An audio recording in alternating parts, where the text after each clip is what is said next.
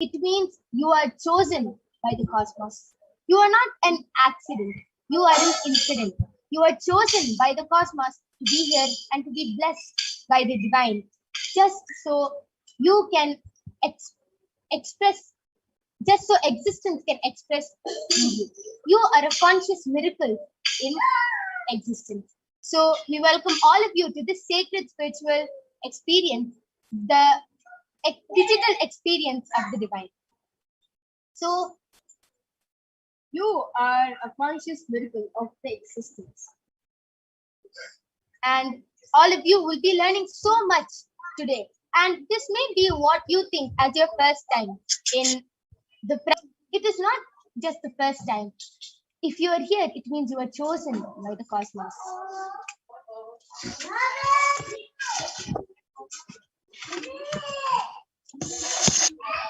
Yes, sorry for the technical glitch. We'll just be fixing it right away.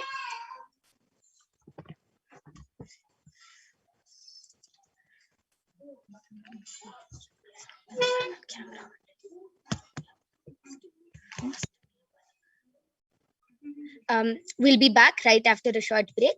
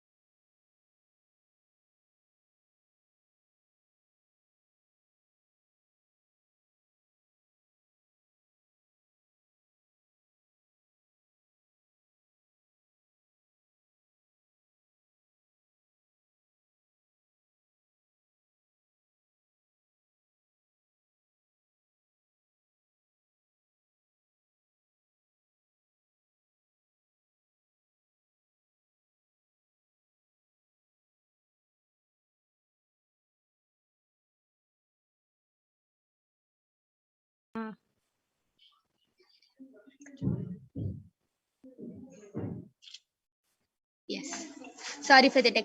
So, as I was saying, if you are here, it is not an accident, it is an incident. There's a reason you are chosen by the divine to be here, just so you can experience the divine. All of you might be thinking, how is this possible? How has this worked before? So you can experience these answers through the powerful cognitions as referenced from the ancient texts of Hinduism, revived by the Supreme Pontiff of Hinduism.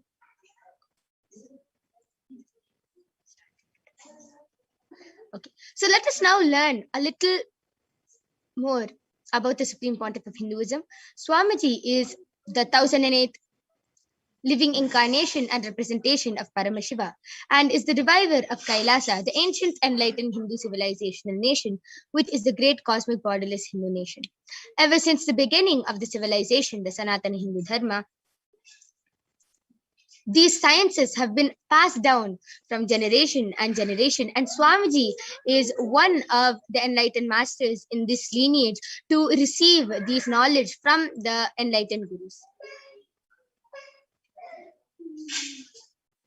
As Swamiji is also the 293rd Guru Mahasannidhanam of Kailasonatha Shamla Pita Sarvagya Peetham, and also the 233rd Guru Mahasannidhanam of Tondai Mantla Samrajyam. And Swamiji is elected as a Supreme Pontiff of Hinduism by many pontiffs around the world and by a congregation of Hindu leaders all around the world. And Swamiji has established the largest Hindu library, the Nithyananda Hindu University, all across the globe with over 10 million scriptures, books, and much more. And Swamiji is working so hard to revive Kailasa, to revive this our religion, the Sanatana Hindu Dharma. And Swamiji has also been ordained as the pontiff of the Dharma Mukti Swargapuram, many more adinams and many more. So let us now move on into the demonstration of extraordinary Shaktis. And all of you might be wondering, how do we awaken these divine Shaktis in us? How do we manifest these Shaktis of Paramashiva? And we'll be learning about that in the further slides. So you will be learning in this power manifestation segment, you will be learning about how we can awaken these extraordinary Shaktis in us and how we can manifest these extraordinary Shaktis. So let us now learn about Devi Parashakti, the cosmic mother. So Devi Parashakti, who is the ultimate pure feminine consciousness, the cosmic mother. She is the source Shakti. It is in her cosmic home, the Brahmanda Yoni, from which billions and billions of universes comes out and goes in. She is the source where the Big Bang and black holes goes on. Parashakti is the main deity of the sacred feminine and the divine consort of Bhagavan Paramashiva, who is the primordial divinity in Hinduism. And Devi Parashakti, Swamiji beautifully tells, the first and foremost relationship is with the mother. The ability to learn, even the idea to relate, starts with the mother. How to relate starts with the mother. Understand, your idea to relate, your ability to relate starts with the mother. The mother is a too important way to connect with what you think as life. In the Vedic tradition, our rishis were aware your ability to connect with the mother should be directed to the cosmos. It should inspire your higher consciousness and express through you. It should awaken your higher consciousness, and connecting with life as the form of a mother is the most sweetest, most beautiful, and most easiest form to ever connect. Even when we are born, the first word which we say is Ma. We are calling out to the mother. The mother is the first person who we can trust, who we can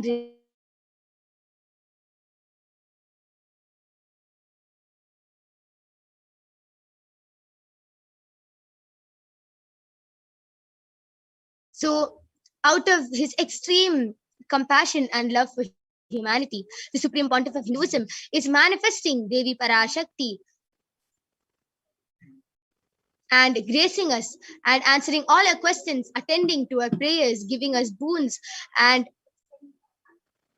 giving us the experience of Paramashivoham itself. So, Parashakti, the cosmic mother, is always available, and just by connecting to Devi Parashakti, you can get all your questions, prayers, boons, everything granted by Devi Parashakti. So let us now learn about what is Bhava Samadhi Darshan. So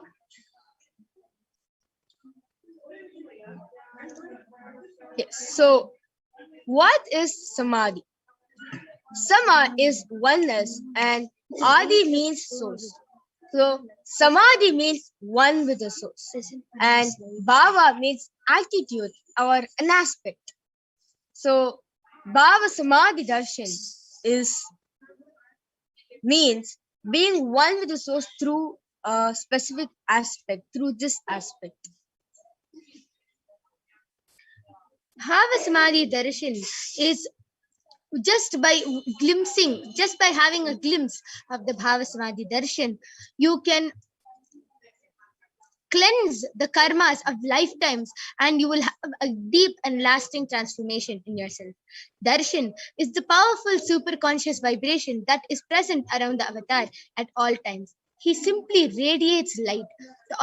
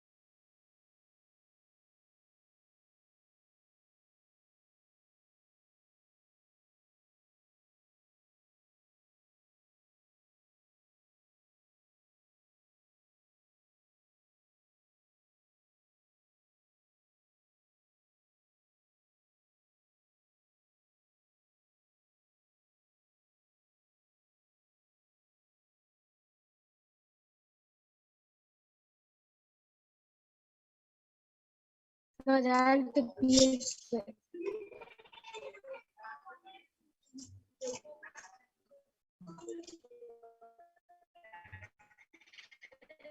Yes, sorry for the technical glitch. So,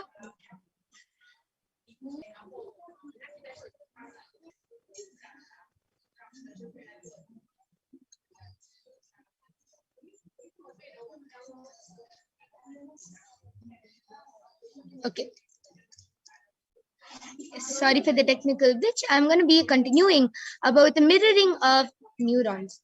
So, how automatically our neurons get mirrored just by seeing the darshan of the avatar? All of you might be wondering, what are you speaking about? The mirroring, what are mirroring neurons? As all of you see babies, when they're any babies, when you clap, automatically the baby also starts clapping. If you show them how to comb your hair, the baby also starts doing the same thing. Because immediately when the baby sees something, the mirroring neurons get activated in the baby's brain. Same thing when all of us see the darshan of the avatar, our mirroring is activated, and it doesn't have to physically recreate. You don't have to physically do the movements. It is also silently recreating the actions and the energy which is in front of you, which is the Bhava Samadhi Darshan. So let us now move on into a continuation of the introduction of the Supreme Pontiff of Hinduism.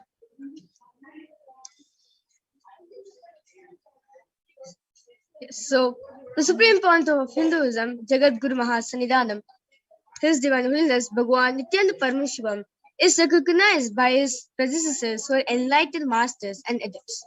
The Supreme Pontiff of Hinduism has made the science of power manifestation, yoga, and temple-based universities as a lifestyle for humanity. So Swamiji has made the science of power manifestation available to us just like that. And Swamiji is beautifully initiated all the disciples all across the globe, so many disciples all across the globe, into this very science. And all of you are going to be witnessing that right now. So there is 4 pramanas or evidences. There are 4 ways that the science of power manifestation is authenticated. The first is the Shastra Pramana, which is the scriptural reference from the Vedas, our source scriptures of Hinduism. Next is the Apta Pramana, which is the experiences of the authorities of Hinduism, the Vedic rishis and scientists who have time tested and verified this science. And the third is the Atma Pramana, the Supreme Pontiff of Hinduism's personal experience on the science of power manifestation. The last is the Pratyaksha Pramana, the scientific study, the scientific experimentation done on the science of power manifestation. So the first power which we're demonstrating today is the power of third eye reading, where we will be blindfolding both our 2 physical eyes and reading through the other. So before that, let us listen to the Shastra Pramana, the scriptural reference for the power of third eye reading, which comes from the Vijnana Bharvatantra, Sutra 34. Kapalantar manonyasa Militalochanaha Kramena Manasodadya Lakshamuttamam. Translation goes, by fixing the mind on the inner space within the crown center and sitting stably without any movement, having the eyes closed in succession, by that stability of the mind and inner space, through the power of the third eye, one directly sees the ultimate goal Lakshyam, by having the vision beyond the sight that reveals any object or place, attaining the space of oneness with the source Paramashiva. The next is the Apta Pramana, which is the Vedic rishis who time tested and verified the science of power manifestation, their experiences on science of power manifestation. So this Apta Pramana is taken from the chapter 11 of the Srimad Bhagavad Gita, chapter 11, which is the Vishwarupa Darshana Yoga, verse 8, where Bhagwan Shri Krishna says to Arjuna, Natumam shakyase drashtum anenaiva svachakshusha Divyam dadami te chakshuhu Pashya me yogamaishwaram. The translation goes, but you cannot see my cosmic form with these physical eyes of yours. Therefore I grant you the divine third eye. Behold my cosmic opulence. So in the Hindu Purana, the Srimad Bhagavad Gita, in the 11th chapter, which is the Vishwarupa Darshana Yoga, where Bhagavan Shri Krishna's Vishwarupa, where his cosmic form is being completely narrated by Arjuna through the power of the third eye. The next is the Atma Pramana, where Swami beautifully shares in his own words that he was able to see 360 degree, the 10 direction above him, below him, around him, everything, the skin of the stone on which he was sitting on and the skin of his body. He could feel everything as him.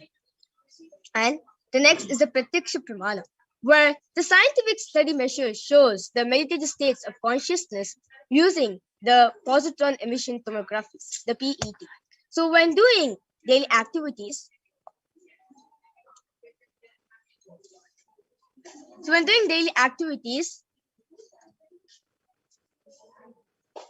when Swamiji is doing daily activities, high activity is measured in the brain where the third eye is located. And when Swamiji is in the deep state of Samadhi, only the third eye region is active and almost 90% of the rest of the brain is at peace. Is active and alive.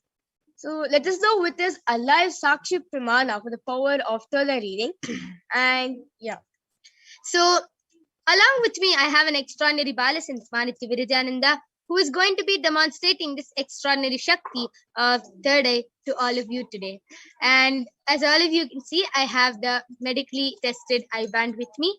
In front is a complete opaque sheet and behind is a thick sponge. You can see that there is no gap between the sponge and the opaque sheet, and there is no possible way of light entering through this eye band. So this is the eye band I'll be placing on Mavirija's eyes right now. Meanwhile, all of you and post anything you want. You can post medical terms, scientific terms, emojis, numbers, letters, shapes, stickers, anything you want on the Kailasa's HDH Nithyananda YouTube channel. And Mavirija is going to be reading out all your comments live.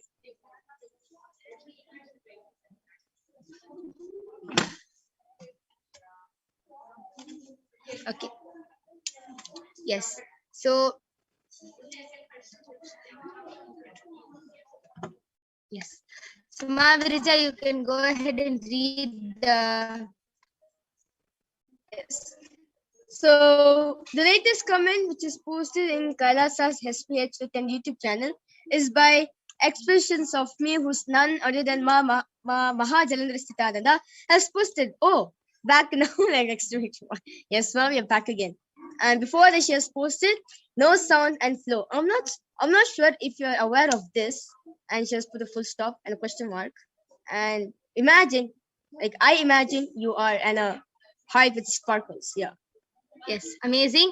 And as all of you saw, Mavirija was able to so fluently be able to read through her third eye, and she was able to manifest this extraordinary Shakti. And yes, and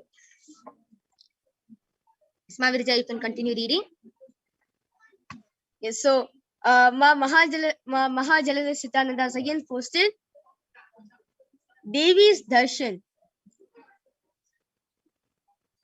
Devi's Darshan drenches us with divine delights of dancing ecstasy in beautiful deliverance and a purple color heart.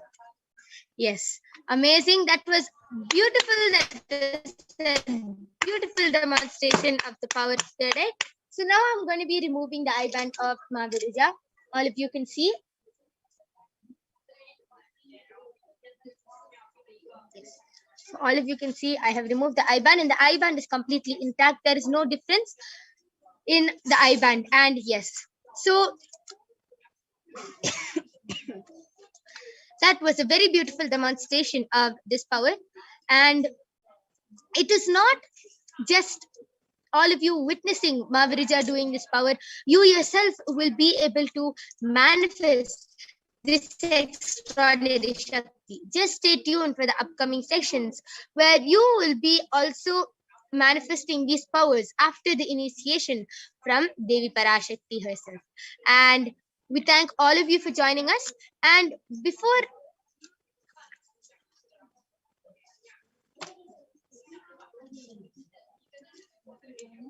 and yes, so due to a few technical glitches and the interest of time, we will not be having the power of body scanning today. We are completing for that, and we're completing for all the technical glitches and the inconvenience caused. And all of you can definitely join back for the power of body scanning tomorrow at 2 a.m. IST and 4 p.m. IST every day. You can join and you can get this power of body scanning done for you. You can get this body scanning done for you. Go ahead, call your family members and friends, invite them also to come for this program. And every day you will be witnessing these two powers. And yes, with this, we are going to be concluding this power manifestation session. We thank all of you for joining us. We're completing for the inconvenienced cause. We will definitely be having the power of body scanning at 4 p.m. IST every day and 2 a.m. IST every day. And please stay tuned for the upcoming segments, which is the divine feminine consciousness, where you will be learning about the divine feminine consciousness and much, much more. We'll have Ma Madhura joining with us. And thank you, Nithyananda.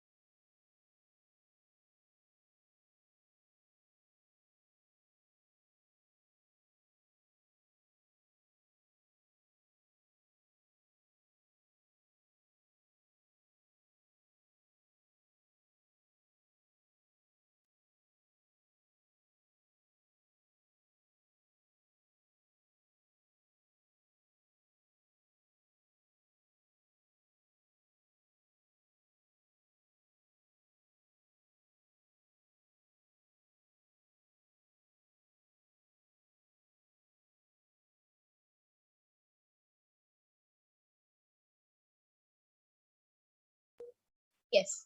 So we are going to be moving on to the next segment, which is the divine feminine consciousness, where you will be learning about who is Devi Parashakti. So let us start with the Dhyana Shloka of Devi Parashakti, which is from the Lalita Sahasranama. Sinduraham Trinayana Manikya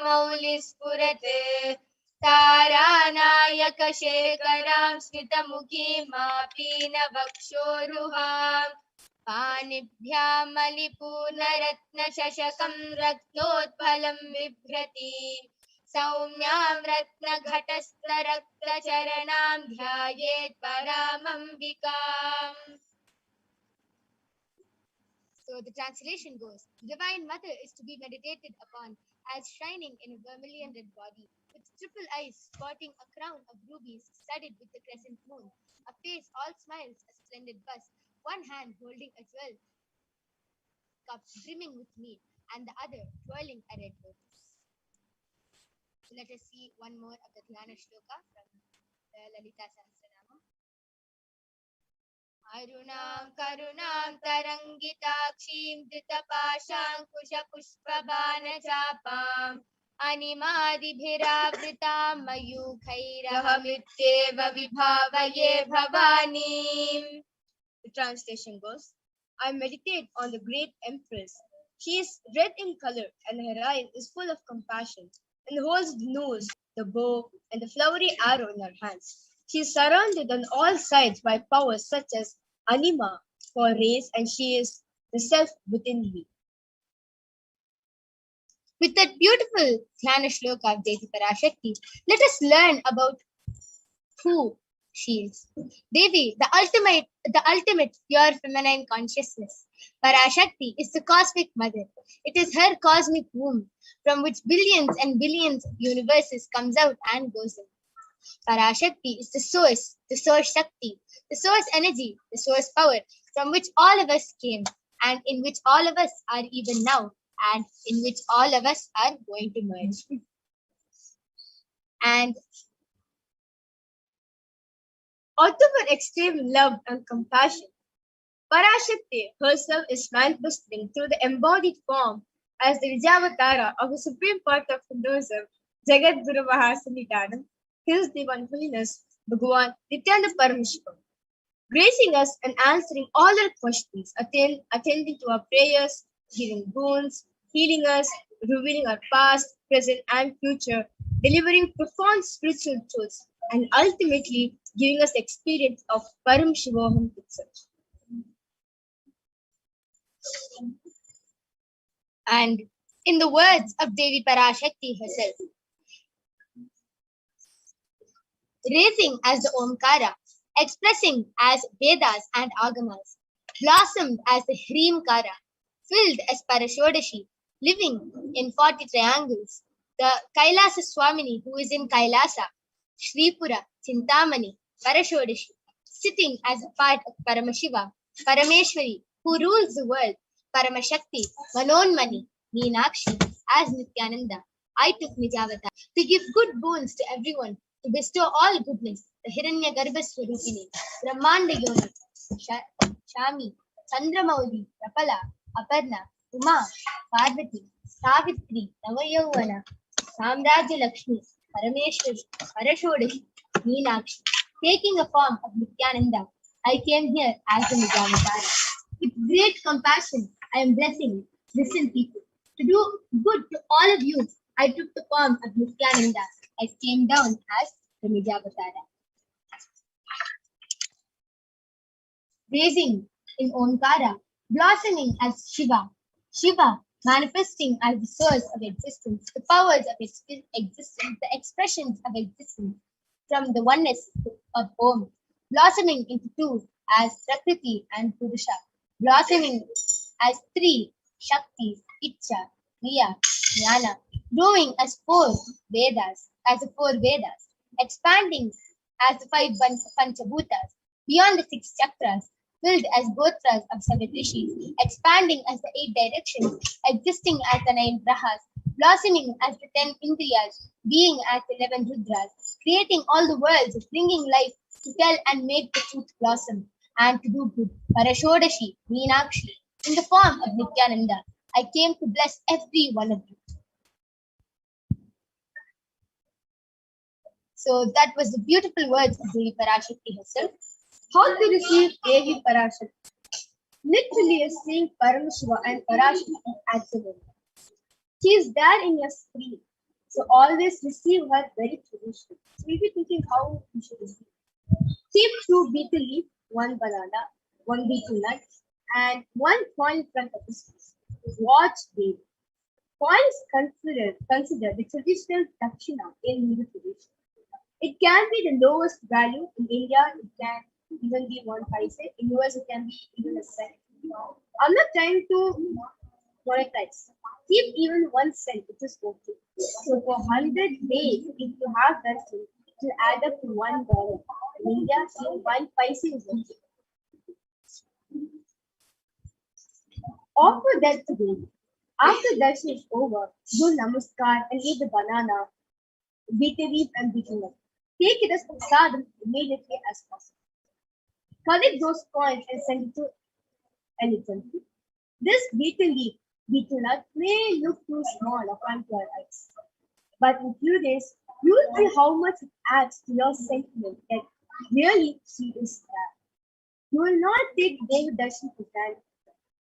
Rituals will break your monotonous, unconscious mentality and lifestyle and remind you and raise you to the powerful foundation to break your unconscious behavior.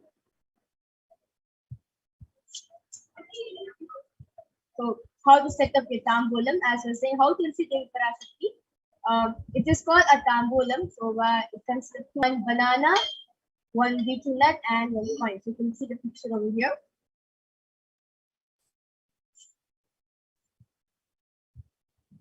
So, please take a few minutes to set this up.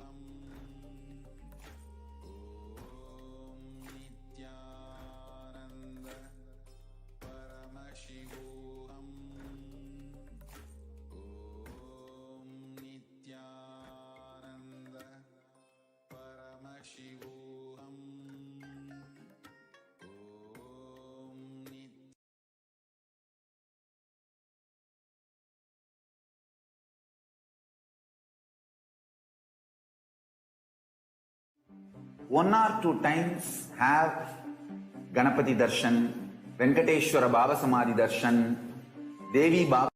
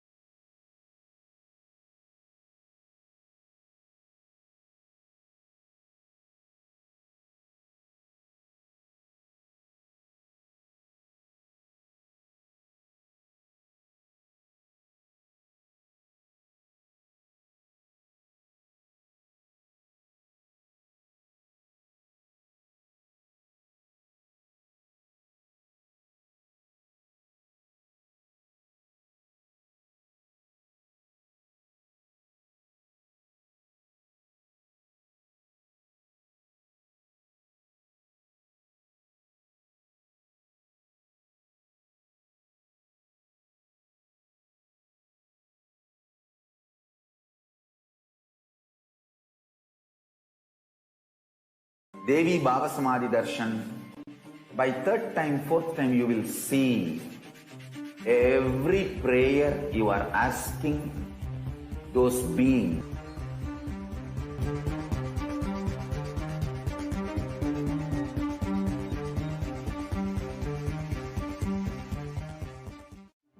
One or two times have Ganapati Darshan, Venkateshwara Baba Samadhi Darshan, Devi Baba Samadhi Darshan.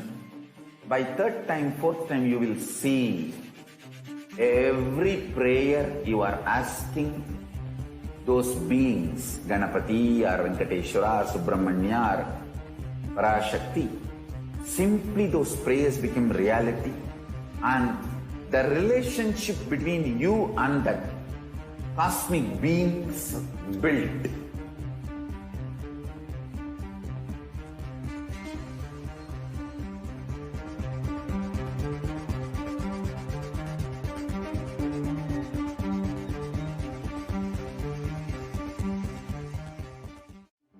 one or two times have Ganapati Darshan, Venkateshwara Baba Samadhi Darshan, Devi Baba Samadhi Darshan. By third time, fourth time, you will see every prayer you are asking those beings, Ganapati or Venkateshwara or Subramanya or Parashakti. Simply those prayers become reality, and the relationship between you and that cosmic beings built.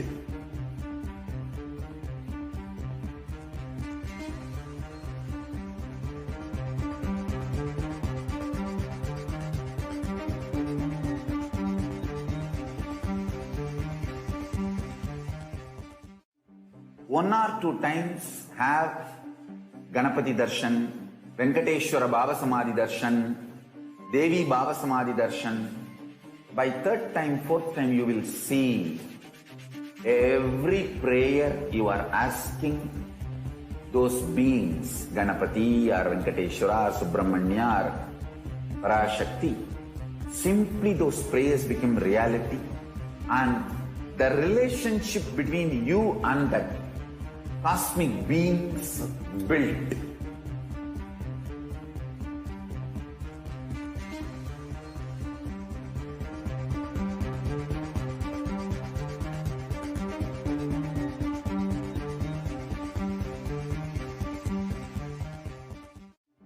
One or two times have Ganapati Darshan, Venkateshwara Baba Samadhi Darshan, Devi Baba Samadhi Darshan. By the time you will see every prayer you are asking those beings, Ganapati or Venkateshwara or Subramanya or Parashakti. Simply those prayers become reality, and the relationship between you and that cosmic beings built.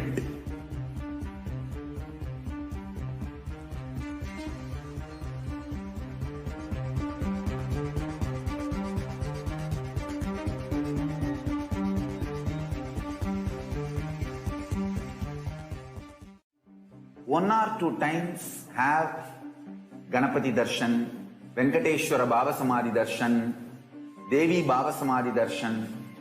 By third time, fourth time, you will see every prayer you are asking those beings, Ganapati or Venkateshwara or Subramanya or Parashakti. Simply those prayers become reality, and the relationship between you and that cosmic beings built.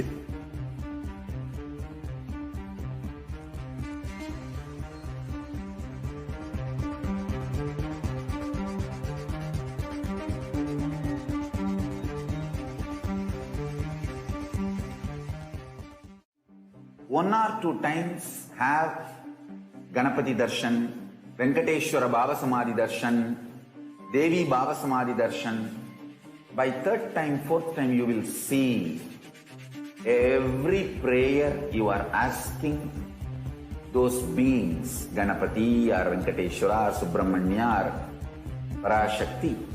Simply those prayers become reality, and the relationship between you and that cosmic beings built.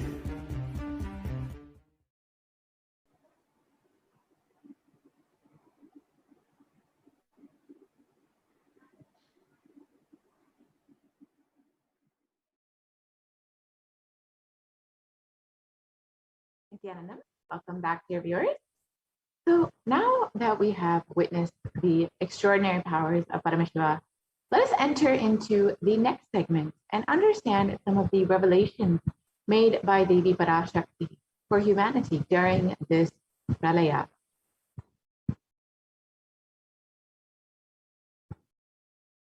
So humanity is still undergoing the after effects of this cosmic deluge, the Pralaya. Thousands of deaths due to the global pandemic and emerging fungal epidemic, along with record numbers of natural disasters, have taken a huge toll on humanity's collective psyche, leading to an increase in poverty, malnutrition, depression, and mental health issues. So what has caused this? who is behind all of this and how could we have avoided this? And what is the solution for all of this? In this segment, let us go through an analysis of Devi Parashakti's revelations on the cause and solution of this pralaya. So as most of us know, the world is still reeling under the effects of this global pandemic, with over 4 million deaths and the number of cases crossing well over 175 million people worldwide. And the worst affected countries are the US, India, and Brazil. And in India alone, there have been over 29.5 million cases of COVID-19, with over 374,000 deaths and 75 million people falling into poverty since the beginning of the pandemic.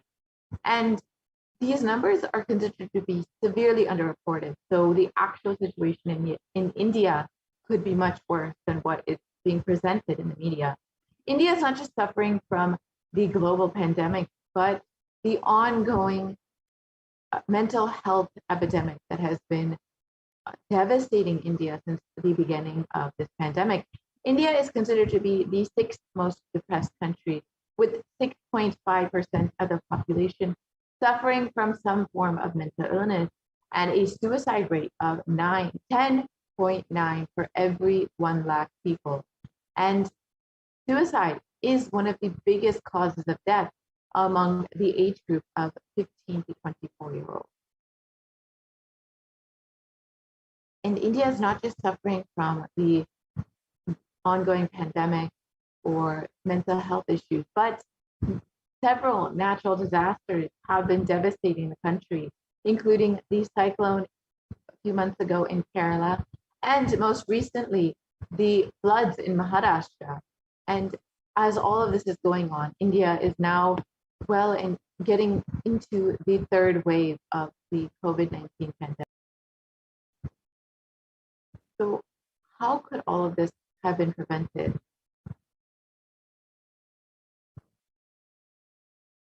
Let us listen to Devi Parashakti's revelations on the 31st of May, 2021, and understand why all of this is happening.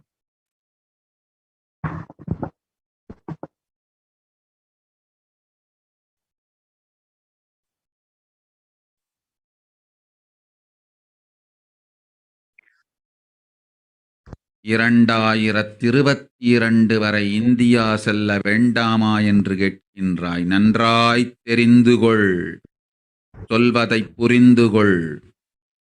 இந்த பெருநரகமான கிருமி போஜனம் இந்தியாவிற்குள் வரக்கூடாது என்பதற்காக 2020 பாரதம் முழுவதும் 12 ஜோதிர்லிங்கமும் பாத யாத்திரை செய்திடவே என் மகன் மூலமாய் திட்டமிட்டிருந்தேன். படுபாவிகள் ஓடத்தின் மாலுமியை ஊர்விட்டு துரத்தினார்கள். என்ன நடக்கிறதென்று பார். முறையாக அகிலாய நாட்டின் தலைவனாக நிறை மரியாதையொடு நல் மதிப்பொடு என் நிஜாவதாரம் நித்யானந்தன் திருவடி மீண்டும் பாரதத்தில் பட்டு பாத யாத்திரை செய்த பிறகு மட்டுமே நீ அங்கு செல்ல வேண்டும். அதுவரை உன்னை காத்து செல்லாதே. ஓம் ஓம்.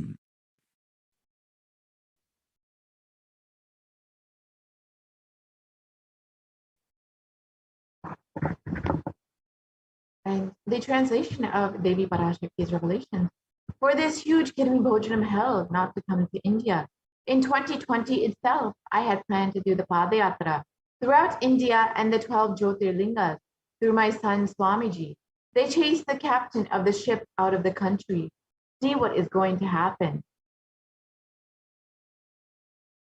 So let's go back to 2017 and see what the Supreme Pontiff of Hinduism had revealed as the vision for this Padayatra that was to be taking place in 2020.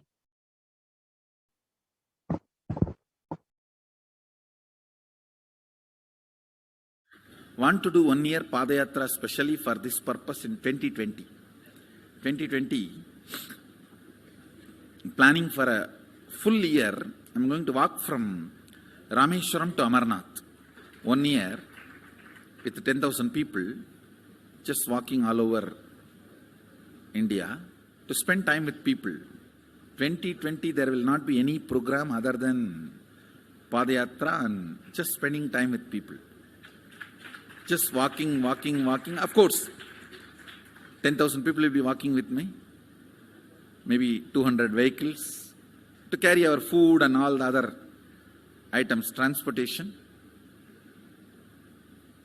Enjoying the river banks, forests, and time with nature. 10,000 people manifesting powers, walking from village to village. What do you think will happen?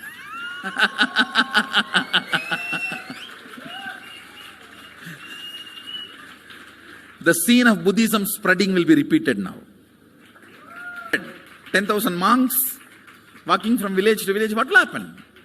That's only monks. Here, power manifesting 10,000 people. The whole village will be manifesting powers. Just want to enjoy India and let India enjoy me. So planning for next year Kumbh Mela 2019, next year January Kumbh Mela.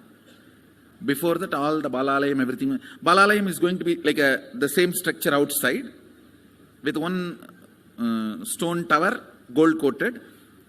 It will be something like a 40 to 50 feet tall stone tower and 5 Rajagopurams, which will be something like 120 feet. This will be the Balalayam. And after the Mulalayam is built, this Balalayam will serve as a Utsava Murti Sannidhi, where the Utsava Murtis will be worshipped and where the Archanas. See, in the main temple, there will not be any Archana or anything, because just for Darshan itself, there will not be time. Like Tirupati, you can only have Darshan and Arti, the camp for Arti. No other worship is allowed in the main temple. Because 12 Abhishekam is going to happen, 12 Kala Abhishekams. So continuously the rituals will be going on. People can have only Darshan. They will not be able to involve themselves in any ritual. Other than Darshan, nothing else will be allowed. So all the Archana, all the other offerings, like people will offer the Archanas and other, everything will be done to the Utsava Murti, which will be kept in the Balalayam, the present Balalayam, present structure. So people can spend time here. That will be more like a main darshan. This will be like energy darshan, where you can give letter, get response. So by next year, the Balalayam will be ready. So 2019 full year, I will be conducting the programs and everything. 2020 will be the one full year Padayatra, walking. From next year, Jayanti, means 2019's Jayanti to 2020's Jayanti. Full year, Jayanti to Jayanti will be Padayatra. Before that, we will make 10,000 people power manifestors. It will be sannyasi, brahmachari, grihastha, all put together. 10,000 people will be walking. What a scene it will be. I think that is the only way the revival of Sanatana Hindu Dharma can be done. I need to get into the ground where people can see me, where they are living. I can't be waiting for people to come where I am living. Now I am sitting in one place to prepare these 10,000 people and make this science completely user-friendly. For that only I am sitting and working. So I have given 2 years for me now, 2018 and 2019. So 2020, before that 10,000 people will be ready to walk with me manifesting powers. We will literally solve every the way we are walking. The path route we are taking, physical healing or mental healing, or it's a too big visualization. How will you visualize? What will happen if 10,000 power manifestors enter into a village and ask people, tell me your problem now, come on, let's sort it out.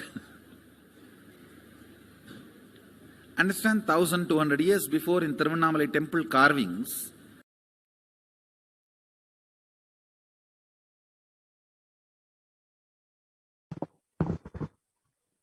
Yeah. And the Supreme Concept of Hinduism revealed the vision for this Padayatra, that 10,000 people would traverse from Kanyakumari to Kashmir.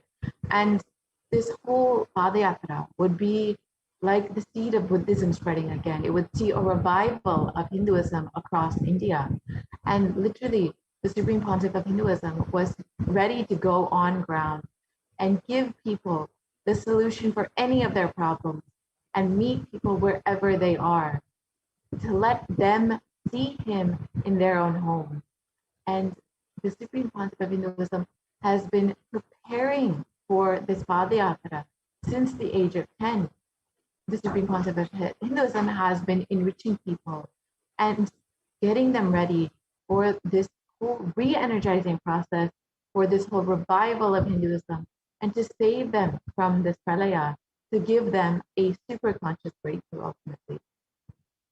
And from that age, the Supreme Pontiff of Hinduism has been enriching and initiating the masses into the science of enlightenment through powerful discourses, initiations, and darshans. And over the next several photos, we will see the various programs that the Supreme Pontiff of Hinduism has been conducting over the past 3 decades. So here we have the Bliss Attracts Fortune program in Chennai, Tamil Nadu. The Miracles of Existence in Vellore, Tamil Nadu. And what is the need of a guru in Rasipuram, Tamil Nadu.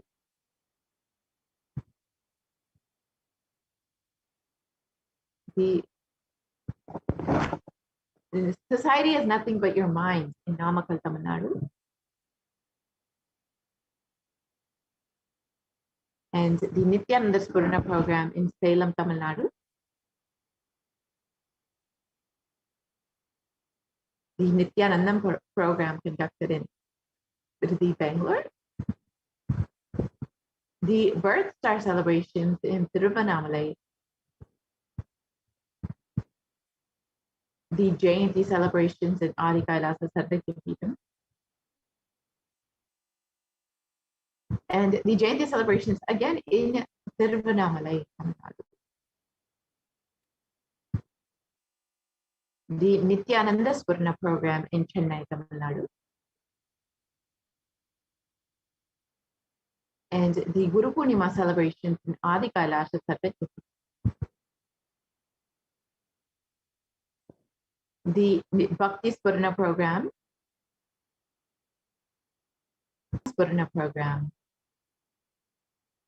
And the Little Anandas program, which was to initiate the youth into the science of enlightenment. And the Saptayagam, which were a series of homas conducted by the Supreme Pontiff of Hinduism. And the Supreme Pontiff of Hinduism also guided 1,008 other disciples into these homas as well. Here you can see the various photos of the Supreme Pontiff of Hinduism conducting the homa and guiding people and blessing people during this whole Saptayagam. This was such a huge offering to humanity and brought so much of good and peace to the world. And the Nithyananda Spurana program in Adi Kailasa Sarvakyapeetham.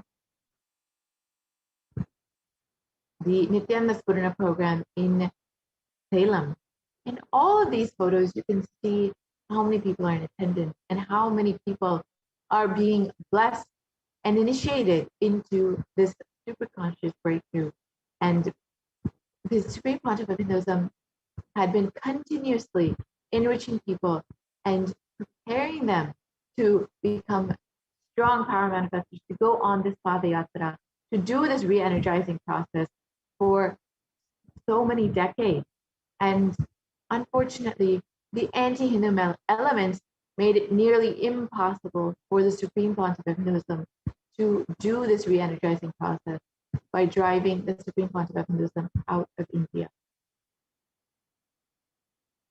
Let us listen to Devi Parashakti's revelations on the solution for this, revealed on the 31st of May, 2021.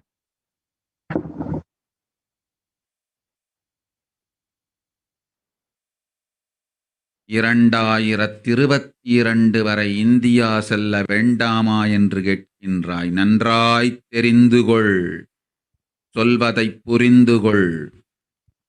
இந்த பெருநரகமான கிருமி போஜனம் இந்தியாவிற்குள் வரக்கூடாது என்பதற்காக 2020 பாரதம் முழுவதும் 12 ஜோதிர்லிங்கமும் பாத யாத்திரை செய்திடவே என் மகன் மூலமாய் திட்டமிட்டிருந்தேன். படுபாவிகள்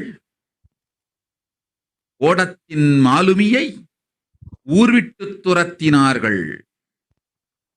என்ன நடக்கிறதென்று பார். முறையாக கைலாய நாட்டின் தலைவனாக நிறை மரியாதையொடு நல் மதிப்பொடு என் நிஜாவதாரம் நித்யானந்தன் திருவடி மீண்டும் பாரதத்தில் பட்டு பாத யாத்திரை செய்த பிறகு மட்டுமே நீ அங்கு செல்ல வேண்டும்.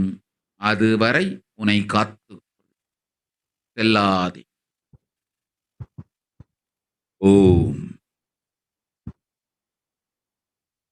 ஓம்.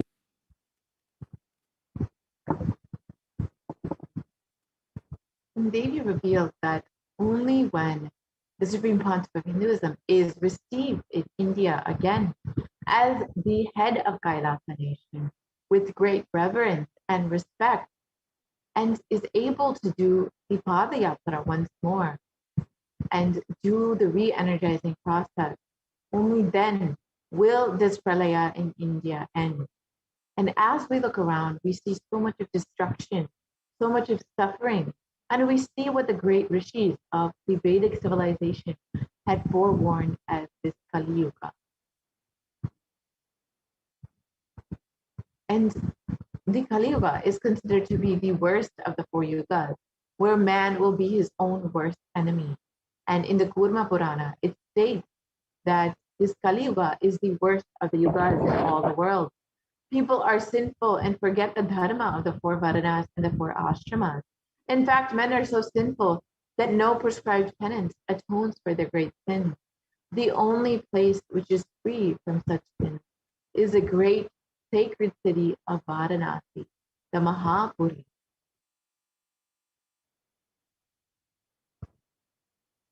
And the Kurma Purana continues on and states that Lord Rudra, Paramashiva himself, is the avatar for the Kali Yuga.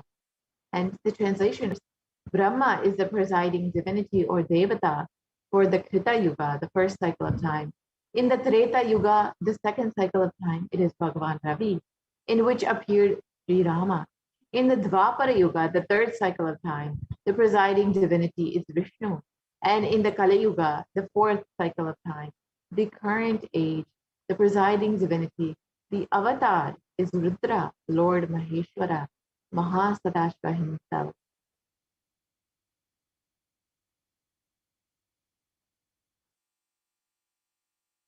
And out of his deepest compassion to protect humanity, Paramashiva himself descended into the human form in the Nijavatara of the Supreme Pontiff of Hinduism, Jagat Guru Mahasannidhanam, His Divine Holiness, Bhagavan Nithyananda Paramashivam, on the 2nd of January, 1978.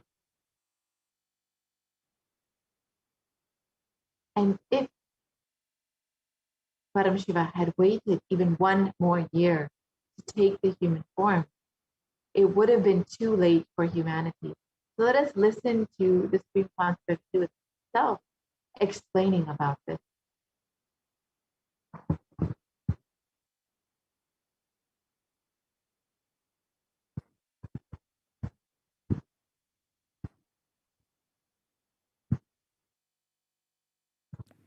And I tell you, O Hindus, don't be afraid. I am back with the same science. We are going to be rich.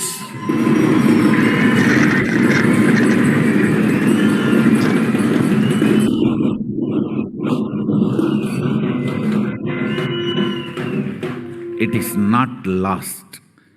Just the last minute climax. Before it was going to be put off, I've happened.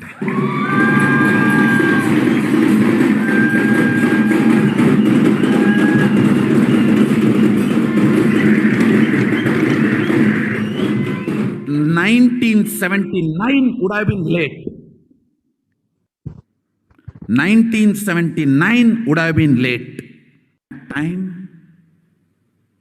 I would have sent only ambassadors. Because no time, I have to get up and come directly.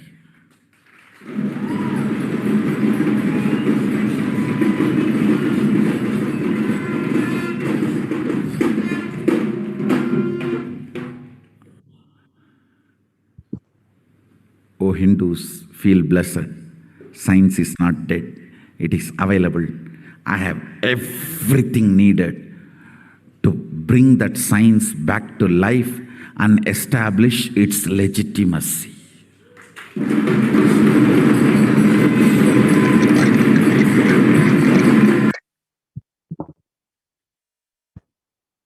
And the avatar's advent on the planet Earth was to protect the world from this great cosmic deluge, to bring the new age, the Satya Yuga.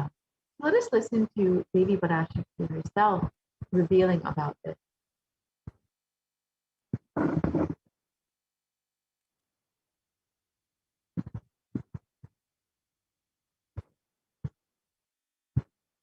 ஓம் ஓம் உலக மக்களே கேளுங்கள். கலி முற்றி கலி கழிந்து புதுயுகம் சத்தியயுகம் புறப்பட வேண்டிய காலம் வந்ததனால் வந்திருக்கின்றது இந்த பெரும் பிரளயம்.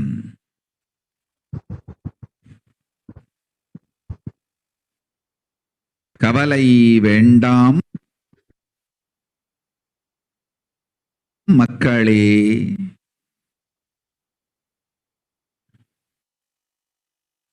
நித்யானந்தன் வடிவம் தாங்கி நாமே இங்கு வந்திருக்கின்றோம். நித்யயுகம் செய்வோம். நித்யயுகம் சத்தியயுகமாய் மலரும் இங்கு. ஆனந்தமாக இருங்கள்.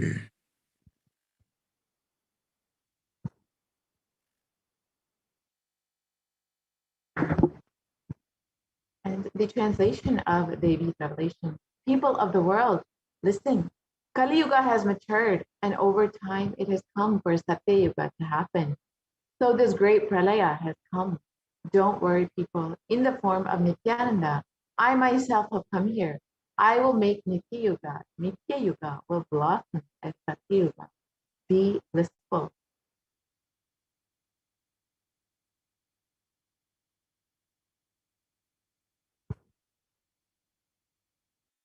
For this huge hell, Kirimi Bhojana not to come to India. In 2020, I plan to do the Padayatra throughout India in the 12 Jyotirlingas through my son Swamiji.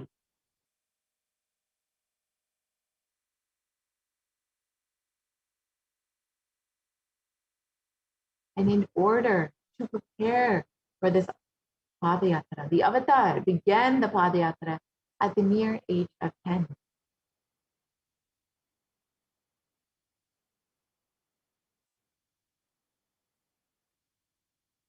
And the Supreme Concept of Hinduism began enriching people, one person at a time, with the truth from the sacred scriptures and the secrets of higher living.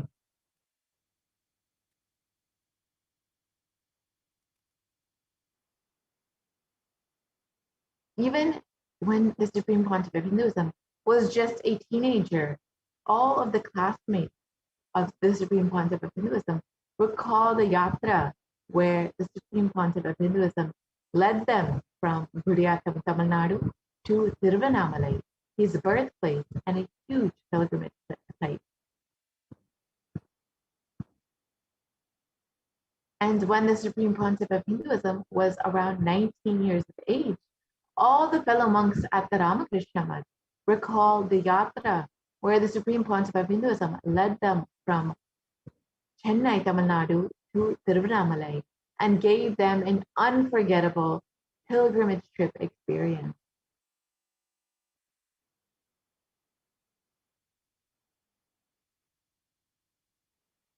And the Supreme Pontiff of Hinduism continued walking the length and breadth of India, reaching more and more people and preparing each one until the Supreme Pontiff of Hinduism founded the international mission, the Nithyananda Sangha, on the 31st of December 1999 to revive Kailasa internationally.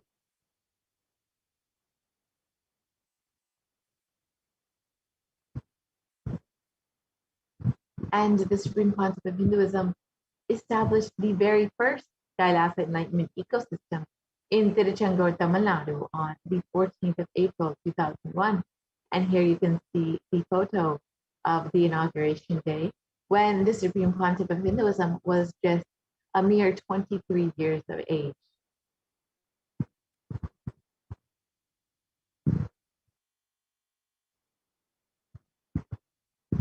And in 2003, the Avatar continued his Vijayatra all over the world to enrich people from various backgrounds.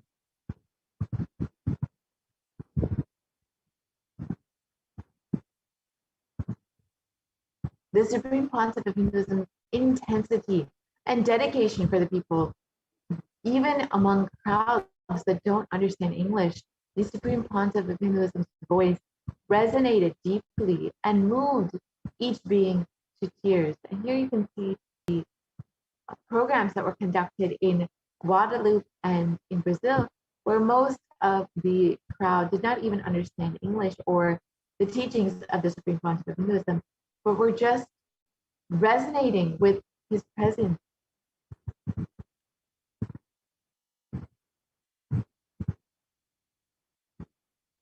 And in 2004, the Avatar led his disciples on the first Himalayan Yatra, visiting temples, delivering satsangs, and initiating them into the super conscious breakthrough.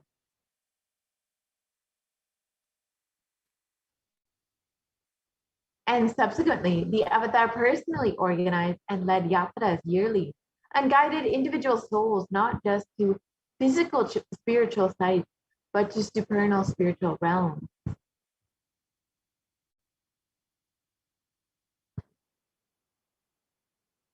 And in 2006, the Padayatras were taken to the next level with the Kodikan Ratha Yatra, where crores participated and were impacted by Nithyanandeshwara and Nithyanandeshwari, who traveled from city to city, blessing each being whose eyes fell on them.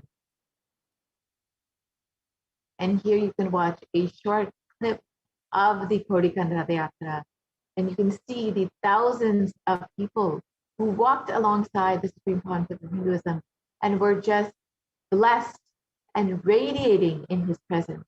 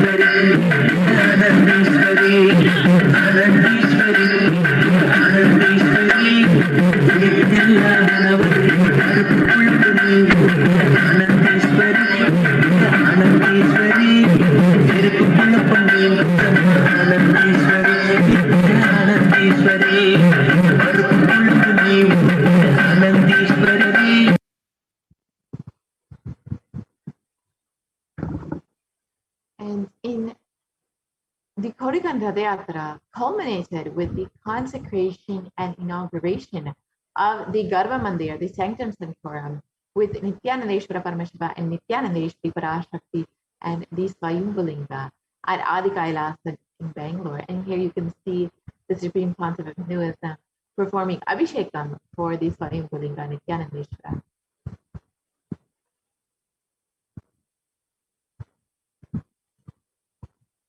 And these deities were energized as Archavataras to radiate the energy of Paramashiva and Parashakti to create Adi Kailasa Sarvajnapitam as a ship to save humanity from this upcoming pralaya.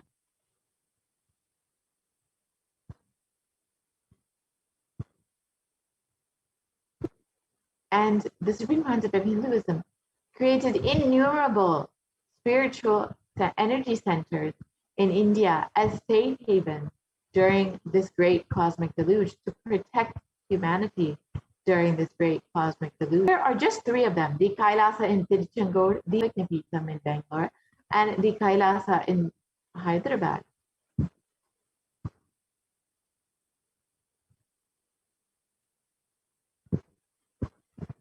And in 2008, the Avatar created and energized the Nithyananda Vajrasrovar with the Anandalingam, which would protect anyone who bathes in its waters from the deadly COVID-19 disease. This Anandalingam is a Navapashana Linga, which has so much of healing properties. So let us now watch the Supreme Pontiff of Hinduism performing the Abhishekam for this Anandalingam.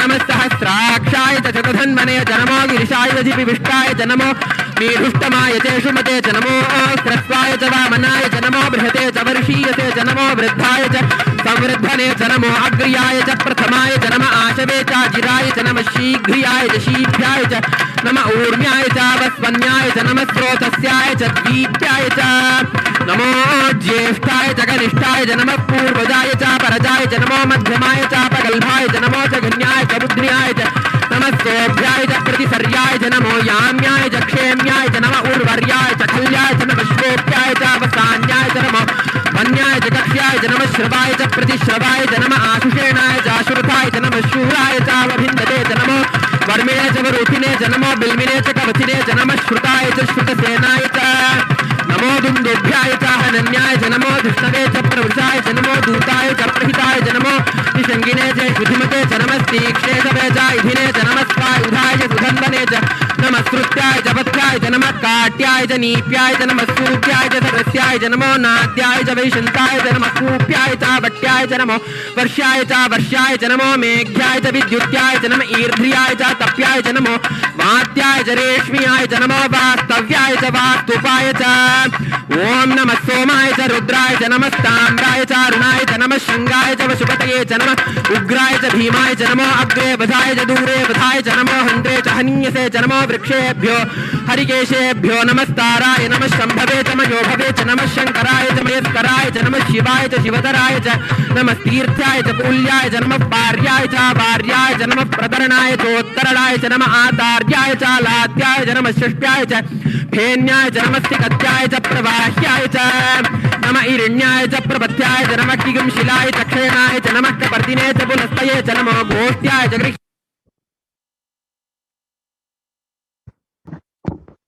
And in 2009, the Avatar held another Kodikan Radayatra, which garnered international attention, creating a movement where lakhs of Hindus were once again embracing Hinduism. Let us watch a short clip of that Kodikan Radhyatra.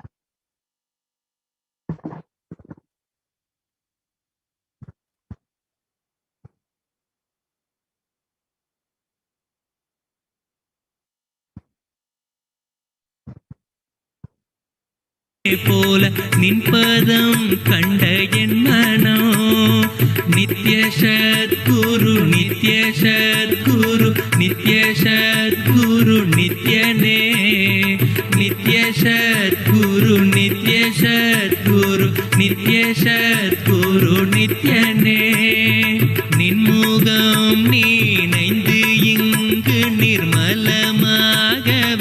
ஆனதே இதய சக்கரம் அனகத இனிமையோடு திறந்ததே நித்ய சத்குரு நித்ய சத்குரு நித்ய சத்குரு நித்யனே நித்ய சத்குரு நித்ய சத்குரு நித்ய Sadhguru நித்யனே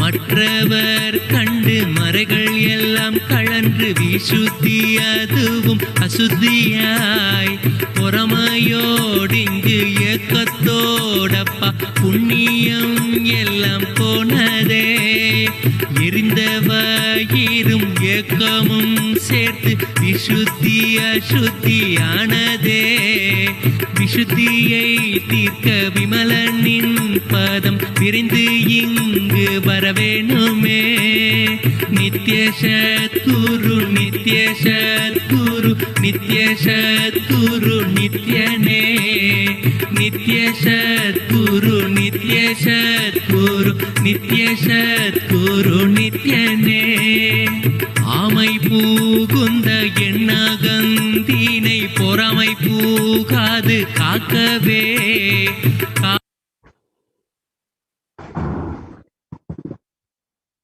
And wherever the avatar's feet have graced the planet Earth, there the seeds of super consciousness have been sown.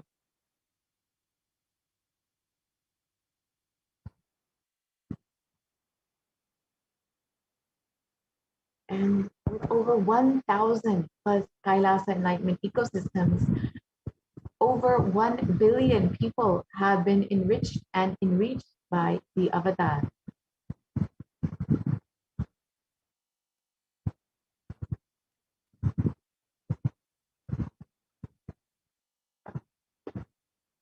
And in the next few photos, we will see some of the Kailasa enlightenment ecosystems that the Supreme Concept of Hinduism has established to bring the superconscious breakthrough to humanity, and which have been guiding people and creating a beautiful ecosystem during this pralaya. So the first is the Kailasa and Iro, the HDH Nithyananda Paramashivam.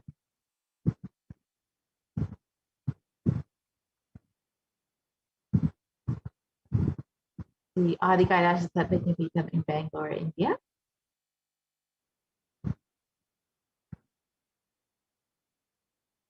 The Kailasa in Tiruvannamalai.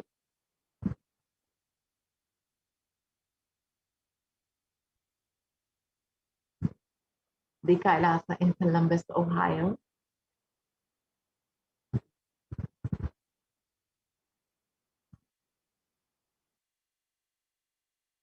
And the Kailasa in Los Angeles, California.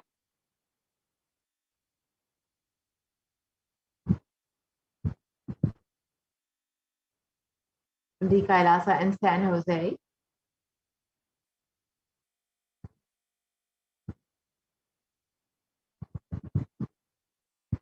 The Kailasa in Seattle, Washington.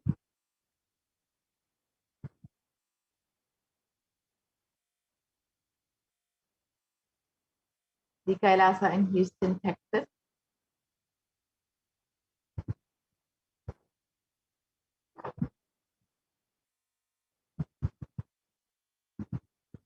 The Kailasa in Charlotte, North Carolina.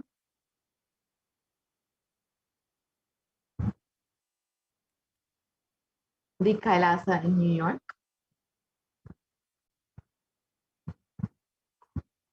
the Kailasa in Washington, D.C.,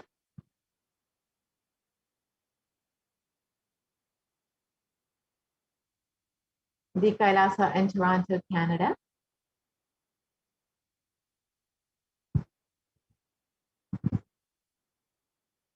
the Kailasa in Oklahoma City, Oklahoma,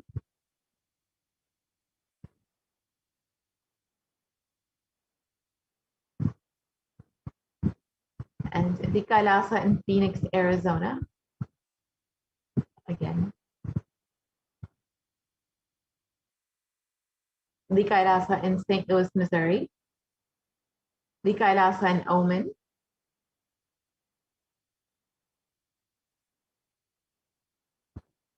the Kailasa in Dubai,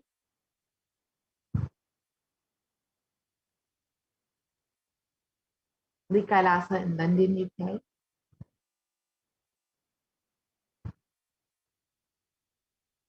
the Kailasa in Scotland, UK,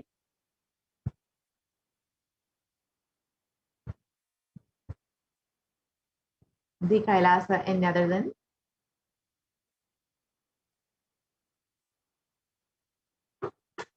the Kailasa in Slovakia,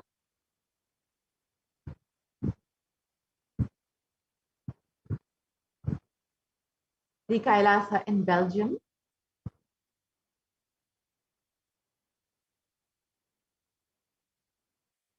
the Kailasa in Luxembourg,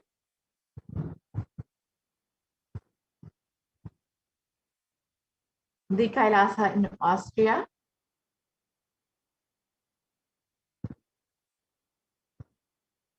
the Kailasa in Germany,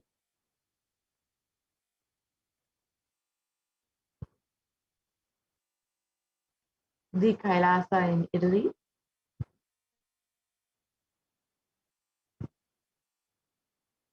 the Kailasa in France,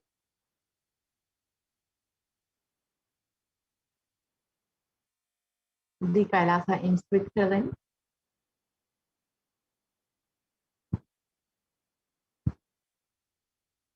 the Kailasa in Mauritius,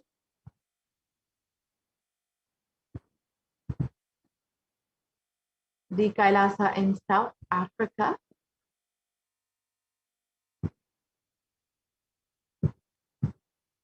the Kailasa in Salem,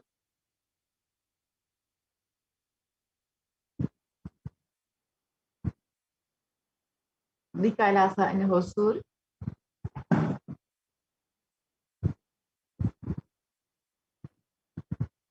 the Kailasa in Putnam,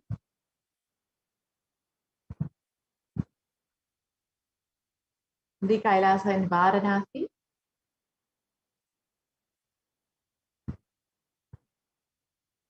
the Kailasa in Rajapalayam,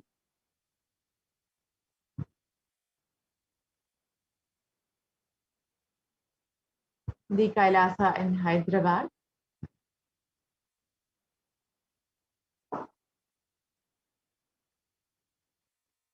the Kailasa in Kerala, the Kailasa in Gujarat, which is the Yogini Sarvanya Peetham,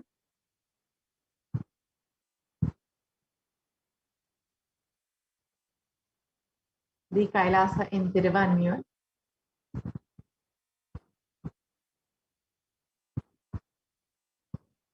the Kailasa in Alankulam,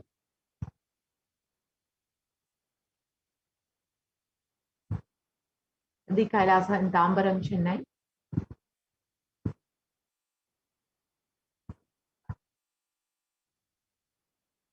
the Kailasa in Avadi, Chennai,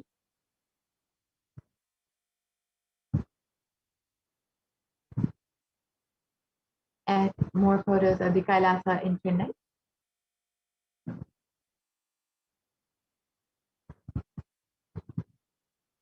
and the Kailasa in Melbourne, Australia,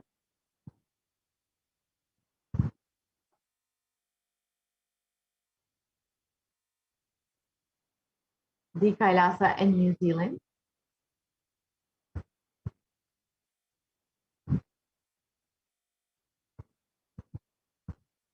the Kailasa in Singapore,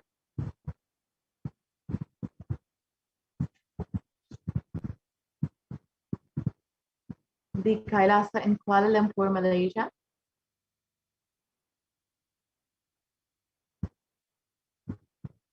the Kailasa in Guadeloupe, South America,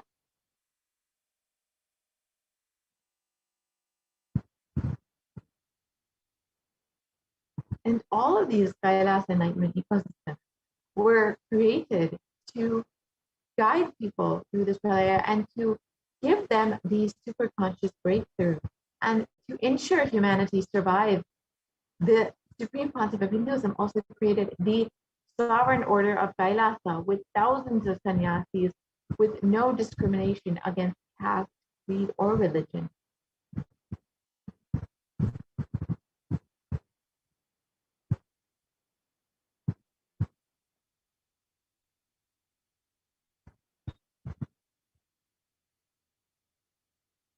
And the Supreme Pontiff of Hinduism initiated thousands into Nithyananda spiritual healing, who are actively healing millions all over the world. And over 2,500 satsang centers, Padaka mandirs, and home temples operate as de facto spiritual embassies of Kailasa.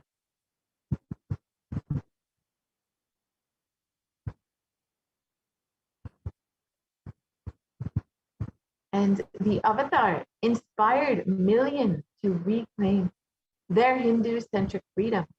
Thousands of Padayatras were conducted by the Hindu diaspora worldwide, honoring the hard work of the Supreme Pontiff of Hinduism and the revival of Kailasa, silently preparing each one for what was to come.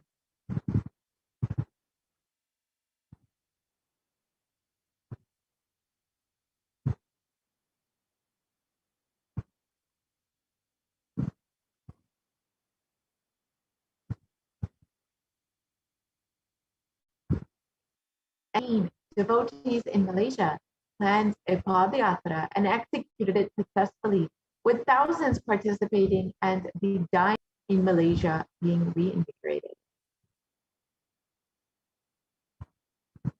And for every major festival, devotees from all over the world have been performing the Padayatra out of their sincere devotion and love for the avatar.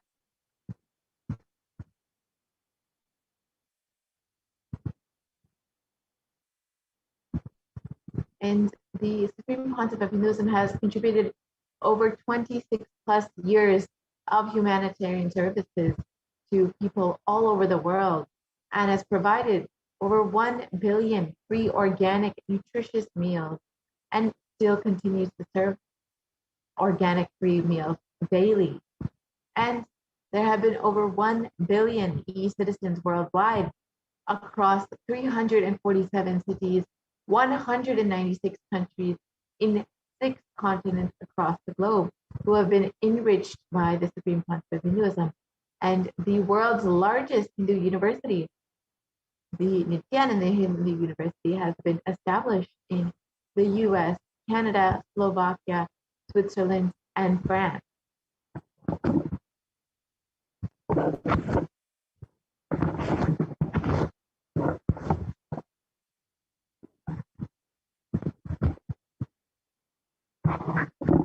And the world's greatest digital Hindu nation is Kailasa, with over 1 billion views. And you can connect with us on the various social media platforms, including Twitter, Instagram, Facebook, and YouTube, and many more. And you can also connect with us on our various websites, including kailasa.org, nithyananda.org, nithyanandahinduuniversity.org, Kailasa TV, and Nithyananda TV. And of course, you can always stay connected with us on your phone through the Enlighten app and continuously be enriched with the teachings of the Supreme Pontiff of Hinduism. And the Supreme Pontiff of Hinduism has continuously been making himself available on these various platforms to continue and bless people during this pralaya, to give them the superconscious breakthrough for which he has landed and has continuously been available for each and every single being. So you can continuously stay connected with us on all of these platforms. and continuously be enriched by the Supreme Pontiff of Hinduism and his teaching. With this, we will be concluding this portion of the program, and we will be entering into the next portion of the program, which is the offerings that we can make to Devi Parashakti. So the Supreme Pontiff of Hinduism has been continuously manifesting Devi Parashakti in order to bless humanity during this pralaya. He has been continuously making himself available on the various social media platforms and continuously been manifesting Devi to bring healing to the world from the cosmic mother herself. So if you are just overflowing with gratitude and want to offer your love, your devotion to Devi Parashakti, manifesting through the Supreme Pontiff of Hinduism, you can stay tuned for the next segment where you can hear all about the offerings that you can make to Devi Parashakti.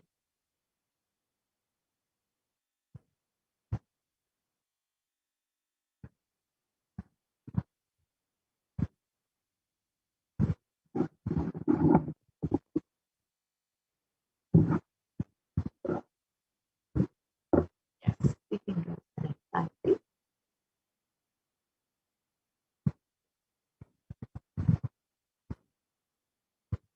So an offering is a giving of a divine gift of pure love, devotion, and oneness.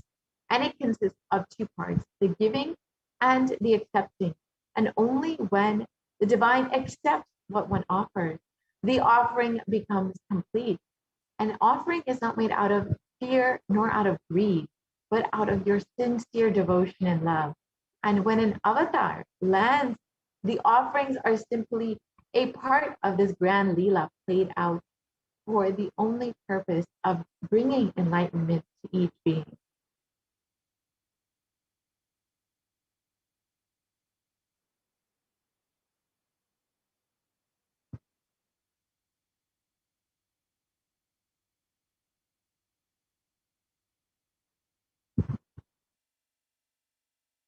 So let us understand the Dhyana Shloka for Devi Parashakti.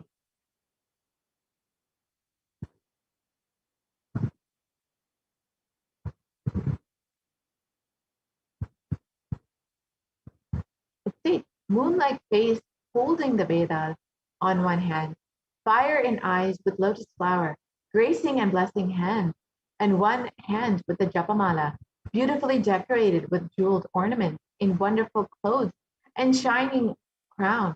Her name is Manonmani. And this is from the Mulagama Manonmani Dhyanam.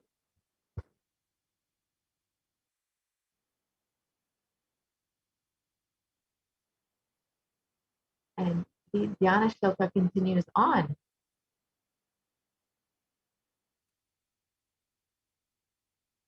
I meditate on Devi with three eyes glowing like a moon and holding the Vedas, lotus, and gracing with blessing hands.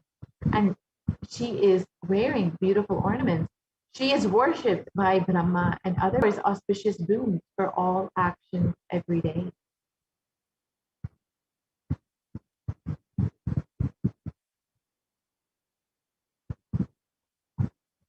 So you will notice in this segment, many of these offerings are made in gold, and there is a great significance of gold in Hindu tradition, and it's described in the Atharva Veda. Triply born by birth is this gold. From the atoms of Agni is one. It becomes dearest to Agni, and one fell away from the Soma when it was hurt. One they call the seed of virtuous and powerful Apaha. In that, let that triple gold be for your long life. And gold is a divine element. It purifies anything that it touches. It is an element of great spiritual significance and has great spiritual powers of healing and enlightening. The vibration of gold has the power to infuse tattva energy and positive thought currents in anyone who wears and anyone who sees or even operates in its vicinity.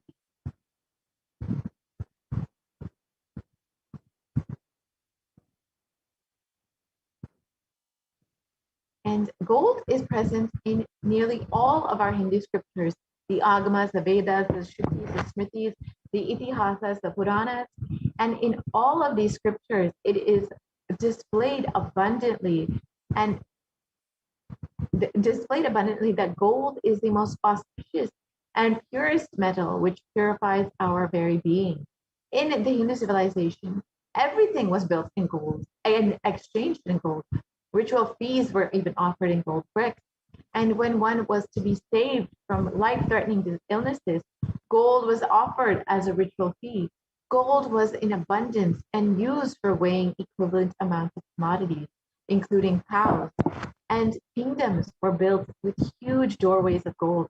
The streets would be paved with huge columns and huge archways of gold. Horses and cows were dressed in.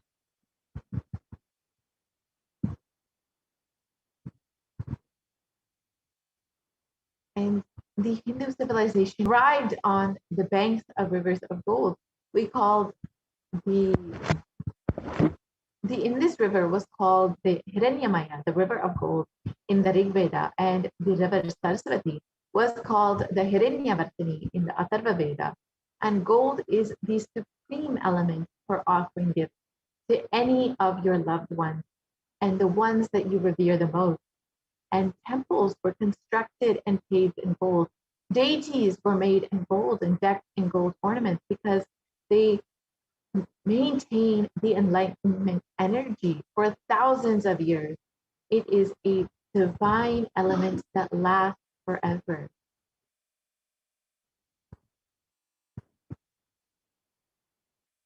So the first offering that you can make is the e-hundi offering. And many of us are familiar with the hundi. Any temple that you go to, you often will offer a few dollars into the hundi just to say, I love you to your divine, your devata, your favorite ishta devata, whoever it may be. You'll just offer out of your sincere love, out of your devotion, a dollar or two into the hundi. And similarly, you can do that online now. Kailasa has made the e-hundi available for you to offer from your own home during this pandemic, during this pralaya. And it is stated that Devi is fond of true devotion and is realized through true devotion. She can be won over through true devotion and she removes all fears. So offering this out of your sincere devotion to Devi Parashakti will grant you with so much of grace and blessings from Devi. And if there's any fear in the minds of the devotees, Devi is sure to remove that fear. It is stated that Devi likes to be worshipped in autumn. And here it is not the autumn, the season, but rather the autumn of our lives when our thoughts turn more and more inward. And the role of the divine, it becomes much more prominent. And the need for Devi worship becomes much stronger. And it is stated that Devi is the one who bestows happiness on her devotees. So you can offer your gratitude, your devotion for Devi Parashakti by offering your pranika, and your name shall be chanted during the puja to Devi Parashakti.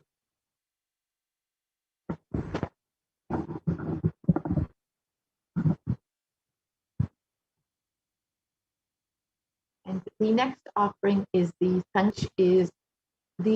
chanting of the offering the conscious resolution. And it is the whatever that you want to manifest in your life, you will always set a sankalpa for it first, the conscious resolution for it. And when you offer that to Devi, she showers all of her energy, her blessings, to ensure whatever it is that you want to manifest comes into reality. And it is stated, the goddess enchants this universe, and she herself gives birth to this universe. The goddess being prayed to without any interest in anything gives that knowledge that leads to salvation and gives wealth in the materialistic sense.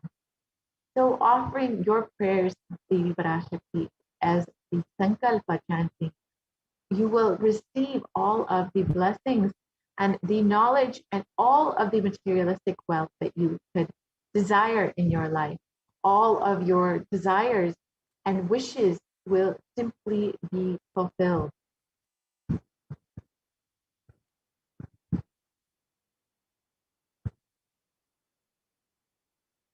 And the next offering is the Sahasranama Svaranakasu, which are the gold coins inscribed with Devi Parashakti's various names. And Devi is called Nama Parayana Pita, she who likes the repetition of her various names. And it is not just simply names of Devi, but each of these names signify a certain quality, a certain aspect of Devi. And whether it is her overpouring compassion or her love, her grace, her beauty, whatever it may be, all of these various names represent her various qualities. And this offering of the 1008 names of Devi Parashakti is a very special and unique offering wherein Archana is offered to the Mahameru of Devi Parashakti. And you can offer a gold coin inscribed with each of these 1008 names. And any of these names, you will be blessed with that divine aspect of Devi Parashakti. You will receive the blessing to have all of the Ananta Kalyana Gunas, all the divine qualities of Devi Parashakti.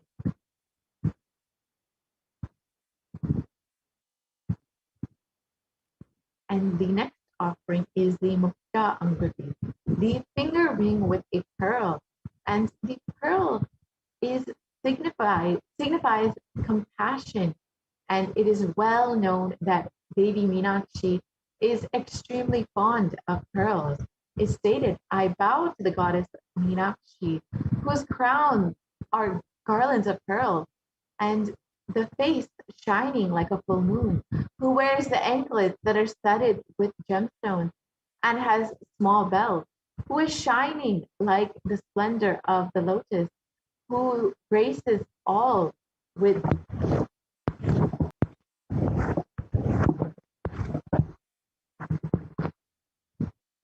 who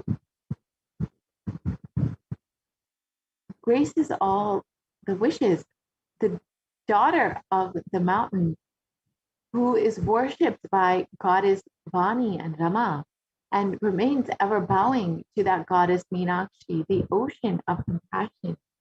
And when you offer this Mukta Angati, the finger ring with a pearl, you will be blessed with the compassion and love and overflowing energy of Devi Parashakti, Devi Meenakshi, in all of your endeavors, especially your business endeavors.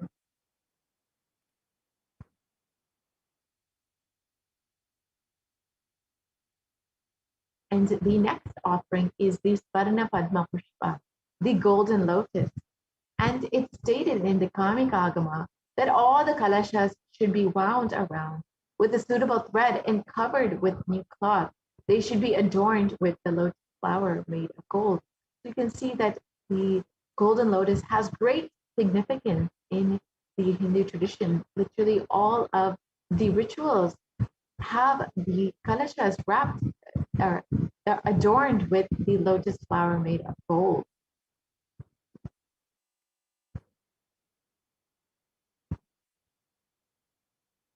And there are hundreds of scriptural references for using lotus in the worship of Paramashiva. Almost everything in the worship of the ultimate involves the consecration of deities or meditating on the mudras and asanas used during worship. All involve the lotus flower, the lotus leaf, the lotus pericarp, or the lotus petals. And the lotus is a divine flower. Shakti of Paramashiva is called the lotus, and the base of Paramashivalinga is also a lotus, and the disciple of Paramashiva is also considered to be a lotus ready to bloom. So you can offer the golden lotus in any size that you wish and be blessed to have the state, the space, the powers, and the being of Devi Parashakti and Paramashiva in your inner space amidst any in every adverse situation in your life.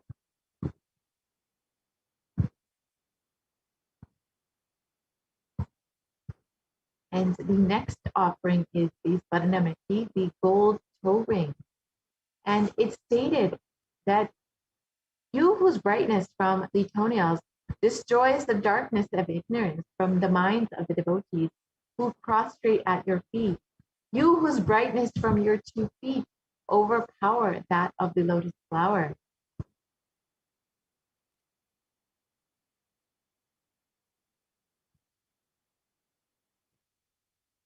So you can offer the toe ring to Devi that adorn her sacred feet and be blessed with constant gratitude for receiving her blessings in every, even in the most difficult aspects of your life.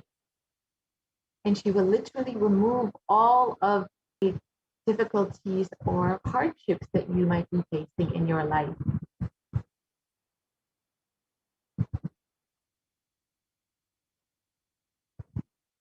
The next offering is the Swarna Mantika, the golden hairline jewelry. And Devi is described, she who makes the nectar flow in all of our nerves from the Sahasrara, she who gives the very pleasant experience of the ultimate. And the Mantika represents the nectar flowing from the Sahasrara chakra, which is fully open. So by offering this Swarna Mantika, you can be blessed with the overflowing gratitude and the blissful state and the space of complete completion in your life.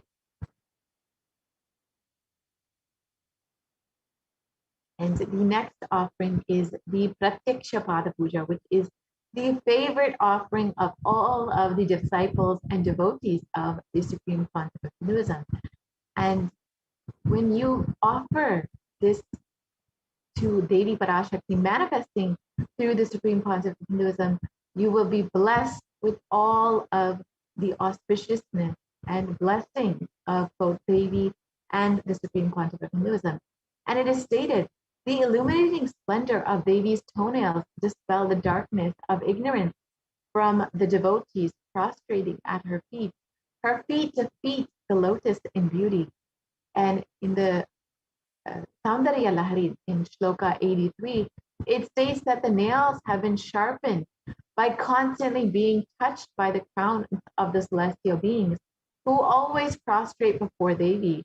Tamoguna is darkness, and in this stotram, the tamas is indicative of ignorance in the minds of devotees, and by constantly prostrating before Devi, their ignorance is removed and they attain knowledge. So by offering this Pratyaksha Pada Puja at the feet of the Nijavatara of the Supreme Concept of Hinduism, manifesting Devi Parashakti, you will be blessed with removing all of the ignorance from your life and attaining knowledge.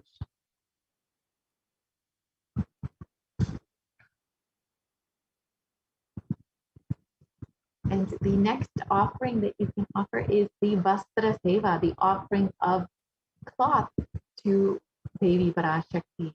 And this offering of the Vastra Seva blesses the Yajamana with all the auspiciousness and blessings from both Devi Parashakti, manifesting through the Supreme Concept of Hinduism.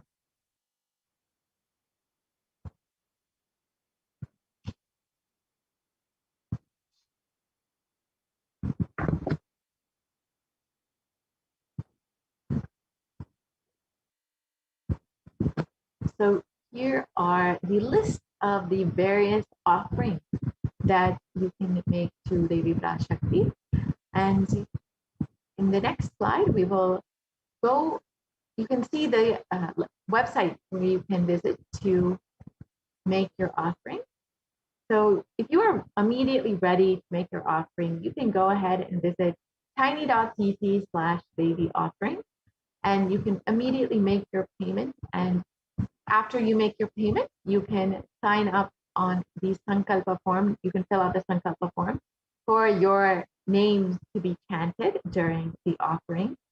However, if you're not quite yet ready, or you still need help manifesting this offering, you can visit tiny.com/Bhavasamadhi to fill out your intention form to make your offering, and you can receive more details to how to manifest this offering. So let us now go through how to make the online payment if you are ready to make your offering today. So we can visit tiny.cc/Devi offering.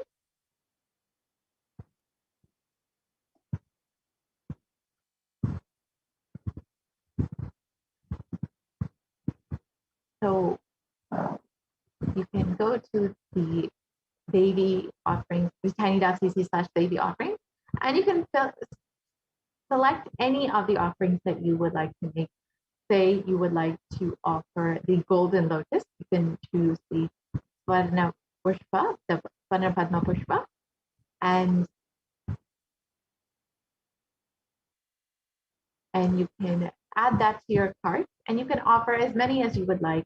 Say you would like to offer 3 or 4, one for yourself, one for your brother or your sister.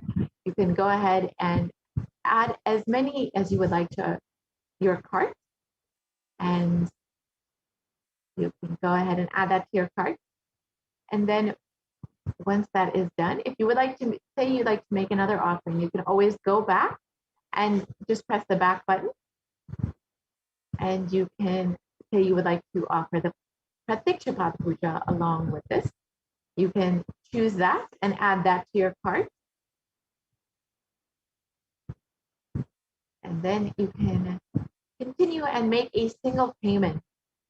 Instead of making multiple payments, you can go ahead and proceed to your checkout and make a single payment for all of these offerings. And then you can fill out all of your billing details just as you would for any other online payment. Very easy for you, and many of you, I'm sure, are very familiar with making online payments now that we are doing most of our shopping online. So you can fill out this as you would for any other online payment, and you can finish your payment. And after that, you can go ahead and go to the Sankalpa form and fill out your Sankalpa name. So you can go to tiny.cc/Sankalpa 2021. And here you can fill out all of the details for your Sankalpa offering so that your name and the names of your loved ones can be chanted during this offering. So you can go ahead and fill out all the details, and you can see that you can select all of the people that you want to offer this Sankalpa for and all of your details. And you can also fill out your nakshatra and your gotra in this form as well, if you have all those details. And if you don't, that is also okay. You can just select whichever offering that you are going to make or that you've made and fill out all of these details. And after this, your offering will be complete and you will be blessed with all of the blessings from Devi Parashakti herself. So with this, we will be concluding this segment of the program, and we will be entering into the next segment where we will be hearing from the administrators of the Adi Kailas Sarvajya, who will be sharing about all of the wonderful activities that the Supreme Pontiff of Hinduism has made available at all of the Kailasa enlightenment ecosystems in India. As many of you have heard, the Supreme Pontiff of Hinduism has opened up all of the Kailasas in India as COVID care centers to protect any person during this pandemic who wants to have multi-layer quarantine. They are welcome to sign up at kailasa.org/Kailasa Care and receive the benefits of the multi-layer quarantine in one of the Kailasa enlightenment ecosystems in India. And the Supreme Pontiff of Hinduism has not only made this multi-layer quarantine available, but has also made the whole opportunity completely free of cost. This includes fully free, organic, nutritious sattvic meal and the free internet services and free printing services for anyone who is wanting to work from home. You are able to do that in the Adinam itself with all of the protection for you and your family. And along with that, the Supreme Council of Hinduism has made available the various supplements from Ayurveda, Siddha, and all of the traditional and even modern medicines. And the Supreme Council of Hinduism has also made available all of the free basic medical care within all of the campuses itself. So you do not need to leave for any purpose or any reason. So you can continuously stay protected and stay protected during this pandemic. So Ma Achla Swami has joined us today to share about all of these various activities that are going on. The Supreme Council of Hinduism has not only made this ecosystem to protect people during this pralaya, but has also given such a beautiful environment for each person to flower during this time. So Ma Achla Swami will be taking us through all of the various activities that have been going on in the Adi Kailash Sarvagya and all of the beautiful things that have been happening during this time. The Supreme Council of Hinduism has made this ecosystem a perfect environment for all of us to have our super conscious breakthrough, even during this pralaya, and has made things like yoga, has made temple-based sciences all available for each being who is residing in the Sarvagyapitas in India. So thank you so much for joining us, Ma Achla Swami. I will let you take over now. Thank you so much. And we will continue with the next segment. Thank you. Nithyananda.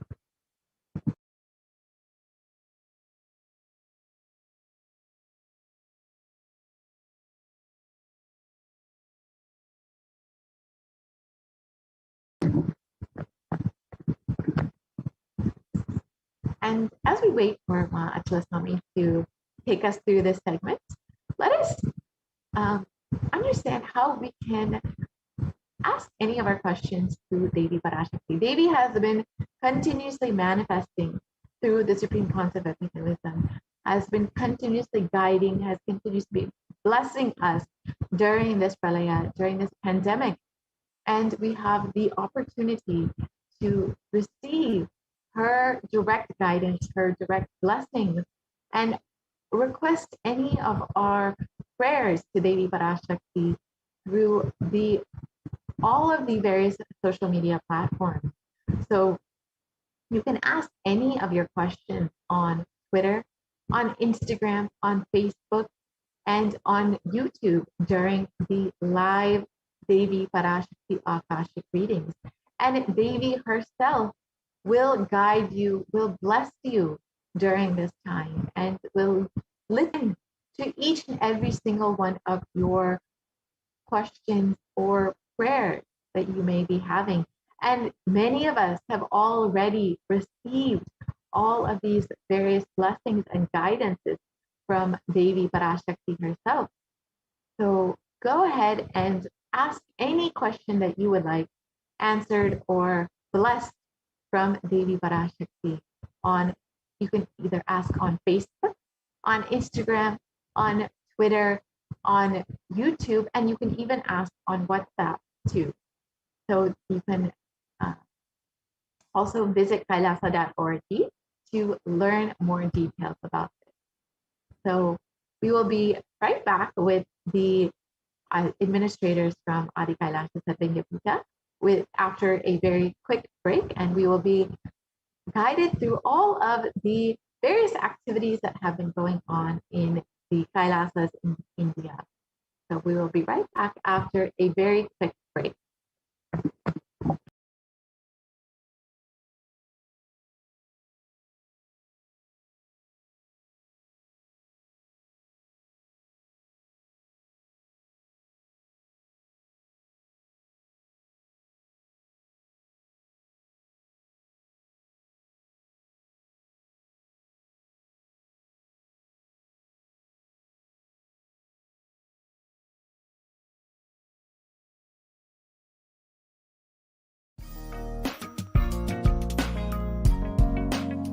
We get you health.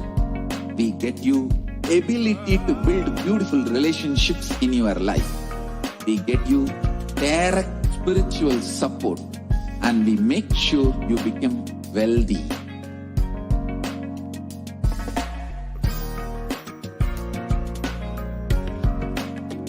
We won't stop giving you just good life.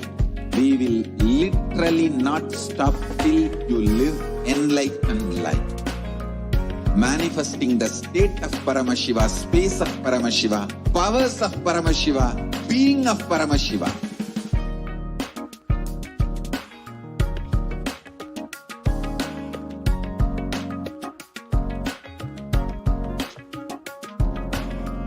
Whole world should become Kailashians.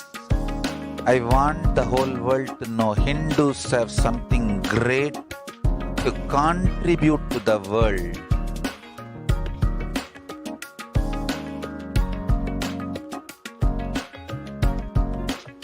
We have something great to contribute to the world. Let us do that.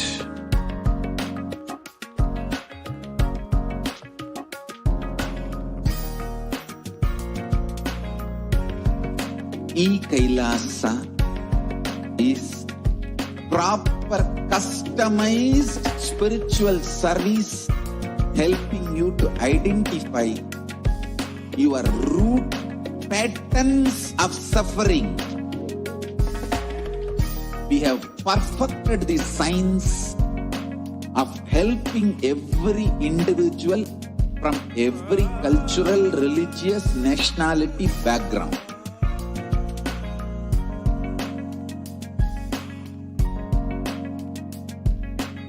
You will have lowest reactionary assumptions, highest awakened response, alive response for life continuously.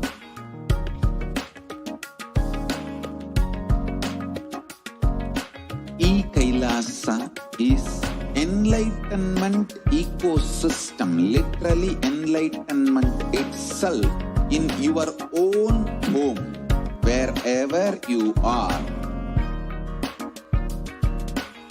Proper customized spiritual service helping you to complete with your life negativity, withdrawal from life, self-hatred, self-denial, self-doubt, so much of tiredness, laziness. We can support you aligning your diet, your attitude, your aptitude, your understanding about life. We can help you with everything.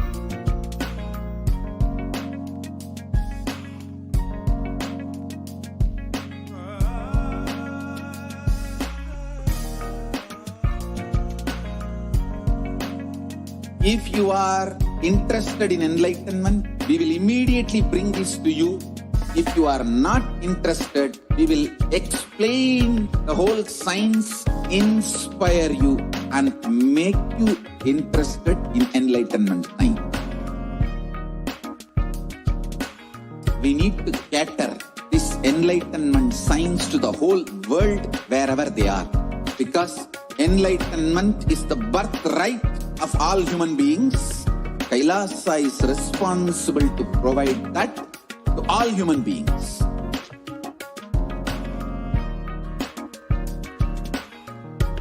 Kailasa is the totality of the knowledge I received from my gurus and practice manifested in my life, perfected by teaching millions of people from all cultures, time zones, backgrounds, genders, nationality, race, from every creed.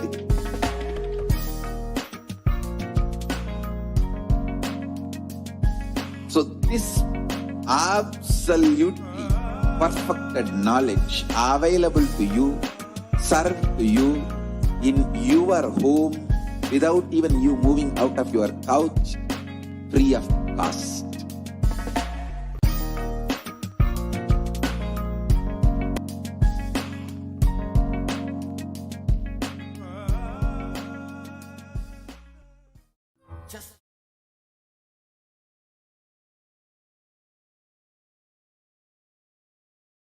Nithyanandam, and welcome to today's segment of the Adi Kailasa ship. COVID care protection centers, which have been established across the de facto spiritual embassies of Kailasa across India. Today, we will look into a very unique fundamental aspect of the COVID care protection provided in the de facto spiritual embassies of Kailasa through holistic medical care. Yes, along with medical care in the form of various forms of medicine, including allopathy as well as traditional forms of medicine, as well as the holistic care provided through spiritual solutions, life solutions, complete looking into all aspects of the needs of an individual. How that is care centers, let us take a look today.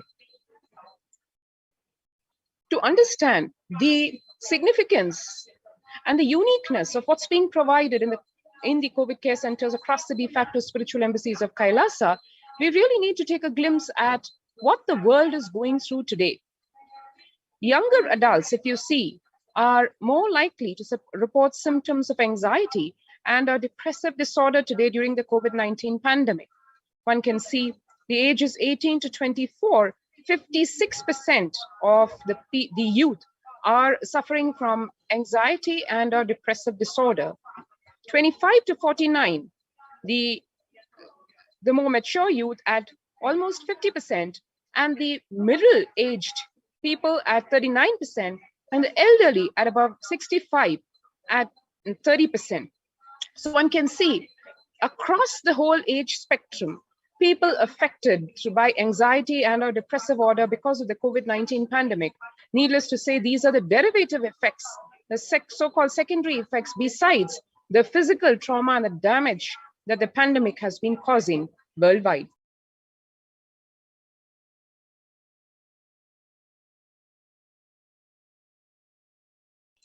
So one can see here the share of the adults reporting the symptoms of anxiety and or depressive disorder.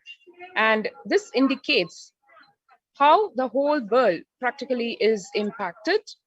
And various surveys across the workforce also indicating stark concerning statistics. A survey of how are you feeling? This survey conducted by various companies across their employee workforce, asking what employees say they feel more than half the time at work. And here we see the results showing that 34% of the employee workforce says they feel tired. 34% feel they say they feel 3% say they feel burnt out, 22% discouraged, 19% distracted, 17% depressed. Now that's really a concerning statistic, because what used to be a healthy work-life survey conducted by companies to check on the pulse of the health of the employee workforce in terms of how they feel successful, ambitious in their career, how they feel fulfilled, has now translated to something asking the fundamentals about how they are feeling in terms of whether they are able to cope up with the stress at work, or whether they're feeling burnt out or depressed. And as we see the numbers indicating, a significant portion of the workforce actually feeling the hit of the corona pandemic in various ways, including at work, feeling stress, anxiety, burnt out, and discouraged and depressed. One can see here the American Psychological Association declaring that in America, the COVID-19 is a significant stressor for most Americans, and it is actually a national mental health crisis. One can see here, nearly 8 in 10, which is 78%, say the coronavirus pandemic is a significant source of stress in their life. Nearly 7 in 10 say they have experienced increased stress over the course of the pandemic. And 1 in 4 essential workers, 25% diagnosed with mental health disorders since the start of the pandemic. One can see here, it is a double-edged problem. It is actually the very frontline defense of fighting the pandemic, which is the healthcare workers. The essential workers are the ones who are directly impacted As we'll see further during this presentation, we'll see how the healthcare workers, the doctors, the medical professionals, not able to handle the trauma that they are forced to see day in and day out in terms of deaths, in terms of suffering of people, and across all ages, be it the young or the old. It is something unprecedented for obviously most medical professionals. 1 in 4 essential workers, 25% saying they're actually being diagnosed medically with mental health disorders. Imagine this is the workforce that is going to treat the patients at large.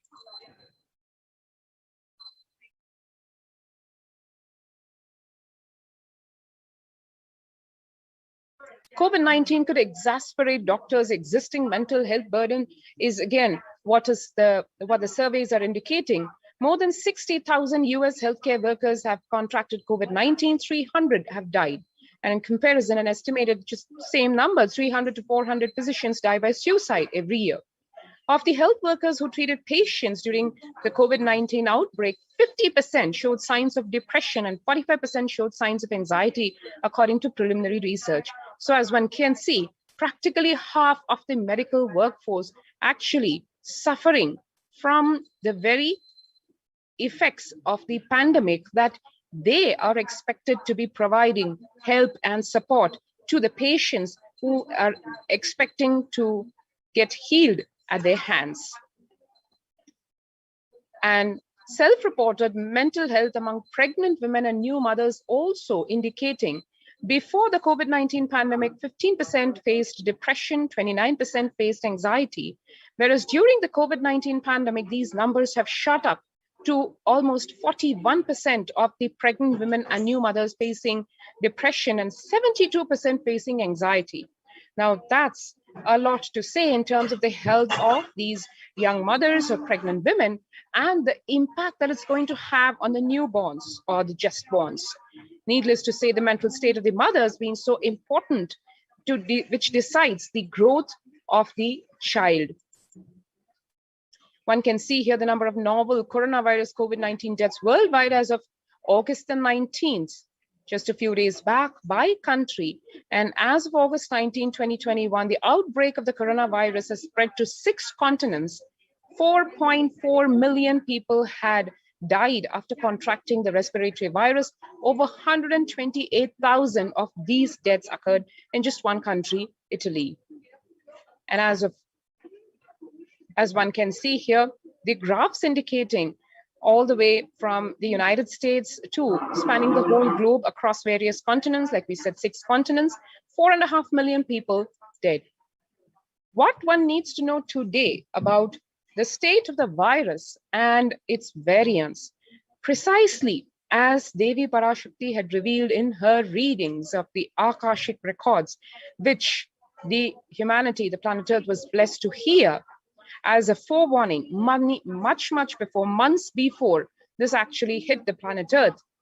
Exactly as Devi had said, the virus taking on various mutations to the extent that it will result in literally the Kirimi Bhojanam or the hell landing on planet Earth that has already happened.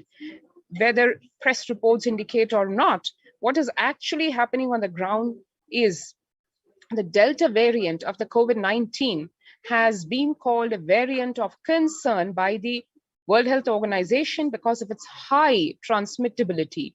Where the Delta variant is identified, it quickly and efficiently spreads between people. As of 10th August, the Delta variant has been reported in 142 countries and is expected to continue spreading.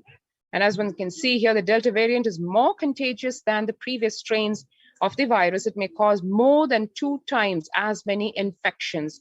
So one can see here the original COVID-19 strain and the virus that has taken on different variants, mutations, and the Delta variant right now, the silent killer. What one needs to know about the Delta variant, as per medical organizations, is the Delta variant is highly contagious, more than 2 times as contagious as the previous. Delta variant might cause more severe illness than previous strains in so-called unvaccinated persons. In two different studies from Canada and Scotland, patients infected with the Delta variant were more likely to be hospitalized than patients infected with Alpha or the original virus strains. Fully vaccinated people with the Delta variant breakthrough infections can spread the virus to others. However, vaccinated people appear to be infectious for a shorter period. Needless to say, vaccination or not, exactly as was warned, the variant of this coronavirus is taking its toll across the world, across all age groups, across all social strata. Previous variants typically produced less virus in the body of infected, fully vaccinated people than in unvaccinated people. In contrast, the Delta variant seems to produce the same high amount of virus in both unvaccinated and fully vaccinated people.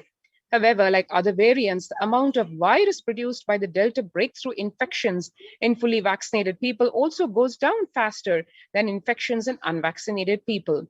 This means fully vaccinated people are likely infectious for less time than unvaccinated people. But vaccine or no vaccine, the Delta variant is spreading across at phenomenal rates and taking lives. One can see here, we'll just watch for a few minutes what the medical professionals have to say. An example of one medical professional in the city of Mumbai in India, working 24/7 today as the coronavirus continues its onslaught. And as the medical professionals battle this virus, what are they going through? Let us take a quick glimpse at it.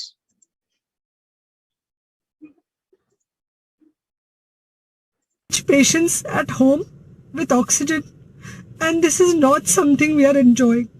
So I really want all of you to follow a few things that I really, अगर आपको लग रहा है कि आपको 1 साल से corona नहीं हुआ है इसलिए आप कोई सुपर हीरो हो या आपकी इम्यूनिटी बहुत अच्छी है और आपको ऐसे कुछ नहीं होगा, तो आप गलत फहमी में हो. हम यंग लोगों को देख रहे हैं. I mean, we have a 35-year-old who's on the ventilator and we are not able to help people now. So we do not want, we really don't want any of you to be in that situation. So, sorry. I think ये जो emotional breakdown है हम doctors में अब सबको कोई ना कोई समय हो रहा है because we've not been so helpless. Okay.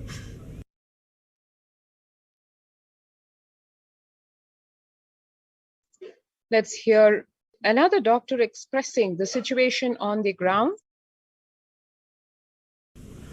So, private sector being involved and more testing being done is good, because I have always suspected from day one that the numbers which are being declared and announced are just the tip of the iceberg. And I have said it 2 days back also on your show that the real numbers are many times more, and there is infection which is simmering in the community and it's there waiting to explode any day. And I must share with you that I just read half an hour back that today about 30 people have tested positive in NIV Pune. Now this is something I read on the internet. I do not know whether it is correct or not, but if it's correct, it's a very serious matter. I have also read about somebody in AIIMS Bhopal who is a positive case, having come in contact with a large number of doctors, about which the Resident Doctors Association have complained. Now, Vishnu, these are clear-cut indicators of what is happening at the community level. If anyone today says that this is still in stage 2, we have not yet hit stage 3, I think he is just closing his eyes to the reality which is glaring at us. The reality is that there is, I think we've already moved from 2 to stage 3, and it's just a matter of few days before this bomb explodes in front of our eyes. Doctor, when you say when this bomb explodes in front of our eyes, what is it that we will see? Will we see a sharp spike in cases, or will we see a sharp spike in death rates? Vishnu, if you track the numbers that are increasing for the last 10 days, first we had few cases, no death. Then we had 5 to 6 per day increase in the number of cases. And then we had little more increase in the number of cases. And if you look at the number of cases added in the last 24 hours, it's the largest number added in the last 2 weeks. Yesterday, the number was around 156 or 160. I'm talking of the reported cases. And today we are touching 250. So roughly 70, 80 declared cases added in the last 24 hours, which is the largest increase. So not only are the numbers increasing, but the increase in the numbers of numbers is also increasing. And this just is reflective of a large volume of cases which are there out there in the society.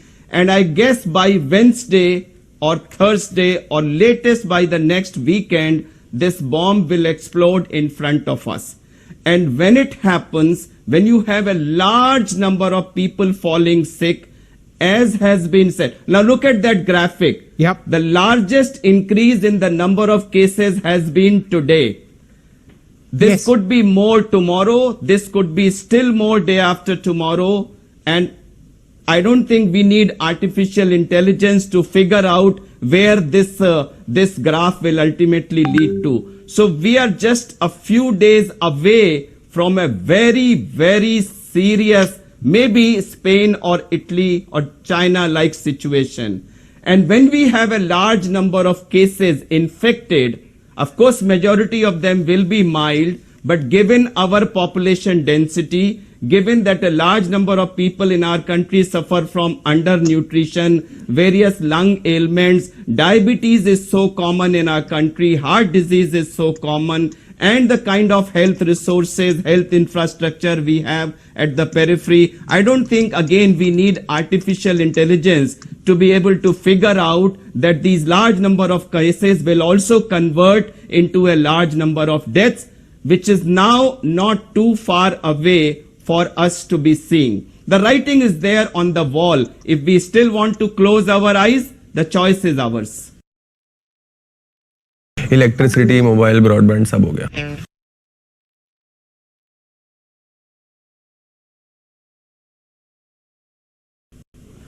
So private sector being involved and more testing being done.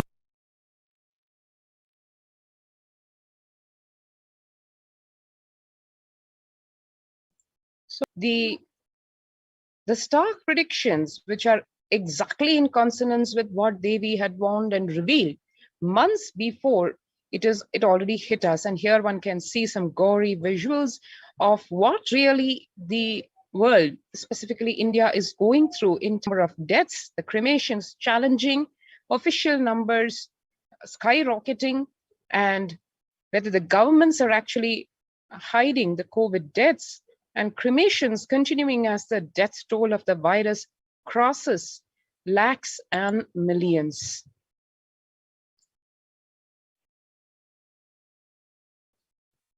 And here, let's watch one more video where there are concerning questions and data indicating that the numbers are 10 times more than the official figures.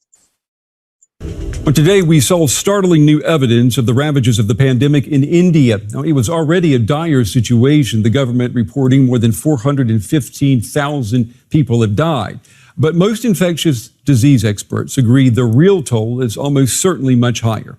Today, the Washington-based Center for Global Development released the most comprehensive study on the impact of the coronavirus in India. And as feared, it says India's death toll could be a staggering 10 times higher than the official tally. Now, that would mean 4.7 million additional deaths from the start of the pandemic until June of this year. And just a few months ago, India saw a devastating rise in infections driven largely by the more infectious Delta variant. Well, joining us now is one of the authors of that report. Abhishek Anand is a graduate of Harvard's Kennedy School, and he has worked as a policy analyst for the Indian government. He joins me tonight from Delhi. It's good to have you on the program. We knew that India's COVID-related deaths were higher than the official figures, but were you surprised? Were you shocked at what came out of your research. I mean, we're talking about nearly 5 million extra deaths. Yeah, we were surprised, to be frank, because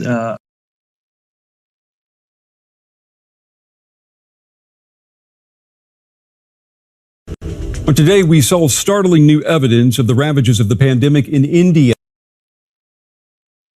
So one saw here the facts and the statistics being starkly indicating of what the reality is, and no matter what reasons may be attributed, that is where we are standing.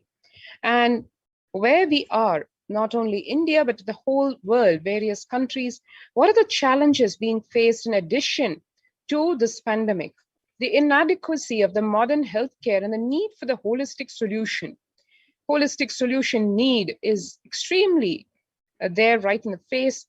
As one can remember, during the Ebola outbreak in West Africa in 2014, more people died from the interruption of social services and economic breakdown than from the virus itself. This should not have happened, and the world cannot let it happen again.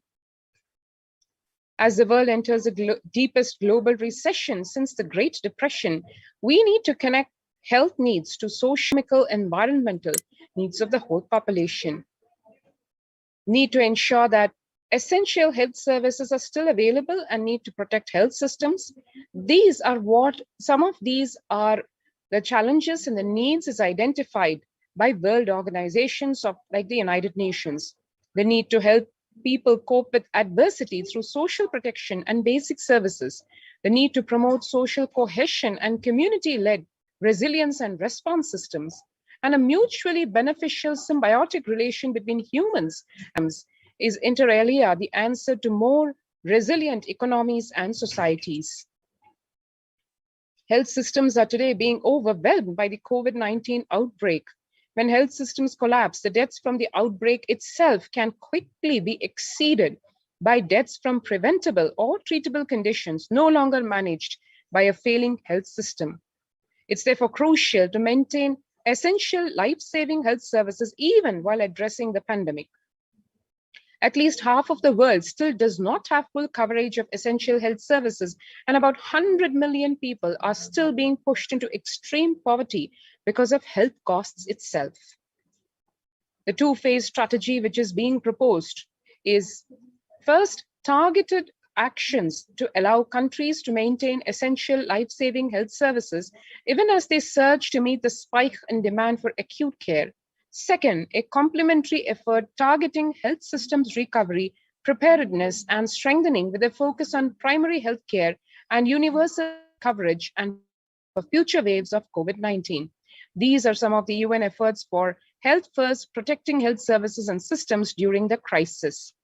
Now, these are the plans and the proposals. Has anybody really been able to implement these? Let us see. And to understand more visually in terms of how COVID-19 is the biggest cause of death in India and what's really happening on the ground, let us watch this video.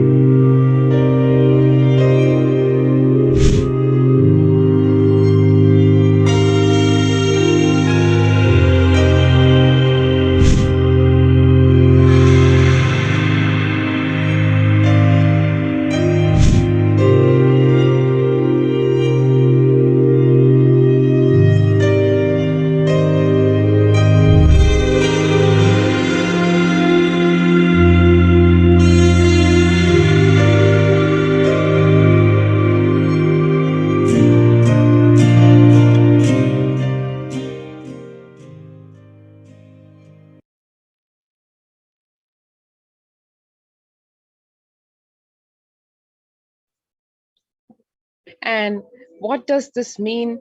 No hospital beds. How families, societies, individuals are taking this?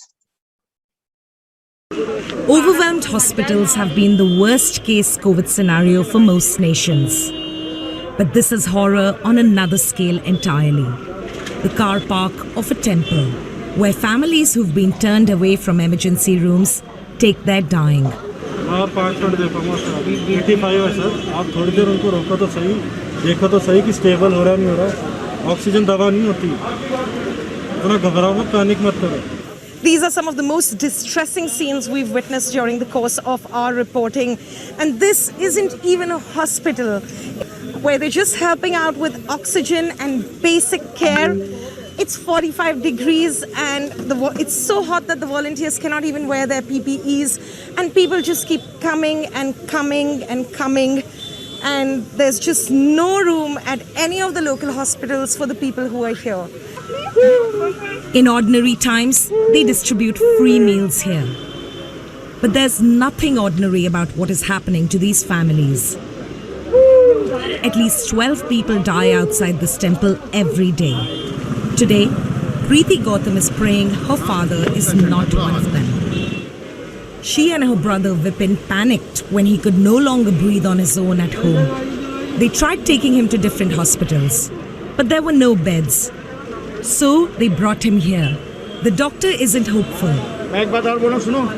He advises Vipin to keep looking for a hospital.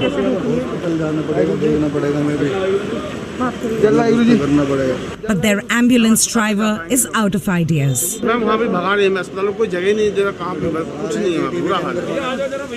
Help is arriving here slowly, in tiny amounts. India's deadly second wave has forced the nation's supply chain of oxygen far beyond its limit. And every avoidable death heaps more pressure on Narendra Modi's government. More accusations that he failed to prepare his country for this. Surjit Singh Sandhu volunteers here at great risk. Many of those helping out are testing positive for COVID themselves. He puts his faith in his temple. देखो साड़ी सरकार ही बैठी है बाबा नानक ਅਸੀਂ ਕਿਸੇ ਸਰਕਾਰ ਨੂੰ ਨਹੀਂ ਮੰਨਦੇ ਸਾਡੀ ਸਰਕਾਰ ਨੇ ਬਾਬਾ ਨਾਨਕ ਹੈ ਉਹਨੇ ਲੰਗਰ ਚਲਾਇਆ ਸੀ 500 ਸਾਲ ਪਹਿਲਾਂ Hope comes from the patients they do manage to save. ठीक है अच्छी है माता जी चिंता मत करो कितने पैसे थे 30 में 77 है अरे इतनी ऑक्सीजन खाई माता जी कोई बात नहीं चलो खाते रहो So scarce are supplies, people are flooding social media and phoning hospitals across for canisters. Srinivas, president of the Indian Youth Congress, has set up a war room in his office.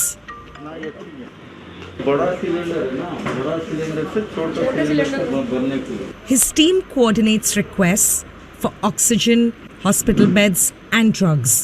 100 volunteers man the phones. The few hours a night they do manage to sleep are spent in the office.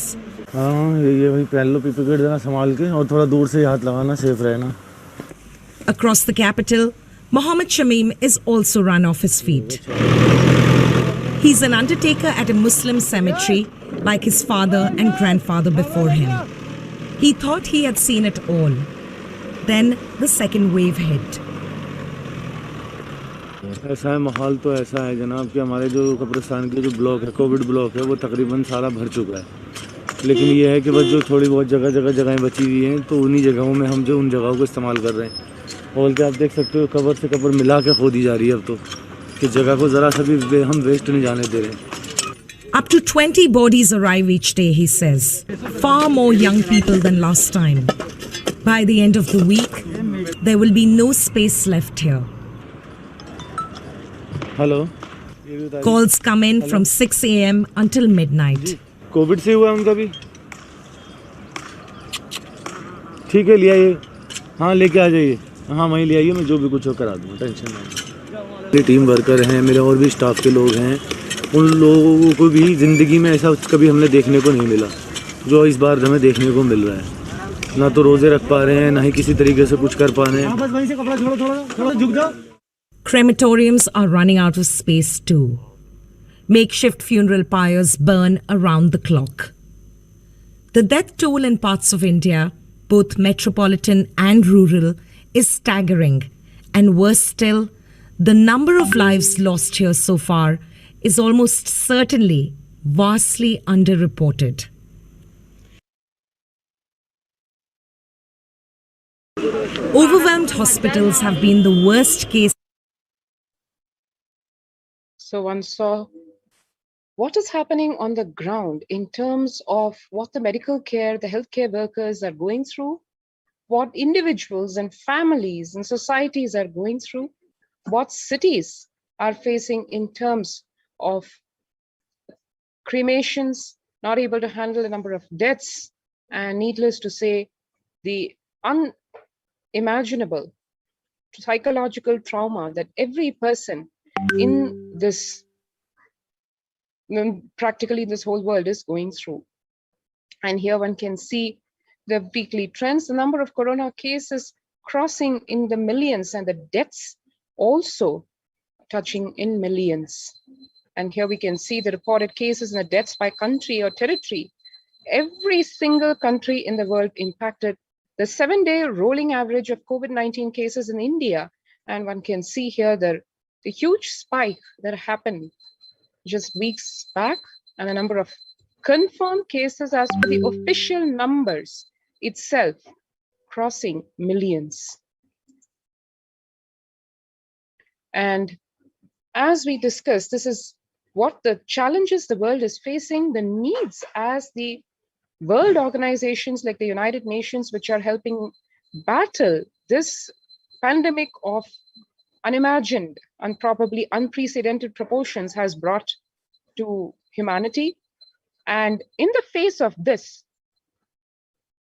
to counter every single challenge that was discussed about in terms of healthcare, holistic healthcare, and the needs of people, here we have a living, absolutely successful proof of concept in the form of the COVID care centers in the de facto spiritual embassies of Kailasa all across India, which have the record unmatched by any government or any civil society or any organization in terms of zero deaths. Not only zero deaths, being able to have communities which are not only living and protected from this threat of corona, but also in such a blissful, living in such a blissful manner through the spiritual solutions, the holistic medical care, and the huge slew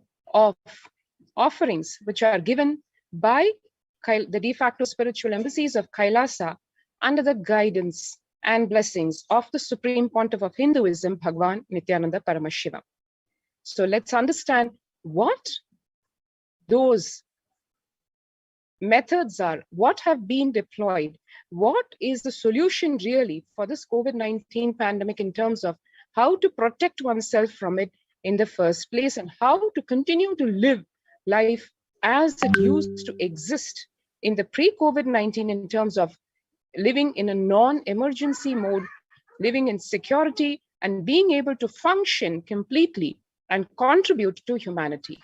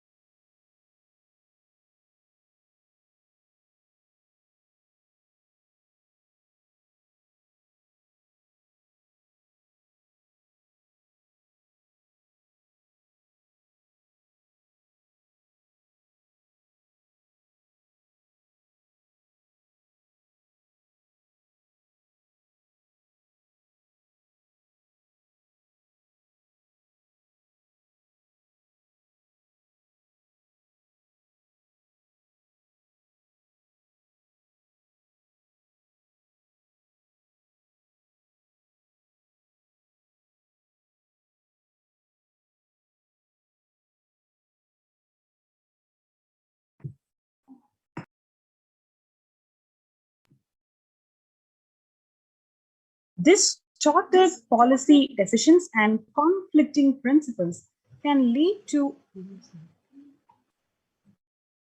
Okay. Now, let us look into the key obstacles. Globalization of disease has led the world to be only as resilient as the least resilient country and person, especially for highly contagious COVID-19, which has spread with a scale and severity not seen since Spanish flu. The variants of the virus continue to threaten even those who are vaccinated. Secondary diseases such as black fungal diseases are targeting COVID patients and killing almost 1 in 2 persons in such cases.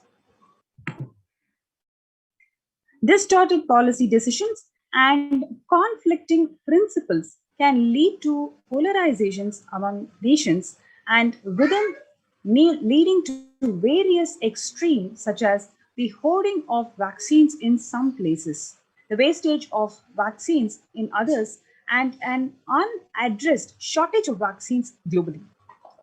Number 3, the pandemic has exposed the fragility of the global systems. The disruption in supply chain is especially worrisome for essential food supplies, which disproportionately affects the already most vulnerable even more. The lockdowns have brought the global economy into crisis, bringing recessions after recessions and worsening the unemployment rates. Frequent lockdown and ongoing threat of famine, especially in countries where employment is predominantly informal, are exacerbating worries that starvation may cause more suffering than the actual deaths that are incurred due to virus. Far from SDG 2, which is the Sustainable Development Goals 2, zero hunger policy that the United Nations have been advocating so far, the number is now predicted to come to about 1 billion. Now, what are the solutions that we have in our plate now?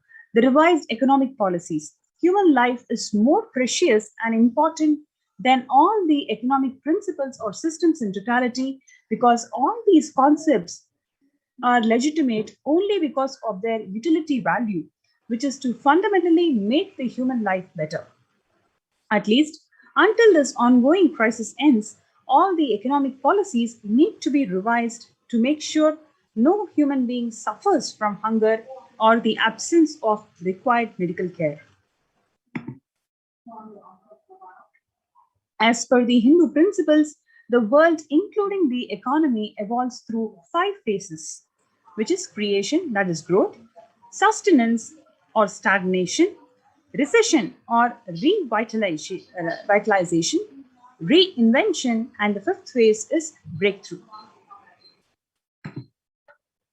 As per Hinduism, conventional economic growth is observed when best practices are applied diligently.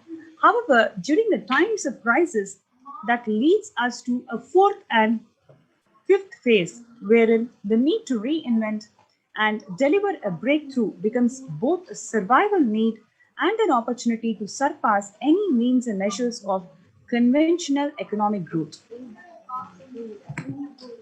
Keynesians increased public expenditure during the Great Depression of 1929, improved the economy.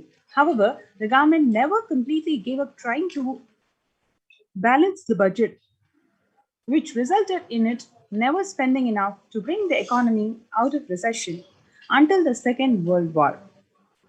Similarly, the current crisis requires governments to temporarily discard trying to balance economic interests that compromises the quarantine safety and put human life at risk, and rather reinvent their economic strategies and multilateral coordination for benefiting during the subsequent breakthrough period after the end of the crisis. Hindu multilateralism. There is an immense inequality in the capacities of government, organizations, and people on 2 grounds. Number 1 is health response. Number 2 is economic response, economic recovery. Surviving the highly contagious COVID-19, where the world is only as resilient as the least resilient country, and the person requires governments, organizations, and people to collectively address the 3200 BCE, 56 nations in Asia had multilateral treaties based on Hindu principle, which is Vasudhaiva Kudumbakam. The entire world is my family. Provide sustainable community livings with multi-layered quarantine opportunities. Home or self-quarantine is not a viable solution for a vast majority of people for either safety reasons or economic reasons. In Assam, home quarantine has been reported to be a primary reason for a large number of deaths. In some places, governments have moved out of home quarantine to COVID care centers. Other issues linked to quarantine includes, especially in small houses, are the mental health problems, such as an increase in suicidal ideation, especially created among the young population. This requires friendly quarantine setups, which are self-sustained and sufficient in terms of food stock and supplies, recreation, economic, employment, education, etc. In India, state governments have attempted to provide free and paid solutions which face various challenges related to hygiene, exorbitant pricing. Some facilities have seen challenges related to requests for private accommodation. Experimental townships such as Auroville have demonstrated a fair amount of success in creating a friendly, safe, and compliant quarantine facility. However, solutions such as Auroville, they are not open to public.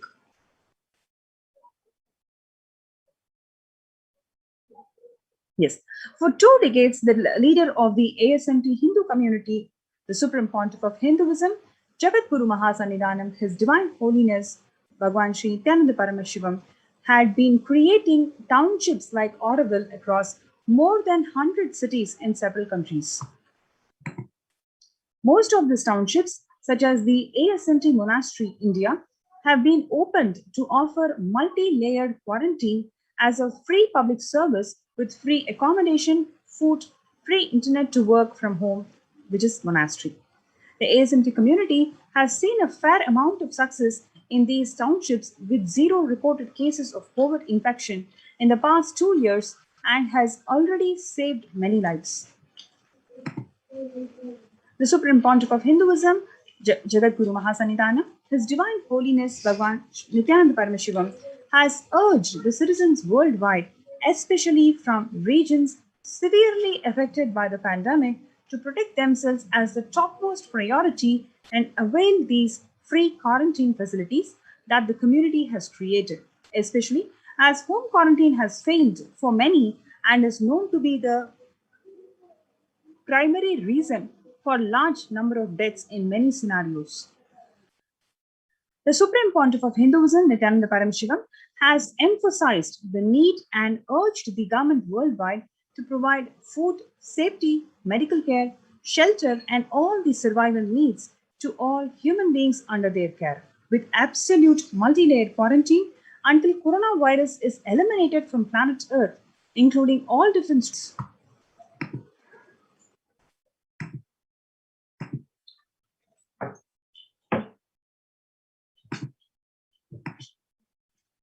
Number 4, educate citizens on individual pandemic management.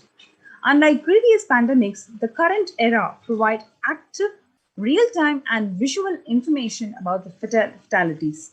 Underreporting of this data may give false hope and make people reckless.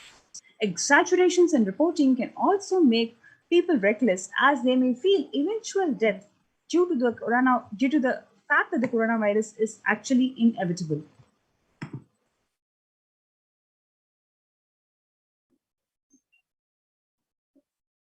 The proper education is extremely crucial, as it will dramatically reduce the number of deaths and reduce the challenge on the healthcare systems.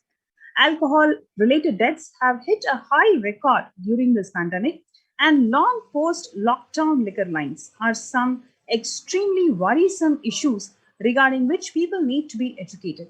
As a top priority, people need to be given confidence in their life and security about their future for them to start behaving recklessly or fall into depression and commit suicide. Leveraging best of different economic systems based on charity, barter, and money. Ancient Hindu economic treatises by Paramashiva describe three kinds of economic systems and principles. Number one, for things that do not perish by sharing, such as education and knowledge. Paramashiva recommends that no fee be charged. Number two is survival needs, such as food and healthcare, which is barter and charity are recommended. For all the other infrastructure developmental works, services and commodities, gold and conventional currency-based transactions are allowed.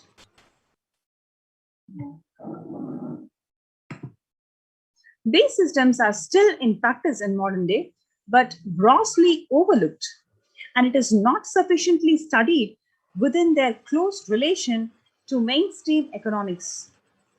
The World Health Organization and GISAID provided early access to data regarding the virus. This is an example of an open knowledge-based economic policy where critical data about the virus was not monetized. Similarly, South Korea helped the USA access masks and testing kits. And there was a hope that this would lead to a result in terms of vaccines, which is like a barter-based model allowed in food and healthcare. A highly effective concept for ensuring food security in ancient Hindu nations was that of these were prevalent until the 18th century. The elderly in villages would start food grain banks with a capital seed of grains collected by fundraising. If any person met with a crisis such as crop failure, the food grain bank would lend him grains in exchange for an interest. The debtor was expected to return with the principal grain amount during the next harvest. The food bank expands its reserves of food grains based on the interest earned and donations. At the time of severe crisis such as famine, the entire village would be able to withdraw these grains, and if required, all such grains loans would be written off on humanitarian grounds. In Hindu temples, food is shared for free as a policy. This was the case in both ancient times and also in modern times. For the last 27 years, every month, the Hindu ASMT community, the Adishaivite minority community, has served more than 3 million free organic religious gatherings to everyone without discrimination and served over 1 billion free meals in total. Such private and public efforts are crucial to ease the threats of starvation, which is estimated to hit 1 billion people worldwide. The crisis requires governments to take aggressive, proactive measures to monitoring health. Smartphone applications have been used by the governments that are based on health code color systems that recognizes the individual into 3 basic colors based on their health status and travel history, and then determine whether they can be quarantined or not.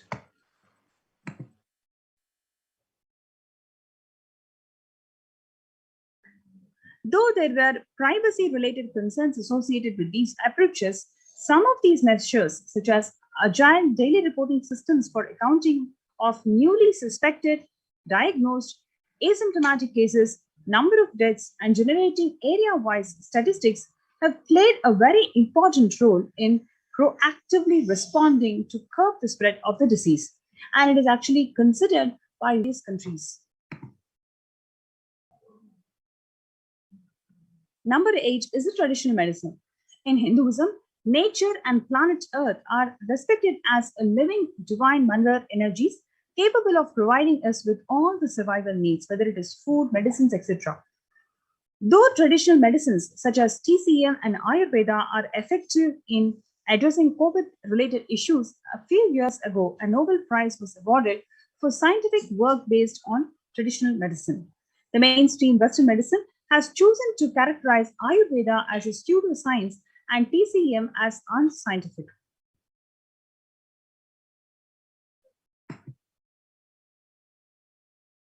Such demeaning of traditional medicine systems have led nations to consider taking defensive unilateral decisions to protect their interests. Outright rejection of traditional medicine is not wise, and such policies should be revisited, especially as these medical systems are time-tested and have kept people healthy for several generations.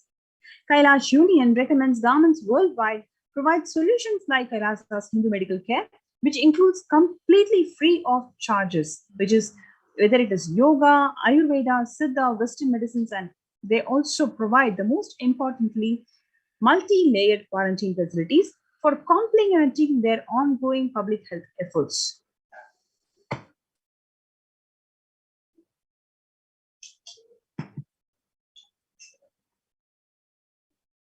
International Treaty for Pandemic Preparedness.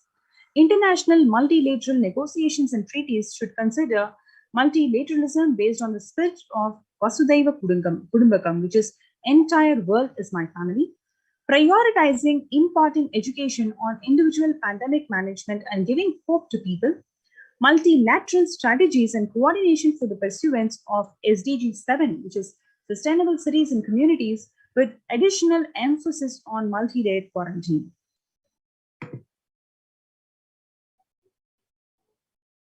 Waiver of patents on extremely essential vaccines and common global funding of vaccines.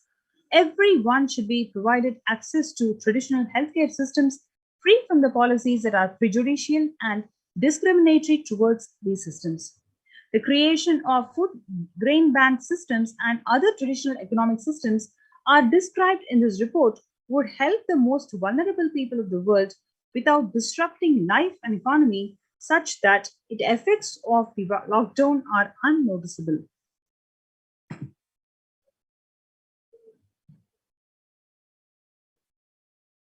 The sovereign order of Kailasa worldwide, inspired and guided by the vision of the Supreme Pontiff of Hinduism, Jagadguru Mahasannidhanam, His Divine Holiness Bhagavan Nithyananda Paramashivam, to save lives. It is actually one of a kind humanitarian charitable service massively mobilized to provide protection and preventive COVID care in this testing time of global meltdown. Through this initiative, Kailasa has been consistently supporting people through free food banks, free medical care, and many more services. The impact of mental disorder and lack of spiritual strength during humanitarian crisis are often difficult to access and inflict lasting damages. To assure this, Kailasa is offering spiritual programs, temple events, and spiritual healing online. Kailasa's recommendations on COVID-19 and multilateralism to be presented at UN General Assembly and Human Rights Council. United Nations have recognized Kailasa's report on COVID-19 and multilateralism.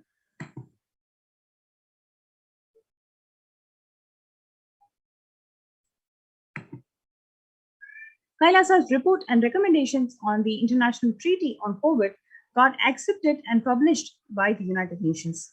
Surviving the highly contagious COVID-19, where the world is the only resilient as the least resilient country and person requires true multilateralism, whether it is in terms of governments or organizations, in every single way, people need to address these issues in a collective manner. Kailasa has been successful in providing grassroots level solid solutions in multifarious ways, which includes providing sustainable community living with multi-layered quarantine, educating citizens on individual pandemic management, leveraging best of the different economic systems based on charity, barter, and money, providing food security and traditional Hindu medicines. Have been recognized by the United Nations in a recent report. For you to join this COVID Care Protection Center, designed, guided by the Supreme Pontiff of Hinduism, Jagadguru Mahasannidhanam, His Divine Holiness Bhagavan Nithyananda Paramashivam. This particular approach, the whole entire approach devised by Swamiji, has been recognized and appreciated in the United Nations itself. So this is an amazing opportunity to one and all to be part of these COVID care protection centers. And as Devi Parashakti has guided that the third wave of corona is going to be extremely deadly. So before the onset of this third wave, or the way it is going to attack all of us, let us take precautionary steps. Let us protect ourselves. The most important thing is to be alive in the next 3 years, as Swamiji beautifully shared. So we welcome you all to be part of this COVID Care Protection Center. You can sign up in this link below, which is kailasa.org/Kailasa Care. KAILAASA.org/Kailasa Care. Let's take a few minutes for the viewers to register yourselves in the COVID Care Protection Center. In the next segment, we're going to have a participant, one of the participants from the COVID Care Protection Center, Mr. Ram Kumar from Chennai, who is going to share his experiences of his time being in the Adi Kailasa Nithyananda Sarvanya Peetham. So before we take Ram Aya into the show, let's take a short break for the viewers to register yourselves in this COVID Care Protection Center link. kailasa.org/Kailasa Care. Let's take a few minutes to register.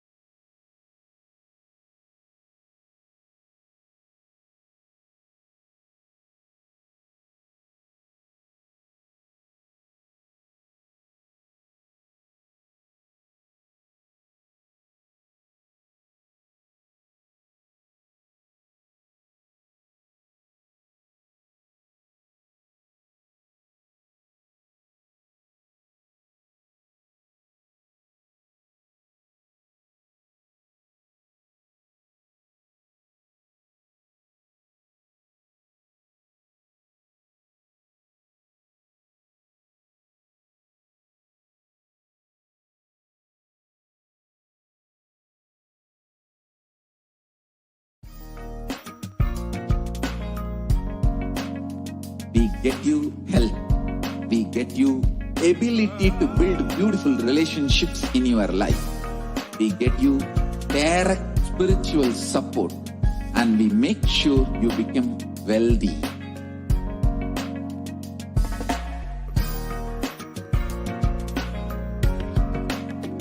We won't stop giving you just good life. We will literally not stop till you live enlightened life. Manifesting the state of Paramashiva, space of Paramashiva, powers of Paramashiva, being of Paramashiva.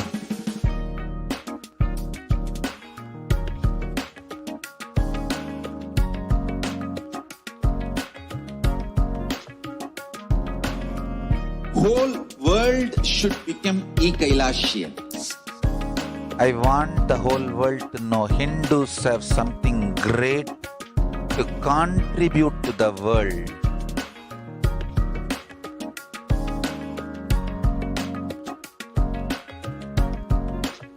We have something great to contribute to the world.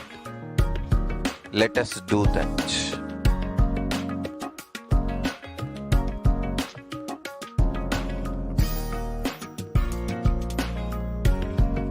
E-Kailasa.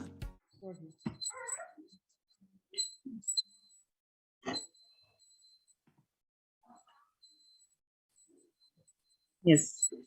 Nithyanandam, to the viewers, we have Ram Kumar Ayya from Chennai, who has joined our show today, and he is going to share his experiences of being a COVID Care Protection Center participant in Adi Kailasa Nithyananda Sarangipitam. Nithyanandam Ayya, we welcome you to the show today.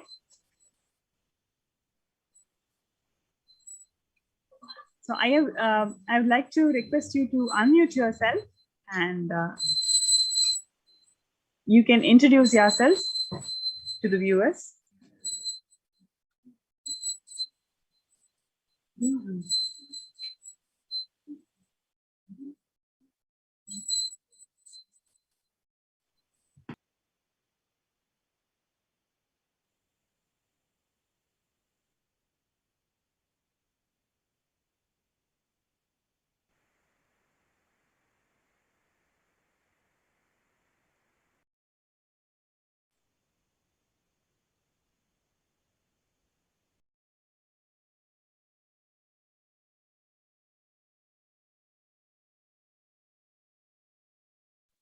Sorry for the technical glitch, as we just wait a few minutes for Ram Ayya to be joining back. What we wanted to share over here, many people, many participants of the COVID Care Protection Center waiting to share with the world the greatest blessing that His Divine Holiness, the Supreme Pontiff of Hinduism, Bhagavan Nithyananda Paramashivam, has given to each and every being who has come over here, either at the call of the Parashakti or by the instruction, the ordainment of the Supreme Pontiff of Hinduism, exhorting each and every being to value life and not take the pandemic for granted and protect oneself from the pralaya and come rush to any of the de facto spiritual embassies of Kailasa. So we have Ram Ayya back, and let's hear what Ram Ayya has to say regarding his experience here at the COVID Care Protection Center at Adi Kailasa. Nithyanandam Ayya. Nithyanandam. First of all, I say the thanks to Swamiji and Adi Kailas admins for given the wonderful opportunity to share my experience to the world. I would like to share my experience how we are in Adi Kailas CC center right now. So past 2 months before I came, exactly July 23rd, I reached Adi Kailas for COVID center purpose. So once Swamiji told, okay,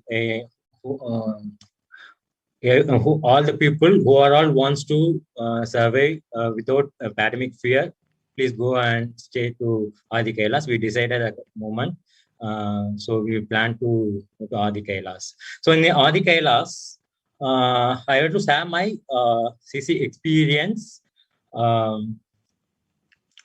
The first point, each day we are living very safe compared to the outer world people, because in the outer world, everyone is living with fear of pandemic and COVID-19. But here we are living without any fear about the COVID-19 and then any pandemic fear. So, so the thing is, I share my experience. Last one to 1.5 years, when pandemic starts, COVID-19 starts, literally myself living with fear mode only. So once reached Adi Kailas, I'm not living with any fear of pandemic and COVID-19.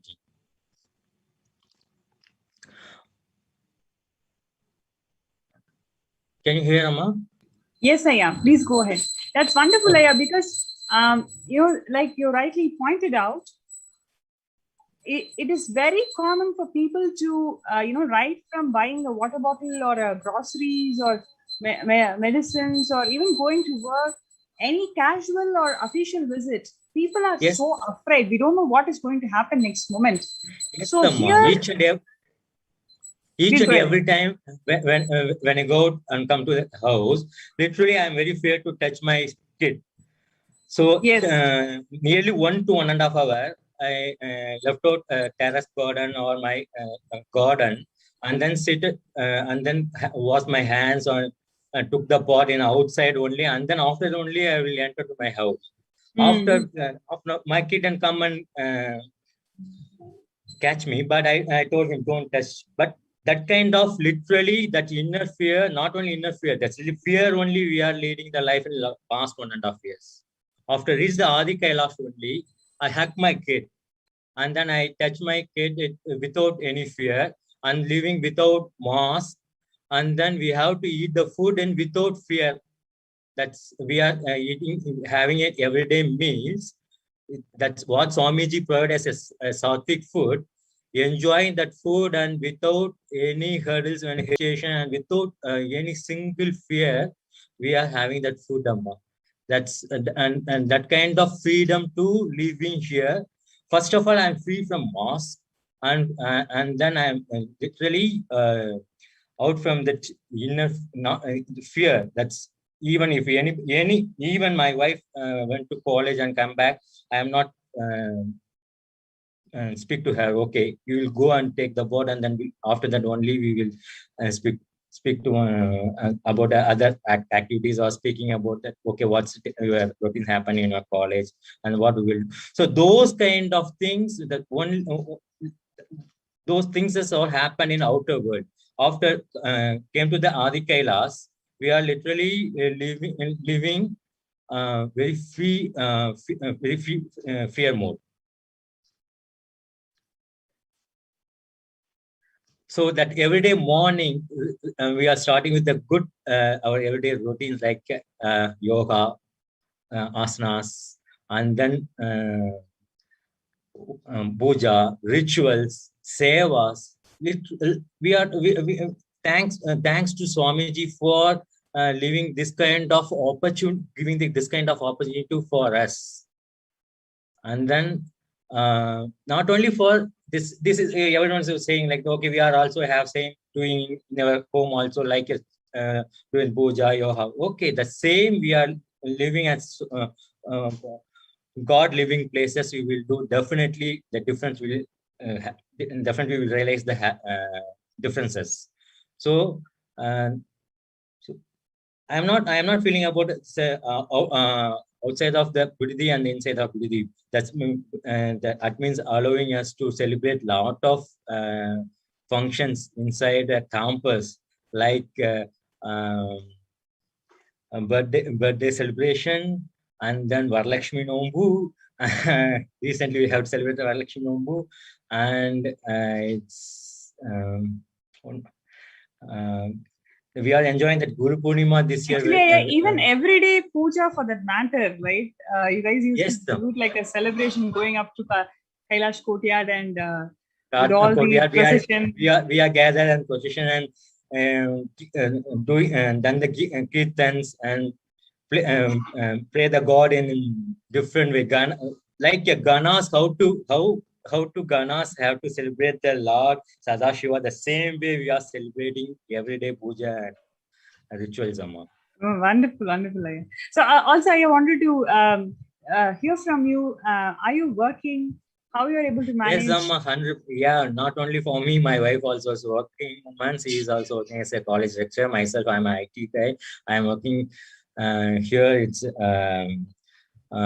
not the difference between whether I'm working outside and inside. That's 100%. I give the thanks to admins for Adi Kailash admins.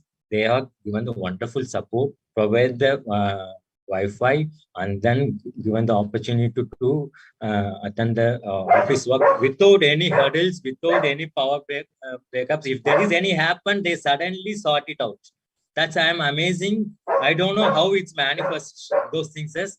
So within few things has happened. Oh my God, it's happened. Oh no, suddenly within 1 or 2 hours it will resume it.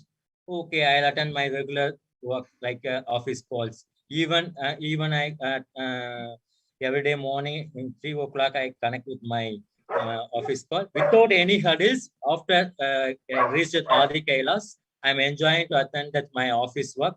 So Monday to Friday, without any hurdles to work, I'm doing my regular job without any without any breaks, without any leaves. First of all, so those kind of support I received from Adi Kailash and from Swamiji. Wonderful. And then my son how is also your my son how is also your son enjoying? Yes, completely. How is your son enjoying, and what would you like to share with us about his experiences? Yes, Amma. Yes, Amma. That's all. Out in my Chennai. That's my apartments. Myself alone to live 6 months, Amma. No one is there. Everyone is went to their hometown. So for Swamiji advice, I am not moved from my hometown. So only I stay with my apartment. Once after Swamiji told, okay, that's Pralaya ended in last December. That mid of the December, Swamiji advised, okay, Pralaya end. Then only I moved from my hometown. So between those 1 year, he is not playing with anybody. He's only alone to play with us and then play with his pet dog. So he only literally asked me, okay, we want to go to Adi Kailash. I want to living with Adi Kailash. So after he came, Lord, every day he's enjoy with its seva, and then went to temple and then play with the do that seva and do the puja for an Adi Kailash. Come on, Prithvi, you will say your experience. Yeah, you will say something. I'm very enjoying this Adi Kailash. I'm very enjoying temple in Adi Kailash. Lovely. Thank you so much. So, Aya, what would you like to share to our viewers? In terms of yes, who should be part of this COVID Care Protection Center, and what is your final words to our viewers? Okay, that's few things that I want to highlight here. So regular yoga, puja. Now we are enjoying it. Maheshwar puja. It's every month. That's the main thing. And then not only for that, okay, taking care of. If you have kids, elders, and then family man, and then bachelor, who are all, it's multi-layer quarantine. Swamiji literally it's achieved that concepts, wonderful concepts. Right now we are that multi-layer quarantine. It's wonderful support as to living it without any fear. Surviving our life is very happy, very joyful. That not only simple word I have to say. Okay, not gratitude, compassion of Swamiji. here now if you feel like that, okay, I'm the outer world, I have some illness, I want to take care of my, yes, definitely that COVID care center has provide different way of healthcare support. If you have allopathy treatment, yes, definitely they will do the allopathy. Is Ayurveda? Yes, definitely they do the Ayurveda, as well as they provide the Siddha. Each medication purpose, they have to provide different departments. They will actively support us to for which area you want to take care of your medication. They have to provide is aushadas, and then if you want any medication for allopathy, yes, definitely they will provide the, all the things as for allopathy medicines also. They take care each and every day. They call us and then okay, you will take you have regularly take a kadka pudi, castor oil, and then monitoring our health purpose, and each and every time have to asking about that how your health. So those kind of medications also they have provide for us. So literally no one to ask in outer world how are you, how is your health. Each and every time it's some, if each and every sannyasis and adinavasis are asking us how are you, how is your health. I'm very thankful to Swamiji for taking care of us for this COVID pandemic time. The COVID Care Center is helping us to enjoy blissful moment for us in our life. That's wonderful, Aya. Thank you so much for joining our show today. We really enjoyed listening to your experiences being part of this COVID Care Protection Center in Adi Kailas Nithyananda Paramashivam. So here we are, viewers. We are coming to end of this segment. We invite every single viewer not to miss this opportunity. You will have a different experience, life-changing experience altogether, where you can live blissfully, feel protected, and claim your conscious sovereignty. So register yourselves to the COVID Care Protection Centers at Adi Kailas Nithyananda Paramashivam, kailasa.org/Kailasa Care. With this, we come to the end of this segment, and we give a few more minutes for the viewers to register yourself for this a wonderful opportunity of being part of the COVID Care Protection Centers at Adi Kailas Nithyananda Paramashivam.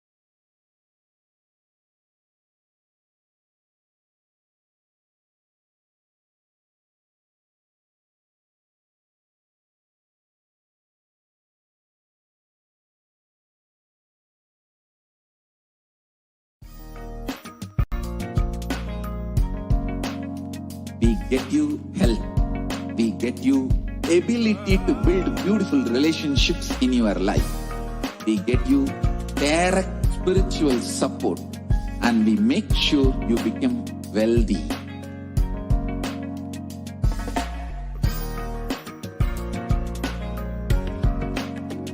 We won't stop giving you just good life. We will literally not stop till you live enlightened life. Manifesting the state of Paramashiva, space of Paramashiva, powers of Paramashiva, being of Paramashiva.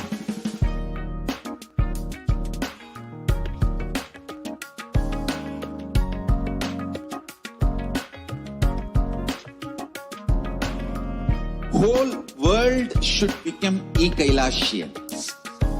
I want the whole world to know Hindus have something great to contribute to the world.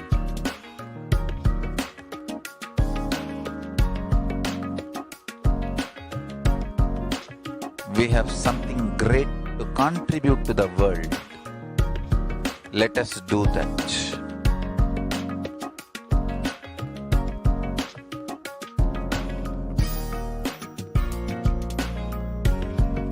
E-Kailasa is proper customized spiritual service helping you to identify your root patterns of suffering.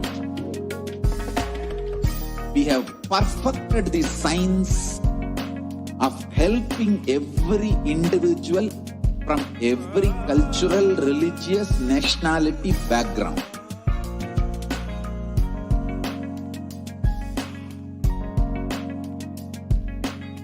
You will have lowest reactionary assumptions, highest awakened response, alive response for life continuously.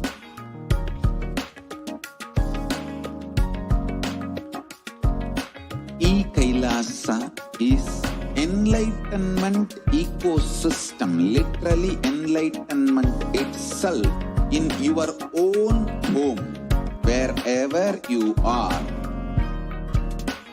Proper customized spiritual service helping you to complete with your life negativity. Withdrawal from life, self-hatred, self-denial, self-doubt, so much of tiredness, laziness. We can support you aligning your diet, your attitude, your aptitude, your understanding about life. We can help you with everything.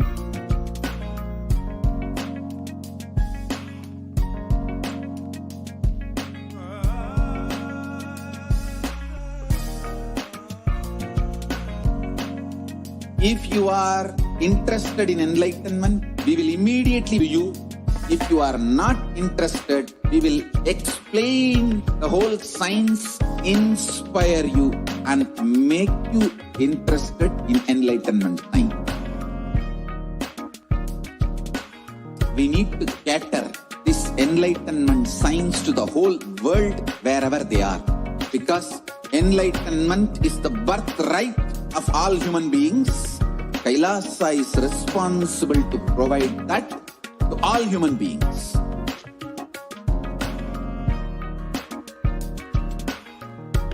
Kailasa is the totality of the knowledge I received from my gurus and practice manifested in my life, perfected by teaching millions of people from all cultures, time zones, backgrounds, genders, nationality, race, from every creed.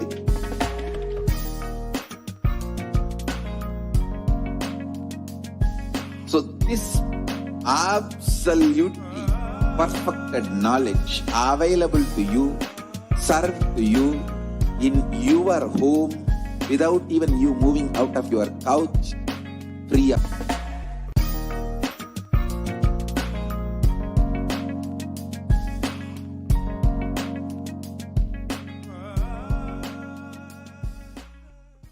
Just be alive for next 3 years. Don't die within next 3 years.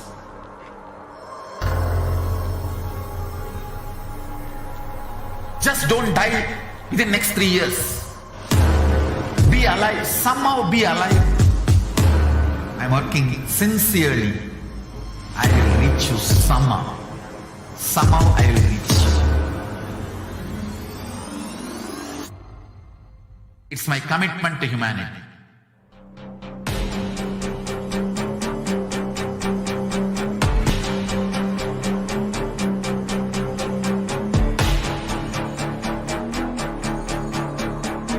Just don't die within next 3 years. I will reach you wherever you are, whichever corner of the world you may be. I will reach you with enlightenment. You manifesting the space, state, powers, being Paramashivoham. It is possible, and it is possible for you.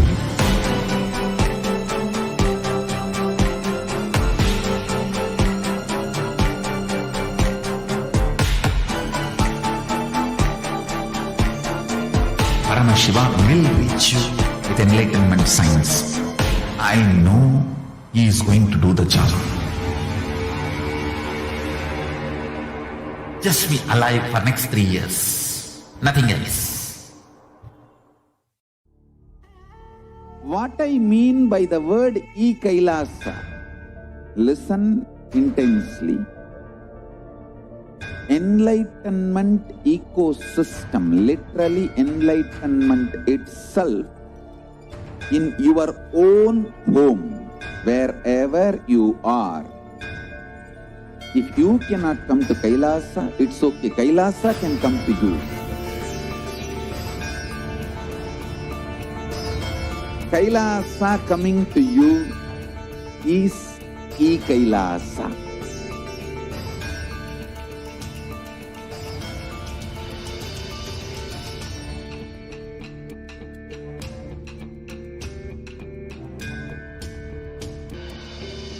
I will revive Hinduism. I am a Hindu revivalist, not by any revolution, but by evolution.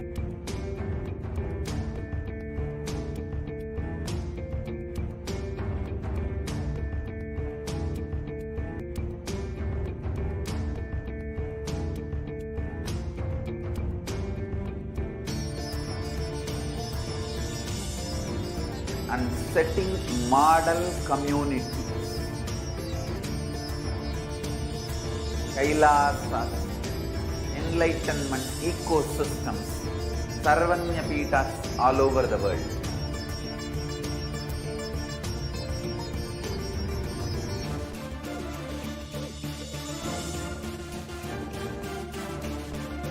All powerful cognition, knowledge, only when you live, power manifestability's manifestation happens.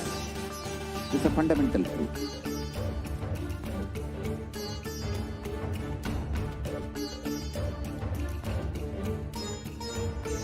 Hinduism cannot live exclusively as one sampradaya. No. All sampradayas of Hinduism is an ecosystem.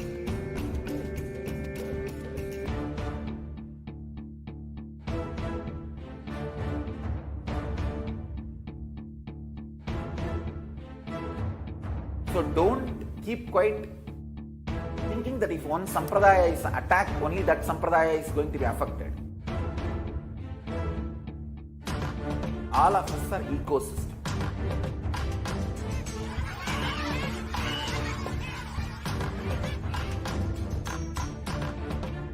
I invite all of you to get involved and enjoy Hinduism by the principle of Dharmo Rakshati Rakshitaha. When you protect Dharma, Dharma protects you. We will make the whole planet flourish spiritually. The spiritual prosperity will happen to the whole planet. We all have to coexist together.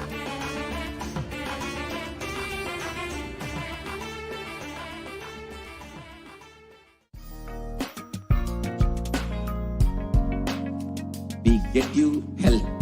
We get you ability to build beautiful relationships in your life. We get you direct spiritual support, and we make sure you become wealthy.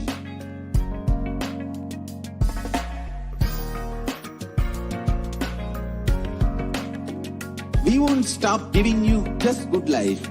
We will literally not stop till you live enlightened life. Manifesting the state of Paramashiva, space of Paramashiva, powers of Paramashiva, being of Paramashiva.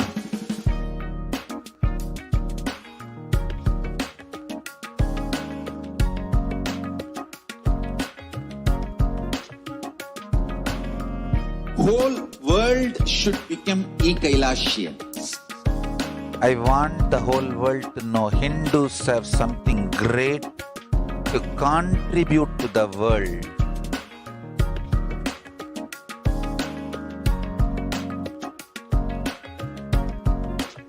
We have something great to contribute to the world. Let us do that.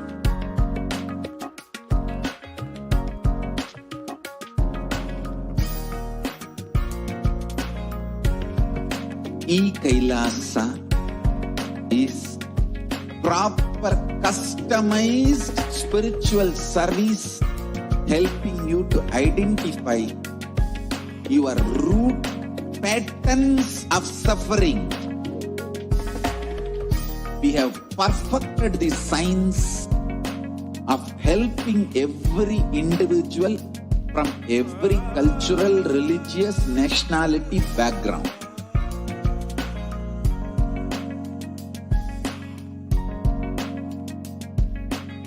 You will have lowest reactionary assumptions, highest awakened response, alive response for life continuously.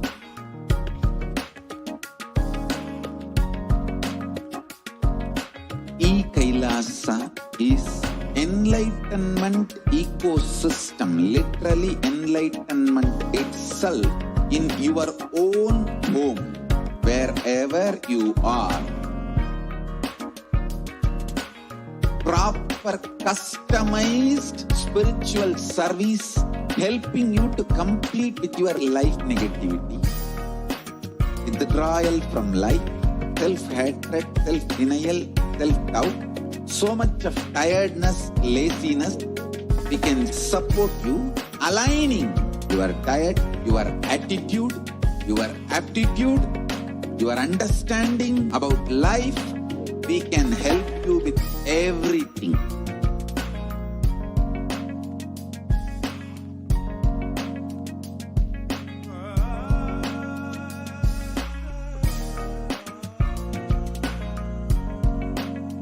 If you are interested in enlightenment, we will immediately bring this to you.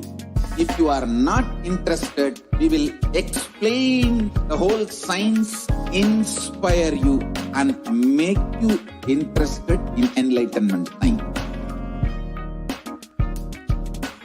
We need to cater this enlightenment science to the whole world wherever they are, because enlightenment is the birthright of all human beings. Kailasa is responsible to provide that to all human beings.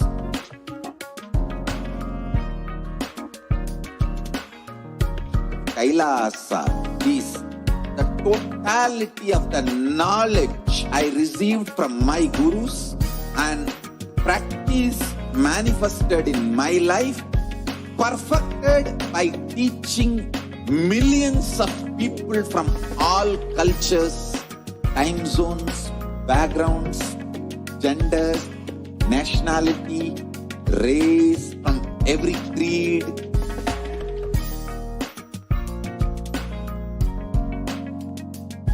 So this absolutely perfected knowledge available to you, served to you in your home without even you moving out of your couch, free of cost.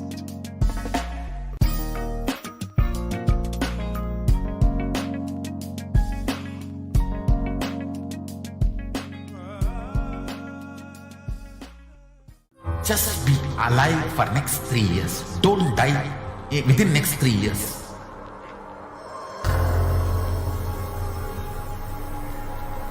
Just don't die within next 3 years. Be alive. Somehow be alive. I'm working sincerely. I will reach you somehow. Somehow I will reach you. It's my commitment to humanity.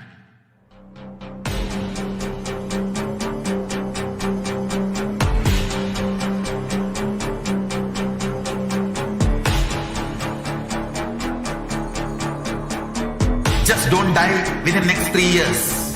I will reach you wherever you are, whichever corner of the world you may be. I will reach you with enlightenment. You manifesting the space, state, powers, being. It is possible, and it is possible for you.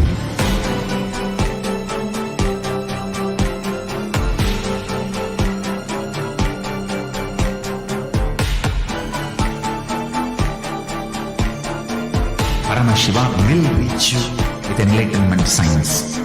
I know he is going to do the job. Just be alive for next 3 years. Nothing else. What I mean by the word e-Kailasa, listen intensely. Enlightenment ecosystem, literally enlightenment itself, in your own home, wherever you are. If you cannot come to Kailasa, it's okay. Kailasa can come to you. Kailasa coming to you is e-Kailasa.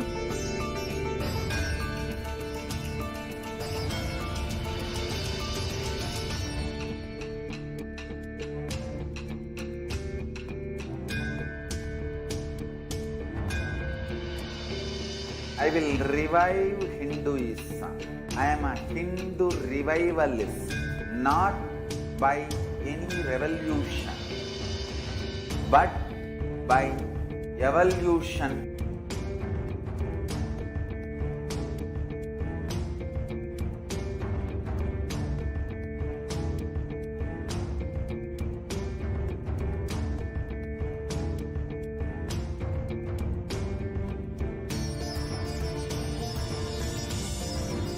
And setting model communities.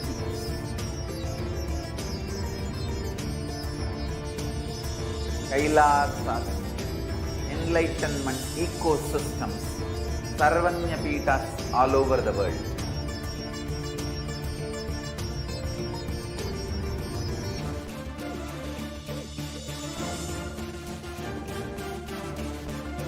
All powerful cognition, knowledge, only when you live, power manifestation and possibilities manifestation happens. It's a fundamental truth.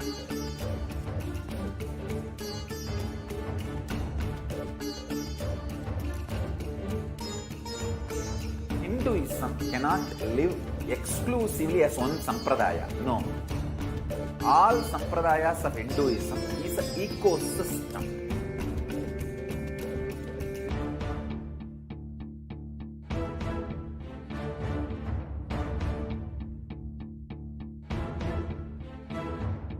So don't keep quiet thinking that if one sampradaya is attacked, only that sampradaya is going to be affected. All of us are ecosystem.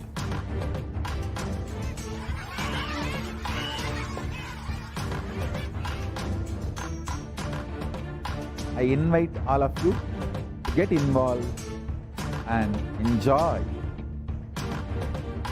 Hinduism by The principle of dharmo rakshati rakshitaha. When you protect dharma, dharma protects you. We will make the whole planet flourish spiritually. The spiritual prosperity will happen to the whole planet. We all have to coexist together.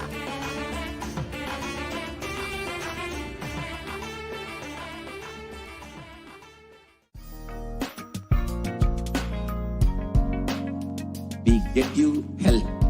We get you ability to build beautiful relationships in your life. We get you direct spiritual support, and we make sure you become wealthy.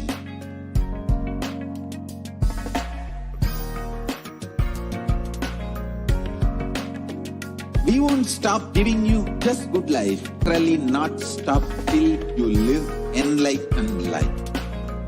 Manifesting the state of Paramashiva, space of Paramashiva, powers of Paramashiva, being of Paramashiva.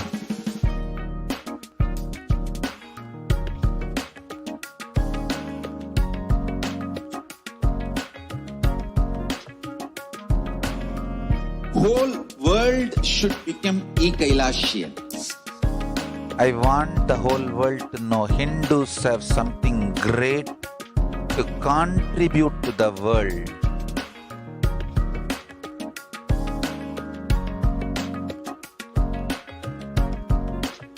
We have something great to contribute to the world. Let us do that.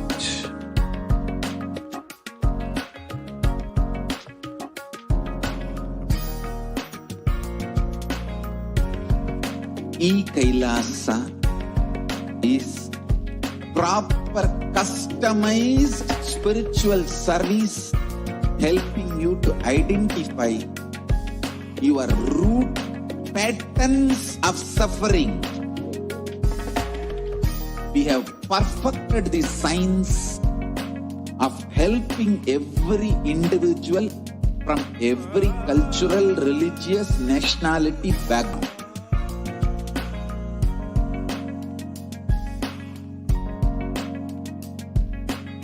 You will have lowest reactionary assumptions, highest awakened response, alive response for life continuously.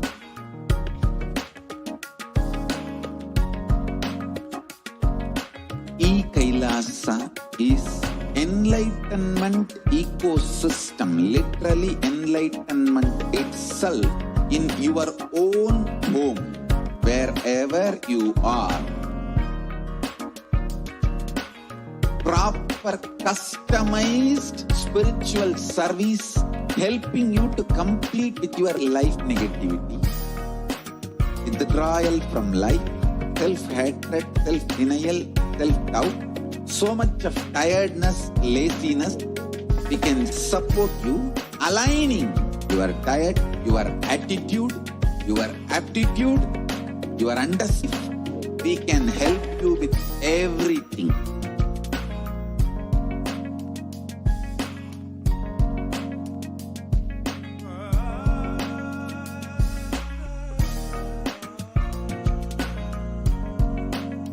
If you are interested in enlightenment, we will immediately bring this to you.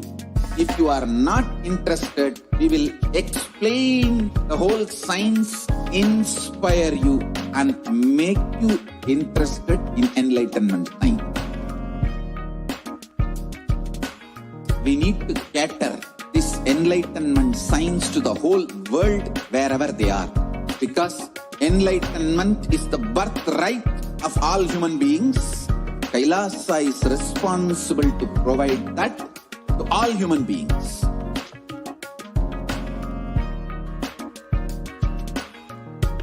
Kailasa is the totality of the knowledge I received from my gurus and practice manifested in my life, perfected by teaching millions of people from all cultures, time zones, backgrounds, genders, nationality, race, from every creed.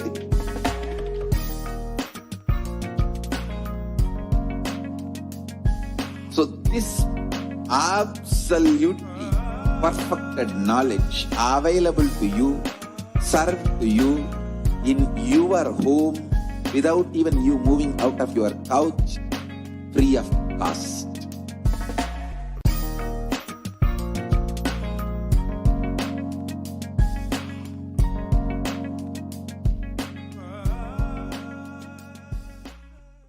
Just be alive for next 3 years. Don't die within next 3 years.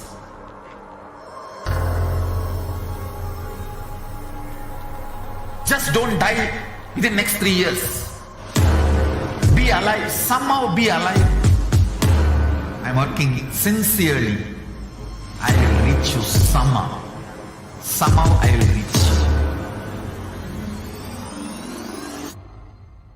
It's my commitment to humanity.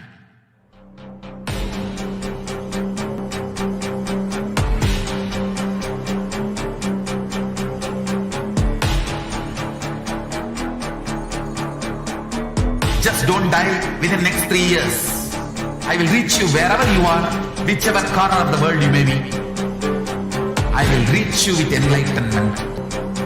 You manifesting the space, state, powers, being Paramashivoham. It is possible, and it is possible for you.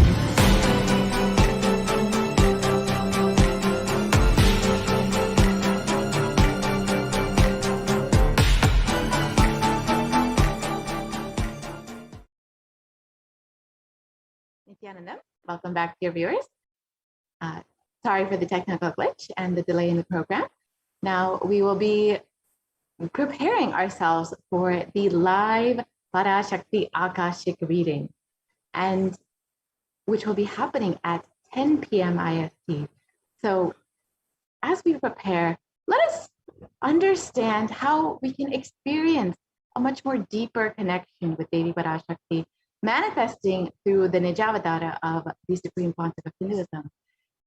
We will be going through a very special segment where we will understand how we can connect with Devi Parashakti, connect with the Supreme Pontiff of Hinduism, our Guru, much more deeply. And we can do that through the offering of the Pratiksha Pada Puja. So as we prepare, you can actually answer all of your questions answered today in the live Devi Parashakti Akashic reading. Devi has been continuously manifesting to bless us, grace us, and answer all of our prayers, give all of the boons that we could ask for, and literally heal us and guide us through this pandemic. So if you have any prayer requests or questions that you would like to ask Devi Parashakti, you can do so in the live YouTube comments. You can also do it on Twitter, Facebook, Instagram, and even WhatsApp. You can ask all of your questions, have all of your prayers answered, and you can see the where all you can have your questions answered on the live scroll below. And as we prepare, let us see how all we can connect with Devi more deeply. As we shared earlier, the Pratiksha Pada Puja is the most favorite offering of all the disciples and devotees because it just makes you overflow with gratitude. Gratitude is one of the most auspicious and divine ways you can connect with the Supreme, the ultimate, the divine energy. And when you have Paramashiva himself as Guru, who is continuously manifesting Parashakti, the best way that you can connect with the Supreme Pontiff of Hinduism, with your Guru, is through the Pratiksha Pada Puja. It will just make you overflow in gratitude for the most auspicious happening in your life, which is having the avatar as Guru himself. So now let us watch a sharing from one devotee who has experienced this blessing of offering the Pratiksha Pada Puja.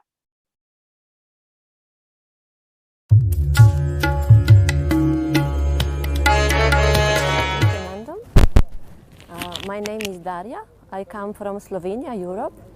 I work as a pharmacist in a local pharmacy store.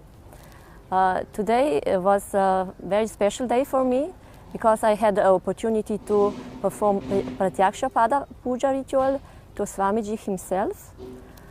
I was very excited because this is a very personal, very colorful and very intense ritual. And afterwards I really felt very blessed, very fulfilled. I am sure that this ritual is going to connect me with my master even deeper and on a deeper levels. Also, I was very happy because this is a very beautiful way to express my gratitude for my master, for all the blessings I have received from him till now. Thank you.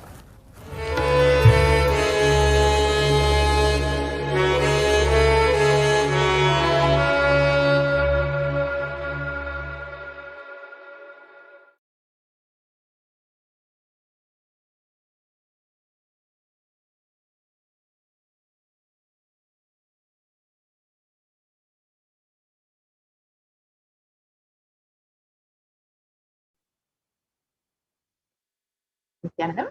And if you are just joining us, that was just a beautiful sharing from a devotee who shared about the experience of gratitude after offering the Pratyaksha Puja. And if you're just joining us now, we will be having the blessing of having Devi Parashakti herself manifesting through the Nijavatara today at 10 p.m. And you can have any of your prayers or any of your questions answered today during the live Parashakti Akashic reading through the Supreme Consort in His Divine Holiness, Bhagavan Nithyananda Paramashivam. And the most beautiful way that we can open ourselves up, open our beings up to receive all of the divine blessings, all of the grace and showering of the Supreme, of the ultimate, of Devi Parashakti herself, is through the offering of the Pratyaksha Pada Puja. When you make an offering, it is just opening up your being to receive all of the blessings, all of the divine grace of Devi Parashakti and the Supreme Consort of Hinduism. And the Pratyaksha Pada Puja is literally the most intimate, most beautiful offering that you can make, because it is literally offering all of your love, all of your devotion at the divine feet of your Guru, who has been manifesting continuously Devi Parashakti solely for you and your healing to happen. So you can offer this Pratyaksha Pada Puja at if you go and visit tiny.cc/Devi offering, you can experience so much of healing during this offering. Literally, when you offer the Pratyaksha Pada Puja to Swamiji, he takes away all of your karmas, all of your sufferings, and you will experience so much of healing in your life. So if you would like to offer the Pratyaksha Pada Puja, you can visit the link below and sign up today. The most auspicious and most beautiful happening in your life is Guru. And if you want to experience all of the benefits, all of the healing in your life, you can offer the Pratyaksha Pada Puja. Now let us watch a short sharing from a devotee who experienced immense healing just by offering the Pratyaksha Pada Puja at the lotus feet of Swamiji himself. So let us watch that sharing now.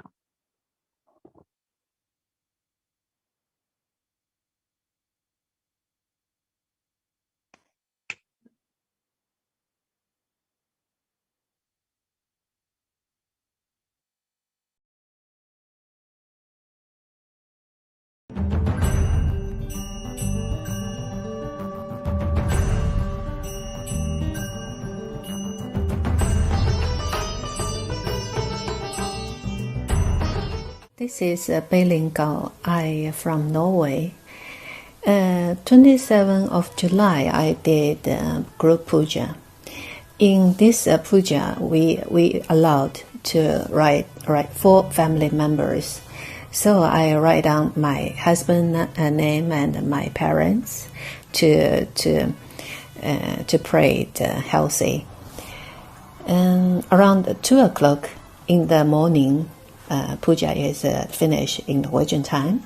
Then after 5 hours, we eating breakfast and we go to work. But before we eating breakfast, my husband used to take some medicines and using spray to his nose and drop his eyes because he is seriously for allergy. He is nearly 30 years. And if he don't use that, he is painful. His eyes couldn't open, and nose is bleeding sometimes. Using this medicine also over 1 year and couldn't stop. But just the same days, in that morning before breakfast, he didn't do the same action. I'm very surprised in that time because he is a Norwegian. I didn't tell him I did puja for him, and I also didn't ask. So we just go to job. After we go back home, and in the evening we have a free talking. I asked him, today you forgot using your medicine for your allergy for your nose and eyes. He said yes. Today morning, when I wake up, I suddenly decided myself I don't want using my medicine. So whole day I didn't feeling unwell. It's quite well. So I quit it.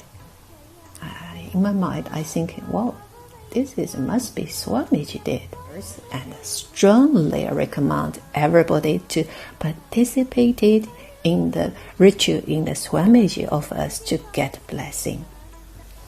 Nithyananda.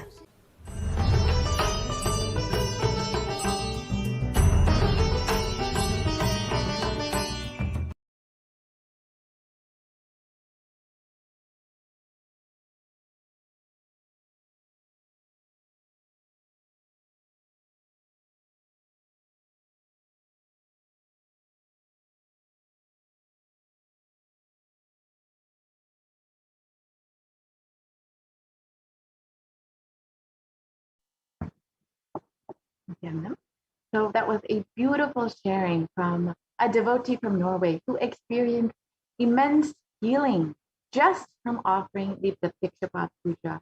And there are so many miracles each person has experienced just from the one offering of a Pratikshapat Puja. And it's stated in the Sadguru Vandanam that we chant every day that Guru is the silent spectator of all thought, all of our thoughts. And yes, the Swamiji knows everything that you desire, every wish that you want, everything that you are going through. But only when you open yourself up, only when you allow him to bless you, do you actually experience all of your wishes, all of your desires, everything that you want being fulfilled. And when you offer the Pratikshapada Puja, that is exactly what you are doing. You are allowing Swamiji, allowing Devi Parashakti to simply bless you and shower all of the energy and auspiciousness upon your life. You are literally ready to receive everything that you are giving me. So you can offer the Pratikshapada Puja and various other offerings at gateway.nithyanandauniversity.org. You can visit the website and make your payment today for this seva. And the offering of one of these various sevas is such a beautiful experience for every single disciple and every single devotee. Many people who have even never met Swamiji, who have never actually had the experience of having the physical darshan, have experienced the physical darshan of Swamiji just from offering the Pratikshapat Puja.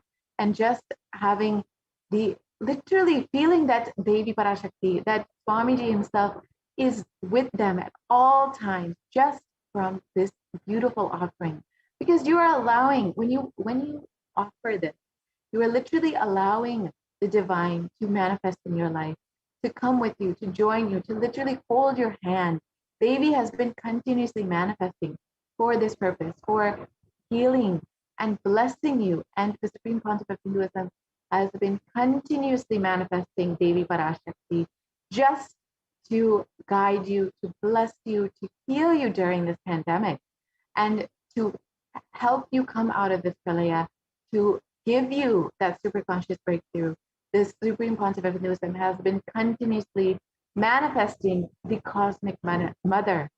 And when you offer this out of your love, out of your gratitude, out of your devotion to Devi Parashakti, you will literally be allowing her to continuously manifest in your life and to continuously bless you, continuously guide you. You are literally telling Devi, you're telling Swamiji, yes, please come and be with me at all times and be my guiding light in this life.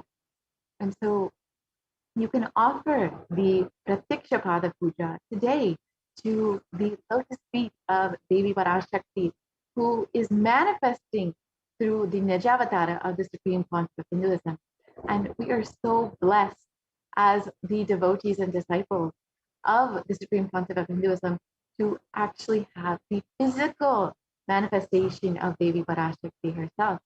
See, many of us can go to any Devi temple and we can offer our love, our gratitude at that temple.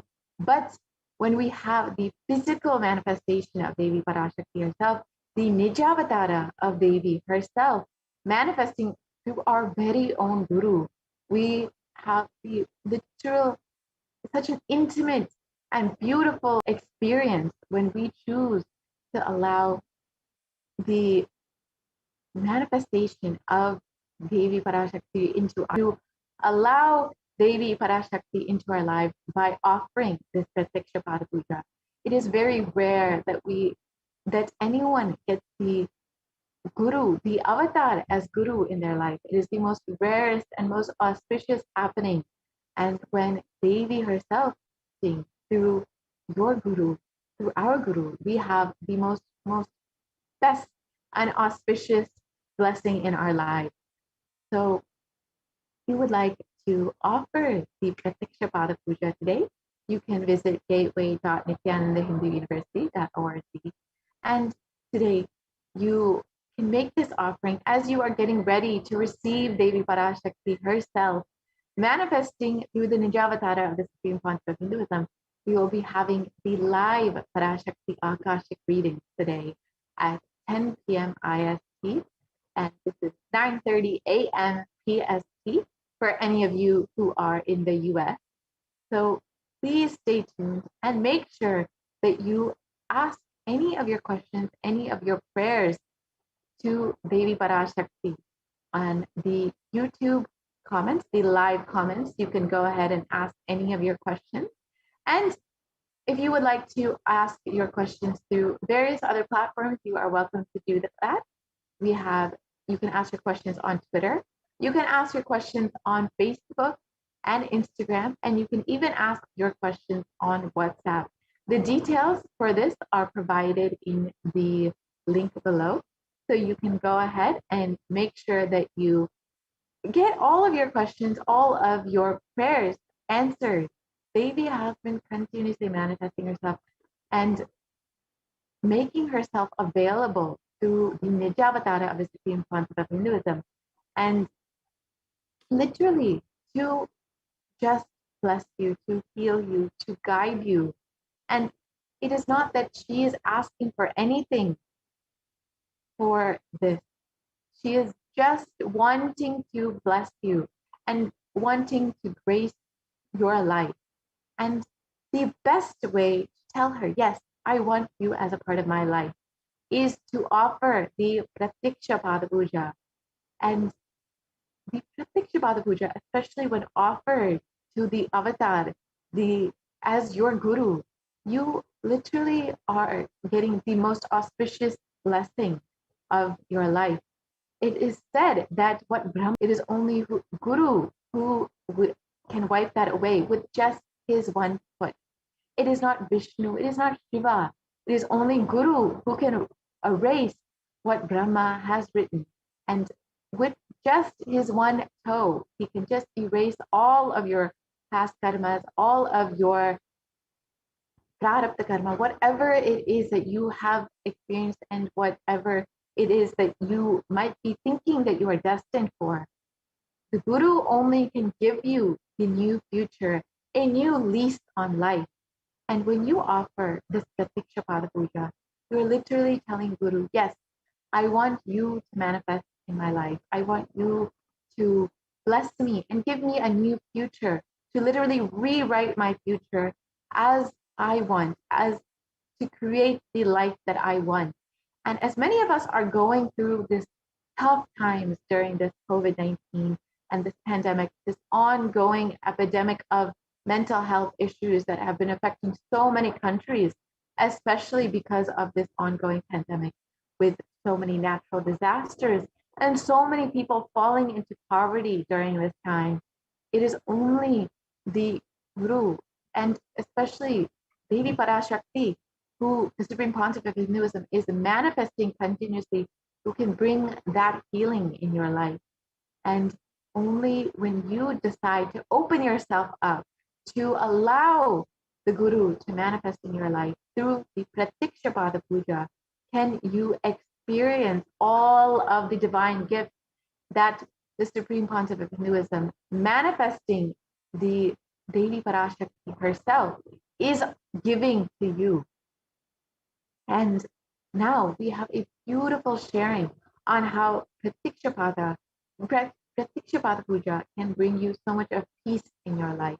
And many of us have been going through so much of tumultuous chaos in our lives during this pandemic, not knowing if we will be having a stable job, not knowing where our future is. And all we are having so many questions and uneasiness about our lives. And this Pratiksha Pada Puja can bring so much of peace inside of you. So let us listen to that sharing of one devotee who has had this experience.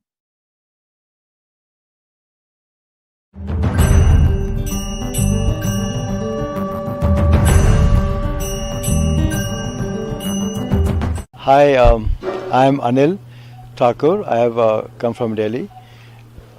This is my first visit to this ashram, and this has been an absolute eye-opener for me, because I never thought I would come to a place like this, or I'll come to a place like this.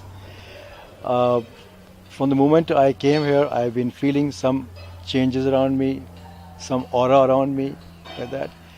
I haven't slept and today you see me, I'm fresh, I'm full of energy, and I feel right now I can go on and on and on like that. I've done today's Pada Puja. It has been an experience where I can feel something calming me down, like some kind of thing which is making me more calm and more peaceful, and yet my mind is becoming clearer at the same time. And I think probably in a way I was destined to come here, because I had no plans of being here today, 4 days back. But from business meet 4 days back, I'm here today. I spent the night here. I've never felt the kind of calm and peace in the last night's 1.5 hours sleep in the last so many years, no matter how many tablets I take. And I think there is something in the entire environment which is very pure and very sublime. I said, everybody I see here is doing something or the other with a devotion and absolute selflessness, like that. The movement, I think I call movement, is something I feel today, with little knowledge I have, is something we should, transcend all boundaries and all countries and spread globally, like that. And I think everyone should come together now. I'll do my best I can to help out any way I can, spread the message, do things or whatever, contribute. And I think it's one place I'm going to keep coming now more and more often. Excellent. That's what I feel like. Excellent. I think I met here for the first time, who were strangers to me, have welcomed me with a very big heart and very warm affection like that. Everybody has been helping me with a stand in the corner. They ask me, are you all right? Do you need some help? Or do you want something? Are you waiting for somebody? And the entire experience from the moment I wanted to come here 3 days back, I would say like in Hindi, nirvigna. No obstructions, no obstacles, just came. Things fell in place. I got the bookings, I got the flight, I got everything done. The pujas were, which I asked, can I offer some prayers? I was offered some options and I chose Pada Puja and a Kala Bhairav. I was told last night that they were the most powerful pujas one could ever do or hope for. People can't do that. Radhika, who's brought me here and introduced me to the place, she told me that her close friends have been trying month after month after month to come here. And they have everything going for them. They have all facilities, they could not come. I did not have 3 days back the money to come here. 3 mornings back I had no money to come here. And somehow from the time I left my office to meet Radhika, in that time I got some money from some totally unheard of source who owed me money from long back. Oh. I never thought they would pay up. The people I thought they pay up, they were not paying me. But somebody from, I don't know what, it's I think nothing but divine intervention. It's like that. And when we asked, can I come here? Instant okay, most welcome. Then then I was offered later on, after I chose the puja, I think, that I was told I can stay also in the ashram and do more like that. The entire experience is as if somebody or some force is doing something or things, and I've been like kind of brought here. I was this night. I was just trying to be here today here, the day of these 2 pujas, and the first puja has gone up so beautifully. I feel so different. I not slept 3 nights, I said, and you can see me. I can not sleep another few nights more, I guess, and go on. After 3 days of being awake and up, you're very fresh and I'm alert. fresh, and the kind of experiences I had, the third eye scanning, seeing, I think what they told me about me in the entire life is something. I live my life, I know my life best. I totally forgotten. I never realized that this could be the cause I've been carrying along for so many years, which has made me, change into something I should not have been. I should have been a happier person, more carefree. But some events which today I was told, or reminded of actually, that cleared my mind totally. And today I feel at peace. Yes, now I know what has caused this change in me. And I can go back to myself, being what I was, and what should I have been. That's a huge thing, for me. And I came here, like I said. And that's after the scanning. After scanning. The third eye for the scanning. puja and the thing. And I said, I came here like a blank page, like a blank canvas. I had no notions, no preconceived thoughts, zero expectations. I didn't know. It's like, jumping off a cliff into the sea, not knowing whether the sea has got rocks or it's got deep, this thing. I don't even know how to swim. Or I just took the leap. Yes. Whether it's leap of faith or leap of trust or I was made to just jump, I don't know, but here I am. And I'm very happy I came here. Yeah. I'm very happy I came here. Wonderful. Thank you for sharing. Thank you. What else? I actually would like to know, as the day goes, probably more about the ashram and increase my knowledge. I'll also go on the website and see. But more than that is to meet people and interact with them, because you get a lot of aura and energy and positivity which is not there. And I think even if you don't want to, I'm going to be here more often. Like that. I'm feeling something happening to me. As I talk, right now I'm talking, I feel something happening. Something like breaking it, like rearranging, something like making me feel lighter. And all the problems I'm carrying with me today seem to me now solvable. I can solve them, I can overcome them, like that. And I think when I leave this ashram, I would have stepped out as a changed person. After just one day, just coming. Not even that. I came at 10 p.m. last night. 12 hours. 12 hours. That's amazing. And I'm a person, I know nothing about God. I know no puja, I know no mantras, nothing I know. Yet, I felt so comfortable, as if, as they were chanting the prayer, I was chanting them, following their, like copying them, 2 seconds behind. Maybe I did only half, or 40% or 80%, I don't know. But I did that. But I felt some kind of connect and some kind of a tug, or like a pull, like that. And I, today, like I said last night also, I'm 1000% sure something has brought me here. Shiva. Or Swami. Parashiva. Yeah. Yes, Yeah, it's just been lifted. You cannot imagine me, if you met me 4 days back, I said, what ashram? I can't go. I have problems. I have this to take care of. But I become quiet, and here I am. Wow. It's really amazing. I think it's something one has to experience live to understand. You can't do this sitting at home or watching videos or something. You have to come here and participate in all you can with your capacity, whatever. But I would urge everybody who is seeing this to somehow or the other make efforts to come. And I'm telling you, the more you want to come, you'll come. You'll reach here. Like I did. Super. Thank you for sharing. Thank you. Adil. I don't know. I think it's auspicious that you're here and you're. I think it's destined to be here. I think it's all divine blessings. And I saw the video, the prayer, and I feel this is something which was destined to happen. Not my coming here, this ashram and the movement. And we have to come together and push it and make it bigger and bigger. Yes, Swamiji has created this environment just for that, for enlightenment. So people can come and release what's holding them back. Yes. Release all the pressures, the stressors, and regain their health and capacity. Now you have great clarity. I won't believe, from the moment I enter this campus, from the gate, all my problems are at the back. Everything which used to make me think, oh my God, I didn't want to get up in the mornings. The same problems, same trouble, and same issues to take care of, and they're not getting solved. No matter how hard you work, I felt I'm like swimming against the tide. I'm paddling away, but I'm staying there only.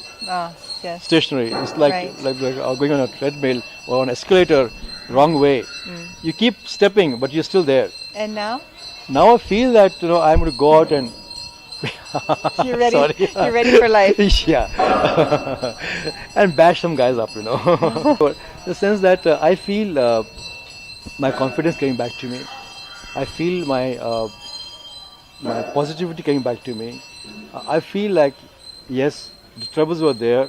I think they were planned to be there. They were designed to be there.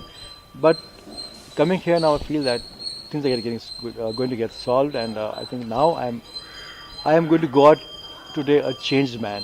Yes, very, absolutely. very different. I'm already changed, and I think people who know me for the last few years are going to get a shock. Elvis, from just being 10 hours, and you offered one pot of puja seva this morning, sitting, offering puja to Swamiji's lotus feet, Shiva, Paramashiva's feet, and being part of Uttamottama Seva. Uttamottama Seva is offering the best of the best for Shiva. Yeah. The chanting, the dance.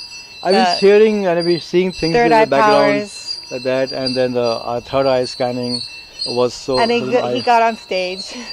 And it's fantastic. Now the next puja I'm looking forward to Kal Bhairav in a few minutes from now. I think. Imagine what 21 days can do.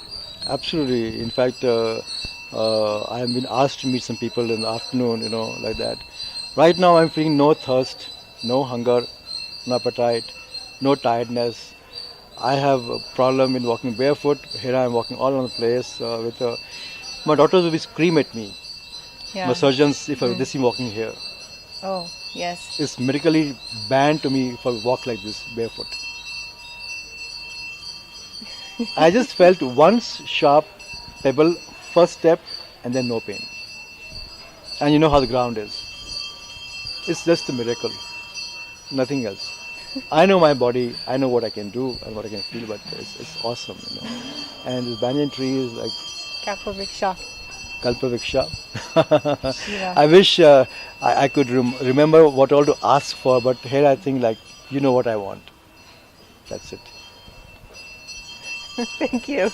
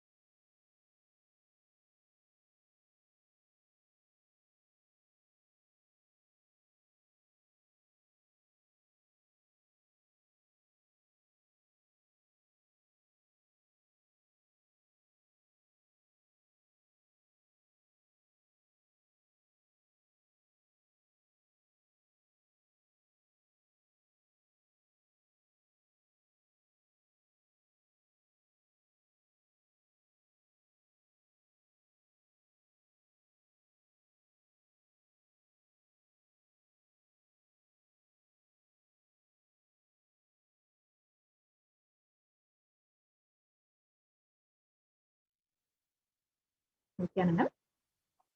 So, as we have heard this beautiful sharing from this devotee, he shared he didn't actually have any intention of coming to the Adinam, but somehow he just had the feeling, I should come. And then he just experienced so many miracles. Literally, he had a divine intervention, he stated. And suddenly, money manifested out of nowhere. And out of his love and his gratitude, he decided to offer this Pratikshapada Puja. And this is exactly how you will experience it. Once you make the decision, yes, I want to offer the Pada Puja or any of the sevas, you will just see there will be literally a divine intervention in your life.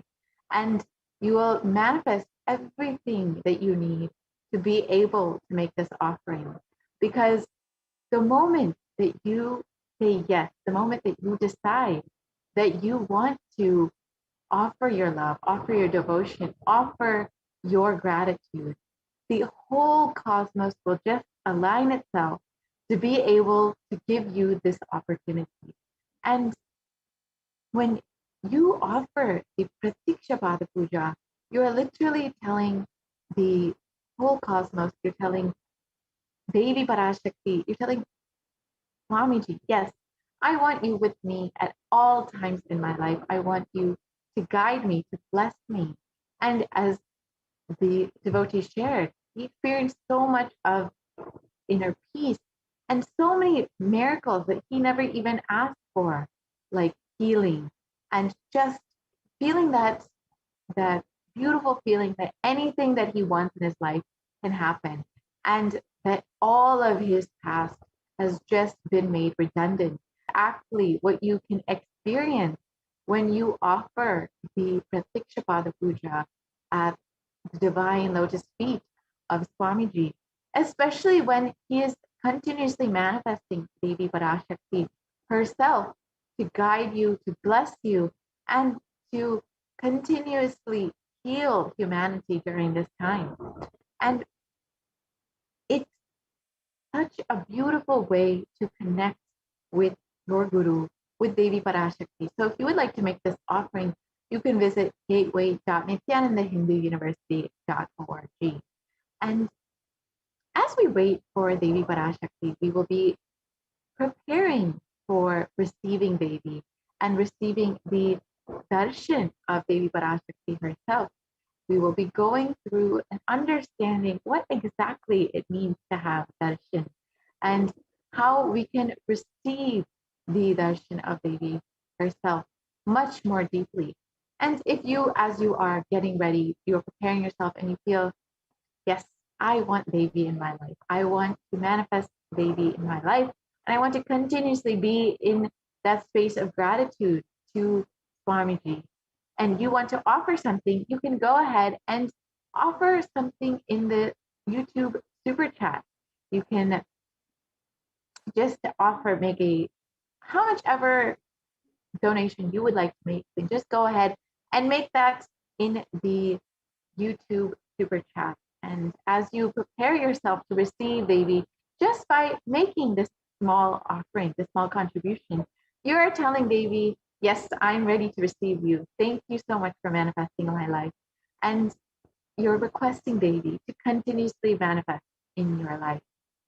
And now let us get ready for the Bhava Samadhi Darshan. Let us understand how we can receive baby, receive the blessings and the grace of the Supreme Pontiff of Hinduism, who has continuously been manifesting baby for us.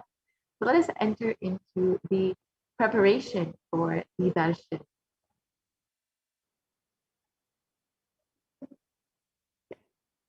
If we can start the darshan preparation slide.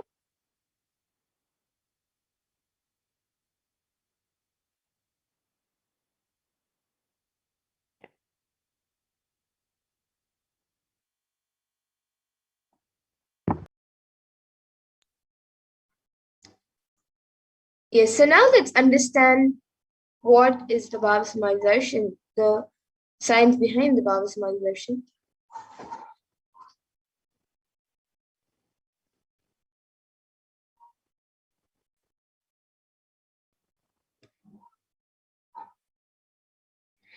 So the Shastra Pramana for this comes from the Malmi Vijayottara Tantra, verse 60.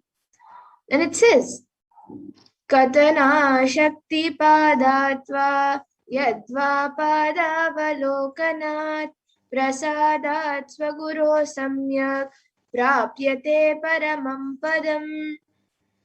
And the translation for this is, by the enlightening teachings of the Guru Katana, by the Shakti Pada, the graceful transmission of the spiritual power from the Guru, by looking at the sacred feet of the Guru, or by the complete loving favor of the Guru, Prasad, the ultimate goal and space Paramam Padam is attained.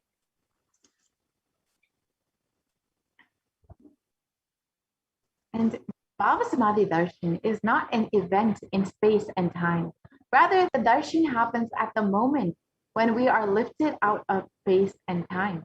During the Bhava Samadhi Darshan, our mirror neurons mirror that of the avatar.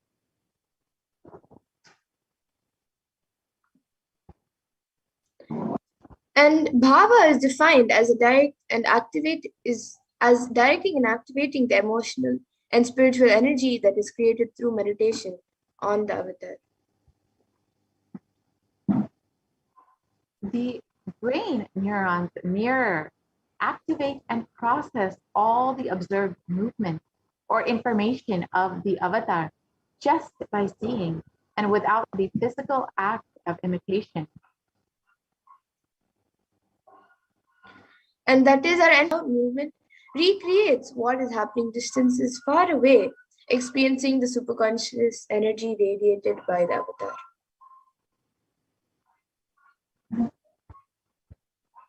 In the science of Bhava Samadhi Darshan knows no distance. It's a phenomenon modern science is just now discovering and terms as quantum tunneling.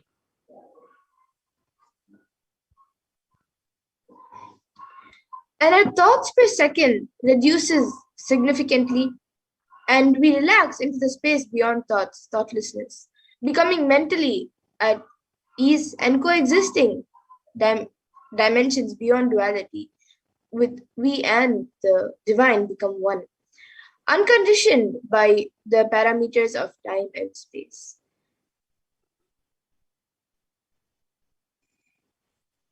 And quantum tunneling is Bhava Samadhi Darshan is experiencing quantum tunneling. It is the probability of a quantum particle like an electron with less kinetic energy to cross over the potential energy of an energy barrier. An electron acts both as a wave and a particle. Imagine a scenario. What happens when an electron with less kinetic energy is approaching a hill? Will the electron be able to cross over the potential energy, the peak of that hill? As a particle, the electron will require higher kinetic energy for that potential energy. Otherwise, it will not be able to cross over that hill. It will roll back. However, as a wave, the electron has the ability to pass through by propagating itself through the hill and going to the other side. This is exactly what is happening with the Bhava Samadhi Darshan. It is literally crossing the barrier of time and space and allowing you to experience this energy from the supreme concept of Hinduism. And that is the science behind the quantum tunneling. So this same science is imposed on people who witness the Bhava Samadhi Darshan. This is because our neurons are able to mirror the neurons of the divine immediately. And through quantum tunneling, we are able to travel through the divine energy that mirror the exact same neurons.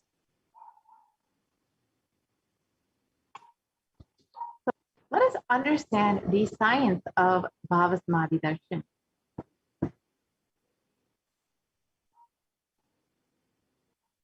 And it is described in Bhagavan Krishna describes the Bhava Samadhi Darshan.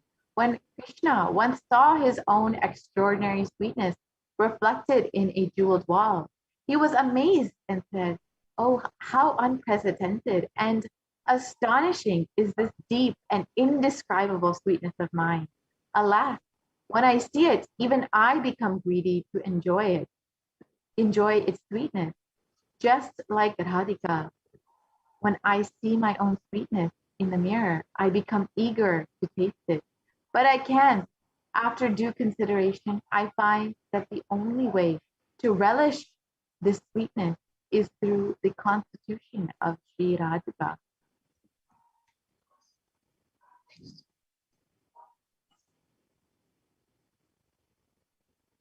And the Bhava Samadhi Darshan is the science where the Nijavatara manifests Paramashiva, the consciousness, and expresses the being of Paramashiva through the Divya Sharira, the light body, and manifests as Nijavatara, the physical form or embodied form for us to experience Paramashiva.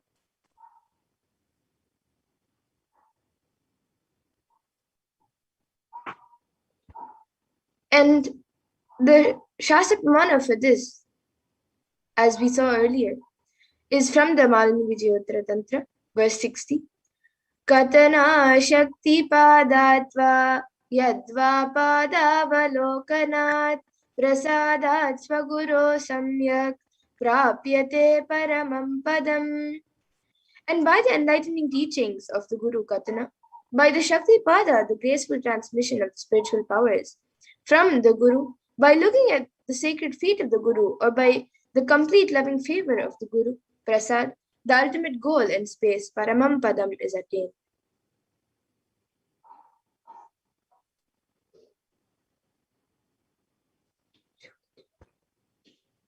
So Parashakti expresses through the being of Raja Rajeshwari and manifests as the Nijavatara, the physical form of Devi Meenakshi.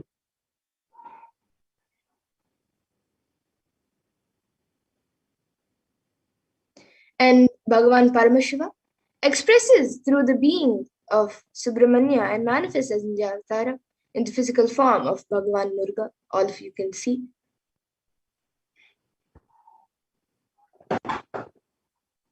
And Bhagavan Paramashiva expresses the being of Arunagiri Yogeshwara and manifests as the Nijavatara, the physical form of the supreme concept of Hinduism, Jagat Guru Mahasanidanam, His Divine Holiness, Bhagavan Nithyananda Paramashivam.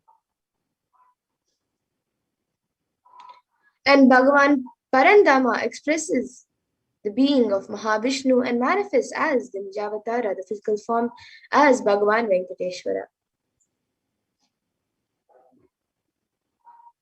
The Archavatara, the deity, reflects the consciousness and manifestation being of the superconscious energy. But human beings are not mature enough to receive the higher level experiences from Chavatara directly. The avatar, the physical embodied form, comes down to bridge that gap and create the experience of super conscious energy in all of us. And when we have the Bhavasamadhi darshan of the Nijavatara manifesting beings of various dimensions of Paramashiva, the auspicious components and the powerfulness of those dimensions of Paramashiva is awakened in all of us. So whichever dimension is being manifested, that powerfulness is awakened in us, and that helps us connect with the divine in that dimension.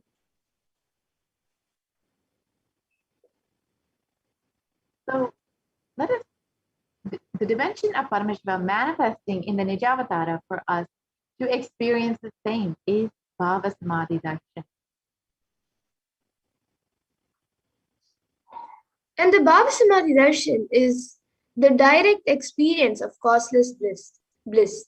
And during the Bhavasamadhi darshan, our being comes alive and celebrates the energy wave of existence itself.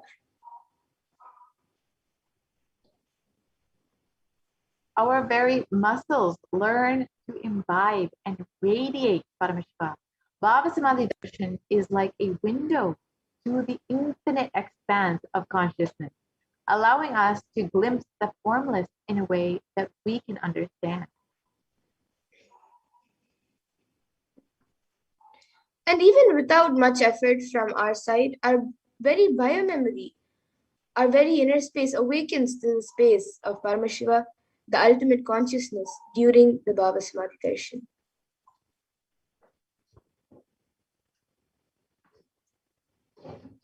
To have a glimpse of having darshan of an avatar cleanses the karmas of lifetime and creates a deep and lasting transformation in us.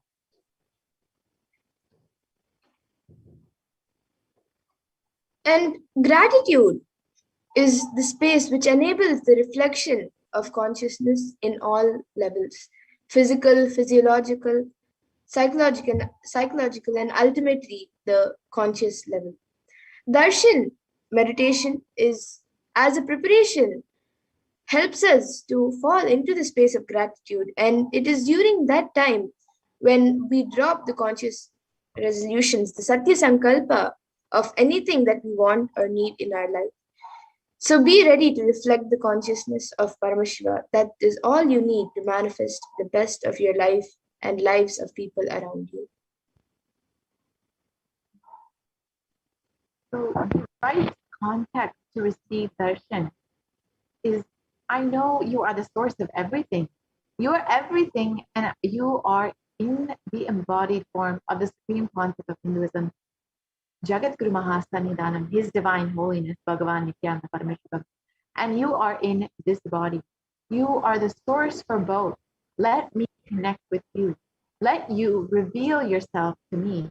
Let me be in the Bhava Samadhi of you.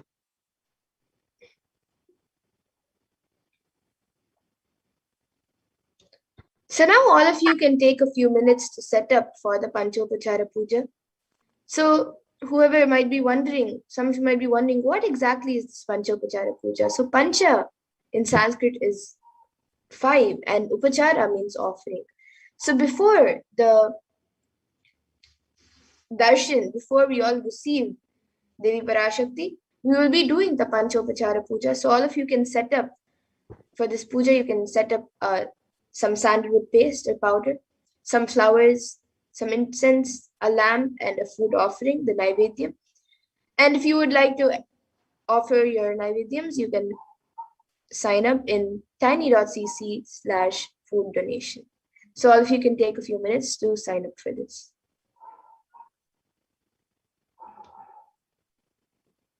So you can go ahead and take a few moments to prepare your Panchopachara kit.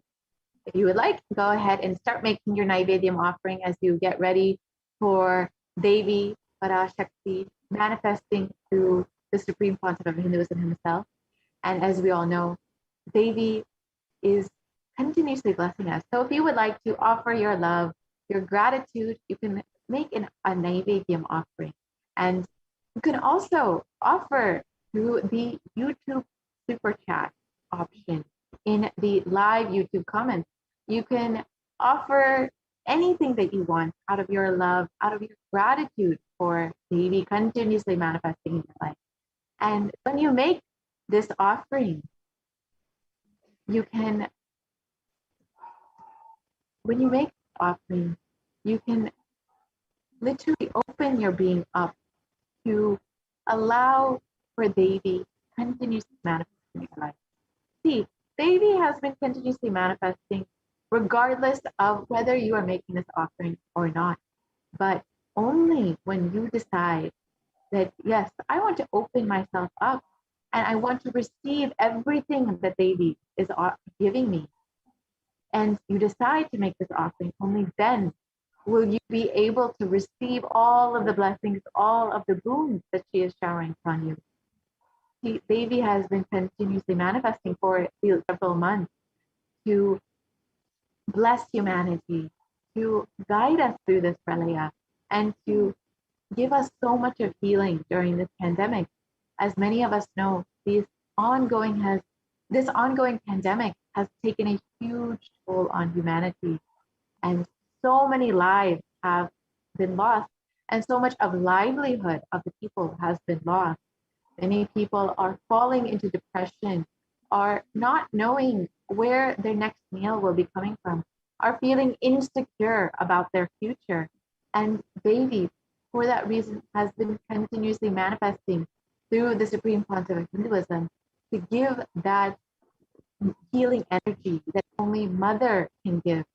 And the Supreme Pontiff of Hinduism has been continuously blessing us with these Devi Parashakti Akashic readings, has been continuously manifesting Devi just for that purpose, just to give that healing energy that only Mother can give. So the best way to receive all of that, to receive everything that Devi has been offering, that the Supreme Pontiff of Hinduism has been giving and showering upon you, is to make an offering, no matter how small that offering, whether it's just $1 or $5. Every time you decide to make that offering, you are giving a declaration to the cosmos that, yes, I want to receive everything that you are giving me. I am opening my whole being up to you. And you are allowing for the Supreme Pontiff of Hinduism and Devi Parashakti to continuously guide you in your life. So if you would like to make an offering, you can go ahead and make an offering either in the YouTube chat. You can make a super chat or a super sticker. You have various options to make a donation at any amount that you would like, or you can make one of the offerings of the sevas by visiting tiny.cc/Devi offerings. And you can make any offering that you would like to Devi. There are various offerings, whether it's the Pratiksha Pada Puja, which we have heard so many people sharing about all of the divine blessings and auspiciousness they have received in their life from offering this Pratiksha Pada Puja, or if you would like to offer the various other offerings, including the Sahasranama Kasu, which are the gold coin inscribed with Devi's various names, or you can offer a Varna Padma Pushpa, which is the offering of a golden lotus. Any of these offerings, each one has its own divine blessings that you will receive with it. The Sahasranama Kasu, when you offer the 1008 names of Devi Parashakti, the names of Devi Parashakti are not just names, but rather the various qualities, the various aspects of Devi.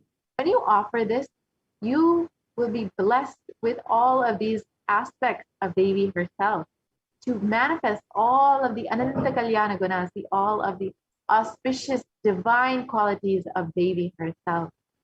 And if you want to offer any other offering, you can visit the events.nithyanandahinduuniversity.org and make any offering that you would like.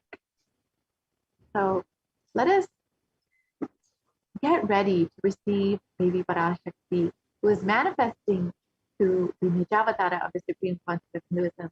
If you would like, you can ask any of your questions, any of your boons, any of your prayers in the comments below, and you can have your blessings directly blessed by Devi Parashakti herself, by the Supreme Concept of Hinduism himself, and literally have your life guided by Devi, have your life guided by the avatar himself. Many, many, many people have already received blessings and the boons that they are asking for. So if you would also like to have all of your boons and your prayers answered, you can ask your questions either in the comments below, or you can visit our Instagram page or our Twitter handle, and you can tweet at us any of the questions that you might have. You can tweet at the official handle of Kailasa's HDH Nithyananda, or you also ask your questions on Facebook, or you can ask your questions on WhatsApp as well. And all of these ways you can connect with Devi and directly have your blessings blessed by Devi. So let us now take a moment to go ahead and ask any of your questions, ask any of your prayers that you want answered, and receive all of the divine grace, the divine blessings of the Supreme Concept of Hinduism, manifesting Devi Parashakti. And as you ask any of your questions, you can go ahead and offer any of your love, your devotion that you want to offer Devi to the Supreme Concept of Hinduism by offering something in the super chat. Now, the super chat is a very, very simple way to make a offering to Devi for continuously manifesting in our lives. You can just offer $1, and YouTube has very, very simple for you. You can do it directly through YouTube, and you can also have the super chat option where you can directly offer a super sticker as well. And just tell Devi, yes, I love you, and thank you for manifesting in my life.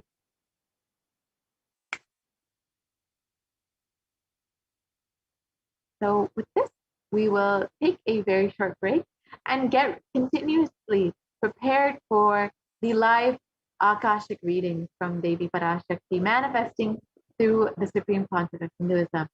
And the live Akashic readings will be happening at 11 p.m. IST. So do stay tuned for that and ensure that you are preparing yourself to receive Devi. And we will be right back after a very short break.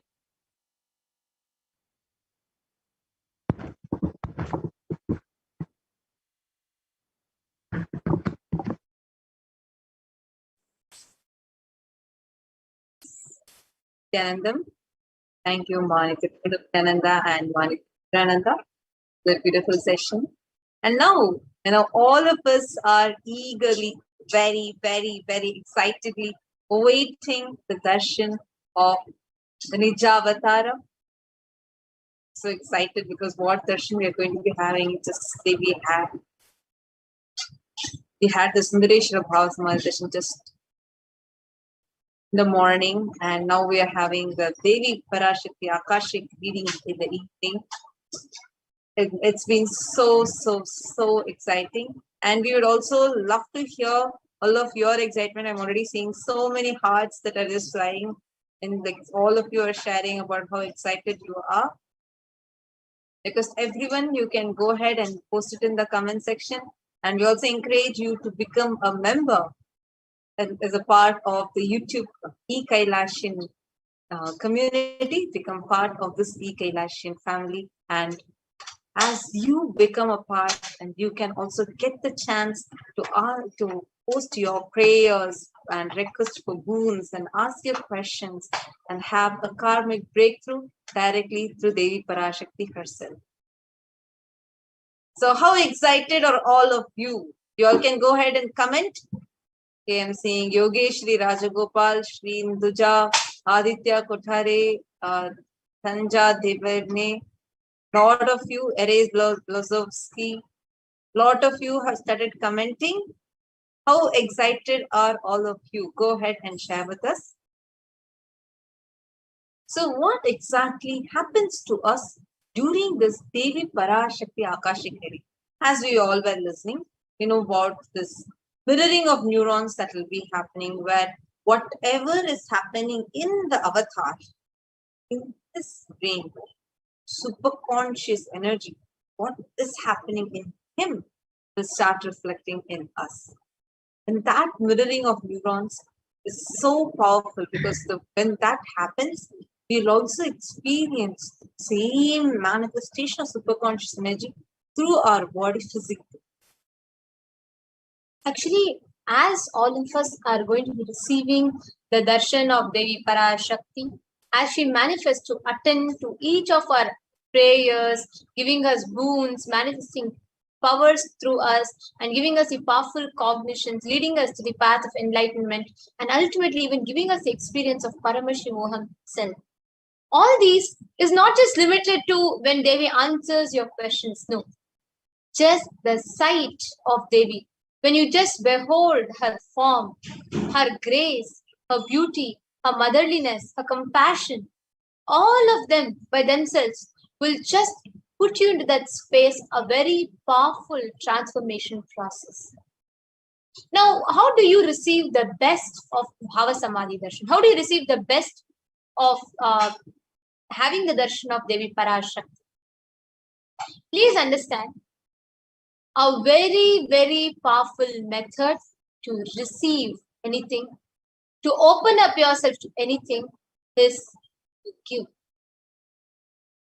Please understand, when you are opening up yourself to give, you are naturally opening up yourself to receive.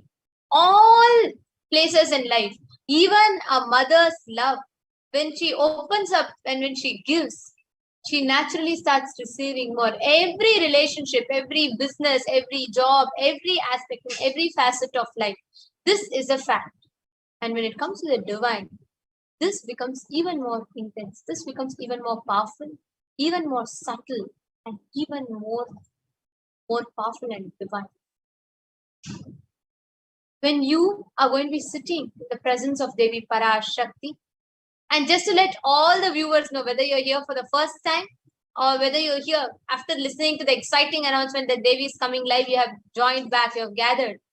Please understand, Devi, the supreme pontiff of Hinduism, out of his extreme compassion, is manifesting Devi and making himself available in all the social media platforms, including YouTube, Facebook, Instagram, WhatsApp, and Twitter. So in each of these platforms, you can ask your questions and Devi herself will be guiding, asking you, and she will be manifesting your boons. She'll be granting you your boons. She will be blessing you for your prayers, and she herself is manifesting to guide you. And we will be quickly taking you all through also how you can post your questions in each of these 5 platforms. Please understand, these questions that you can ask to Devi, the prayers that you want to ask, the questions that you can ask to Devi Parashakti can range anywhere from asking boons for good relationship, from asking for her to manifest your desires, to asking global solutions for global issues, solutions for natural calamities, solutions for war, solutions for violence. Any of that you can just ask to Devi Parashakti and you can get the guidance from her. Now we will be taking all of you through a quick segment of how you can ask. So just I would like to repeat for all of your ease and comfort. There are 5 platforms in which you can ask Devi Parashakti, which is inclusive of YouTube, which you can ask after you join as a member on the YouTube channel, like right now. And you can post your comments and you can ask your questions as comments. And then there is Facebook, where you will go to our official page, SPHJGM HDH Bhagwan Shri Nithyananda Paramashivam Facebook page. And for your ease, that page is an official page which is recognized also. So you can just make sure you go to the right page and you ask your questions. And in Instagram, you can go to our official Instagram handle at Shri Nithyananda, and you can post your questions in the topmost post, and you will be bestowed with the answers from Devi Parashakti. And in Twitter, you can reply to the topmost tweet on Twitter with a reply tweet and put your question with hashtag AskTheAvatar, hashtag Nithyananda, and tagging at Shri Nithyananda. And these are the few simple steps that you can do, and you will be able to ask your questions to Devi Parashakti.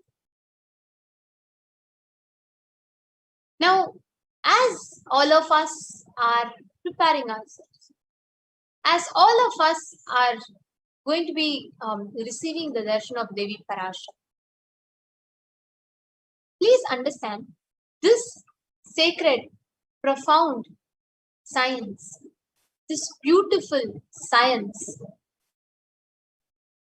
For people in the Devi Mahatmayam, in the Lalita Sahasranama Stotram, in everything, it's beautifully described how people in all the worlds pray, do tapas to receive the cosmic mother. For all of us, literally, Devi is so available, accessible, that you can just sit right on your couch and talk to Devi on Twitter, WhatsApp, or Facebook. Please understand, that is a compassion of an avatar. Is the compassion of the avatar. Just the compassion of an avatar is enough. That itself will manifest all your desires, all the boons, bestowing you with all boons, blessings, grace, everything.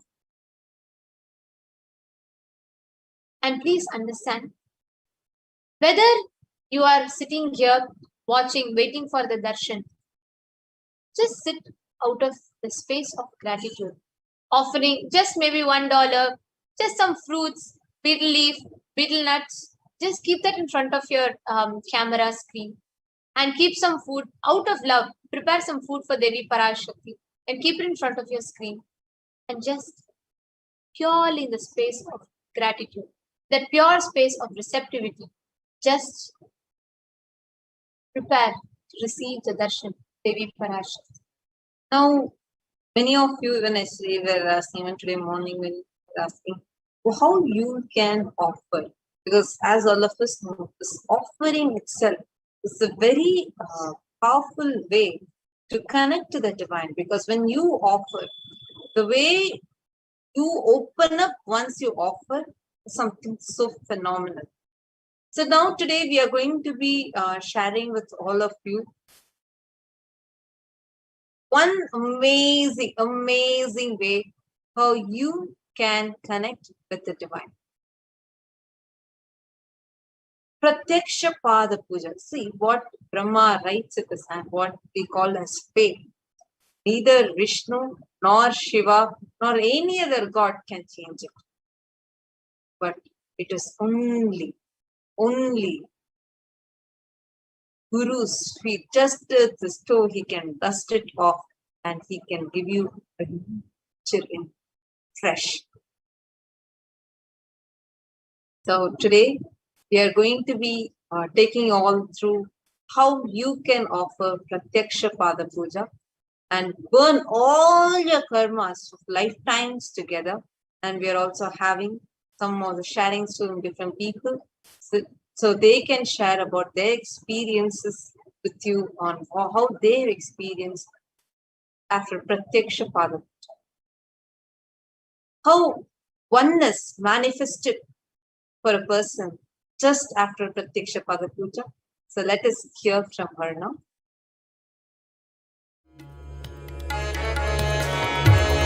I'm a Hindu, but had no idea about. I'm a Hindu, but I had no idea about rituals and the sacred Rudra Abhishek rituals that we were requested to do in the mornings. A rebel in me had to be overcome by total will persistence, and it helped because I didn't manage to miss a single puja day. However, what I noticed was that it's not a routine puja. Even while you're doing the puja, there are little occurrences either with you or around you that can really annoy you, nag you, and it doesn't help you to have an enjoyable, wonderful experience. And with Swamiji's grace, I had a breakthrough 2 days ago and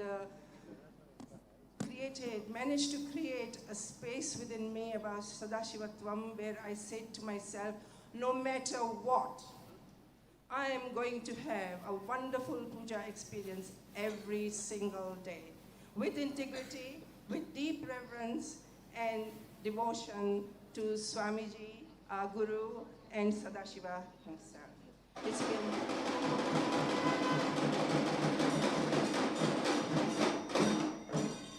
It's been 2 days. Thing has unfolded so beautifully, and I would love to continue this magical entangle of puja every single day.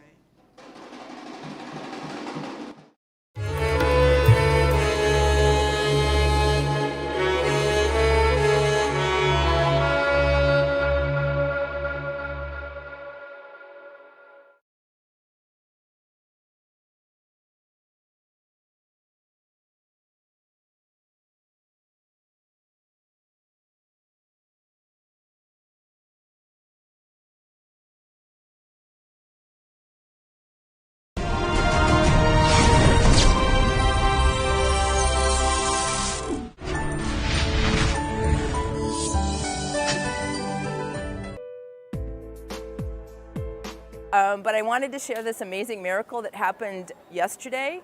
I had asked Swamiji in Pratyaksha Padapuja on the second day to help me. I started this business in 2009 because of Swamiji's blessings, but I also work part-time as an engineer at a national lab. And it's very difficult building the business, being a mom, and trying to work. And so I asked Swamiji in the Padapuja to help me make money in the business so that I could retire from my engineering job. And then two days ago in the morning, I got a text from work that they offered an early retirement package, and I qualify, and so I found out I could have 17 days of pay, 17 weeks of pay, so I could take early retirement. And so I'm going to retire June 13th. So Swamiji works really fast. And then I'm going to work full-time on my business, and I'm going to start with doing an internet radio program, and my goal is to enrich 100,000 people on the Vedic principles and talking about yoga and Ayurveda, and so I can do this full-time because Swamiji created this huge banquet for me to just, how could I say no to early retirement and getting paid, and it's an amazing blessing, and I'm still in shock, so I know it's a miracle. This is what I wanted to.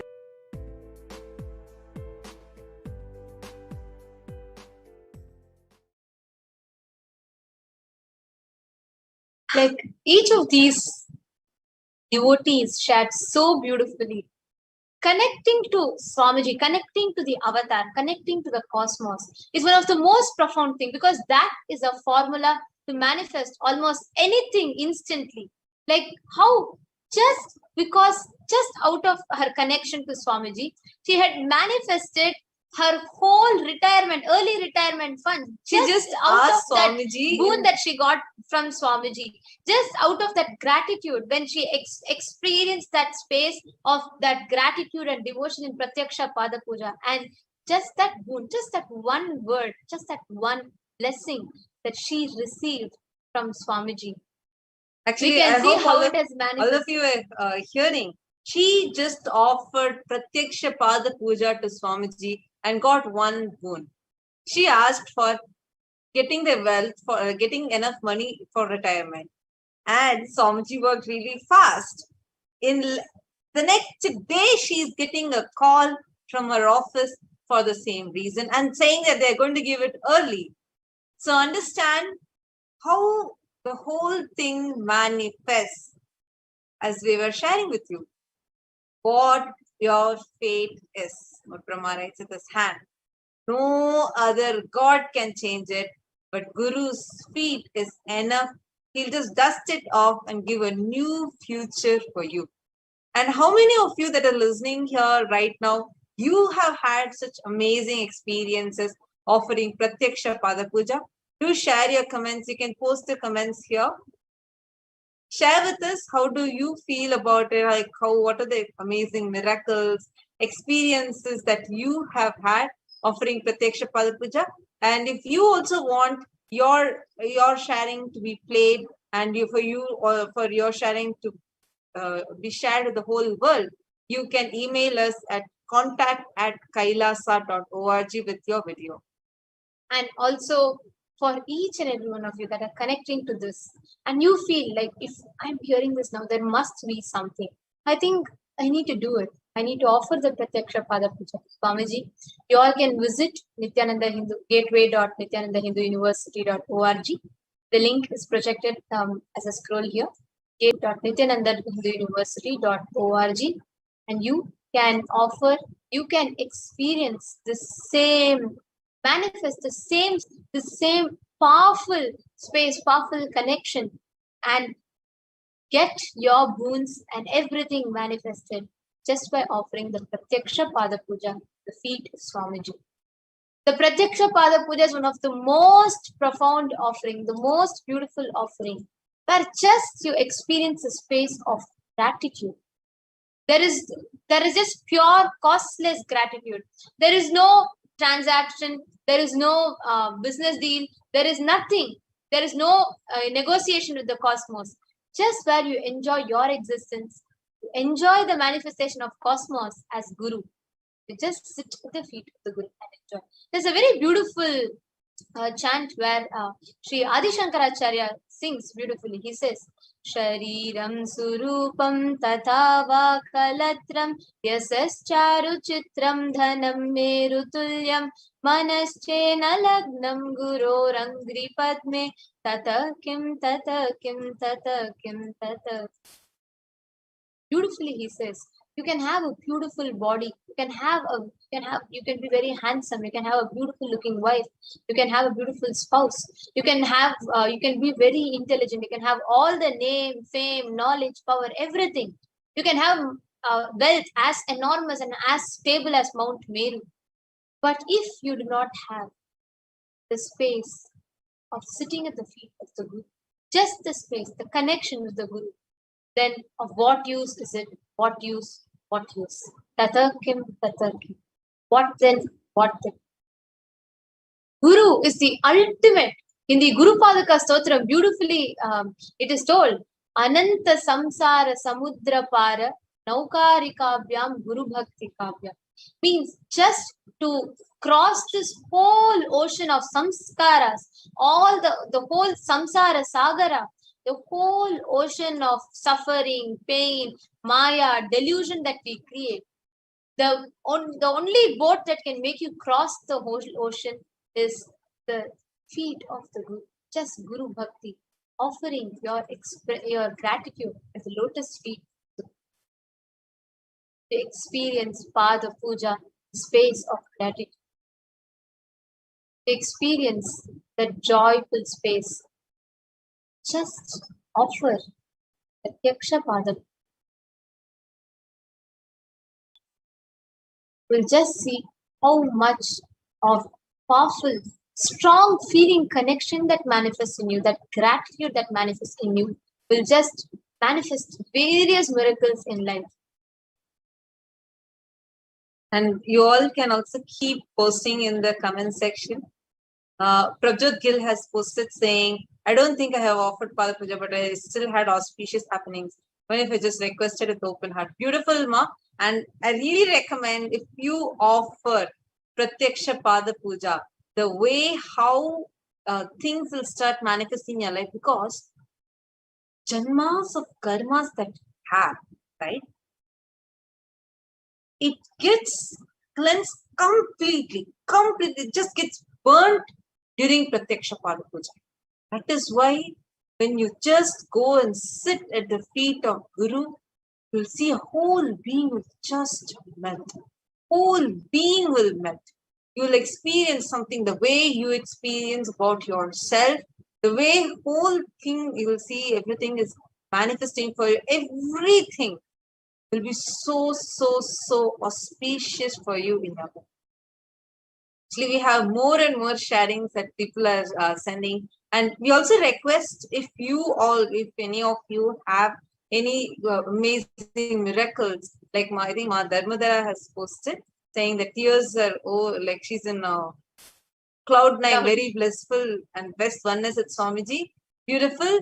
And all of you can also send your sharings, your testimonials to us at contact@kailasa.org. And actually, your whole being literally melts during the Pratyaksha Pada Puja, because see, one is that sacred chant itself. Master Guru is sitting over there physically for you, and the whole thing, the whole happening, the mantras, the chanting, the vibration, the space you are in, ready to receive, everything together. It's like the best possible it is there, and you will be ready to reflect the possible. So now let's just watch a small video of a person sharing about how she experienced her being just melting during Pratyaksha Pada Puja.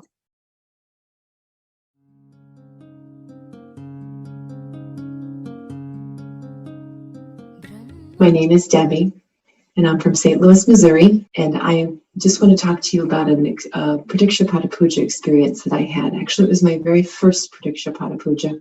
I was in Varanasi in October of 2015 for an Inner Awakening program, so I actually wasn't too far from Swamiji's feet during this puja. I just remember being really excited.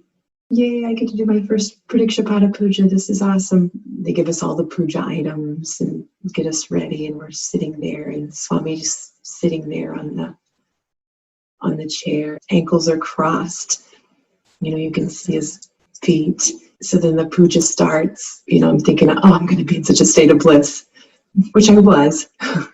But the tears just started coming, and they just kept coming.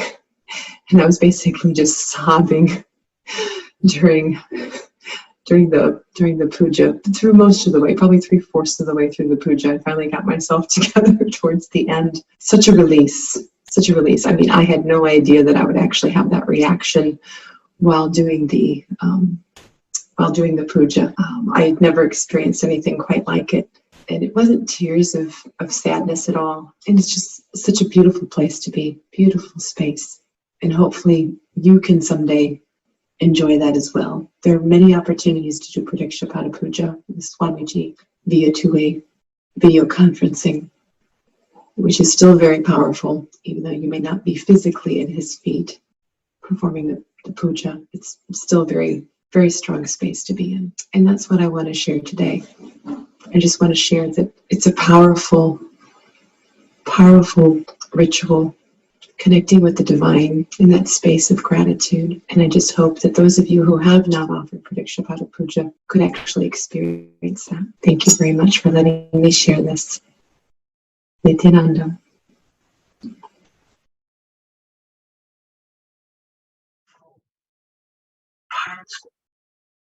That is so beautiful. And it's just, thank you so much, Ma Debbie, for that beautiful sharing of yours. Yes, because Swamiji is not just in this physical form, because as Swamiji has said, he's so intensely available. It's much 100 times more intensely available in his Divya Sharira form, the light body. And during Pratyaksha Pada Puja, his Divya Sharira, he'll be sitting with you, and you will be offering the puja at his feet. Oh my God. Anybody who wants to avail this opportunity, this blessing, this boon, go ahead and offer Pratyaksha Pada Puja at gateway.nithyanandauniversity.org, and you can also leave your comment here. And if you want to offer this, if you also want to avail this huge blessing, do leave your comments over here. And also please understand, many of us might think, yes, I have never offered the Pratyaksha Pada Puja, or I'm waiting for an opportunity to come. But I do think, like I'm just enjoying Swamiji's with me. Of course, Swamiji manifests with us in every situation and he's always with us. But please understand, Pratyaksha Pada Puja by itself is a huge, that by itself is a that your being experiences. Just offering Pratyaksha Pada Puja, it's an experience of lifetimes. You might have even gotten blessings in some other way. Everything is fine. But Pratyaksha Pada Puja is a very, very powerful. It has phenomenal, tremendous healing in your inner space. And in just that is an experience you definitely have to add it in your life. Actually, if you are hearing this now, even if you're just here, by mistake you came, or maybe you thought like, oh, I just offered Pratyaksha Pada Puja and you're sitting here, or you just saw the live announcement and you came here, or you're just watching here and you just want to listen, or you've just put your phone on so you can know when Swamiji is coming, and you're just whatever you're doing. But if these words are falling in your ears, it is your call, it is your existence through this moment is reminding you to give your being this experience of Pratyaksha Pada Puja. Yes, I also request the social media managers to kindly post the link, the YouTube comment section. And all of you can see the link also projected on the live for you. It's gateway.nithyanandauniversity.org. Go ahead and make your offering. Gateway.nithyanandauniversity.org. Go and choose the option of Pratyaksha Pada Puja and you can offer it. And it's so exciting actually. One Devi is going to be coming and we have this opportunity to offer Pratyaksha Pada Puja, that karmic breakthrough is going to be happening. And we also have one more person who's sharing about how he feels when he is in the presence of Swamiji. How literally it just feels like moon rays are radiating through Swamiji during the Pratyaksha Pada Puja. So let's listen to it from.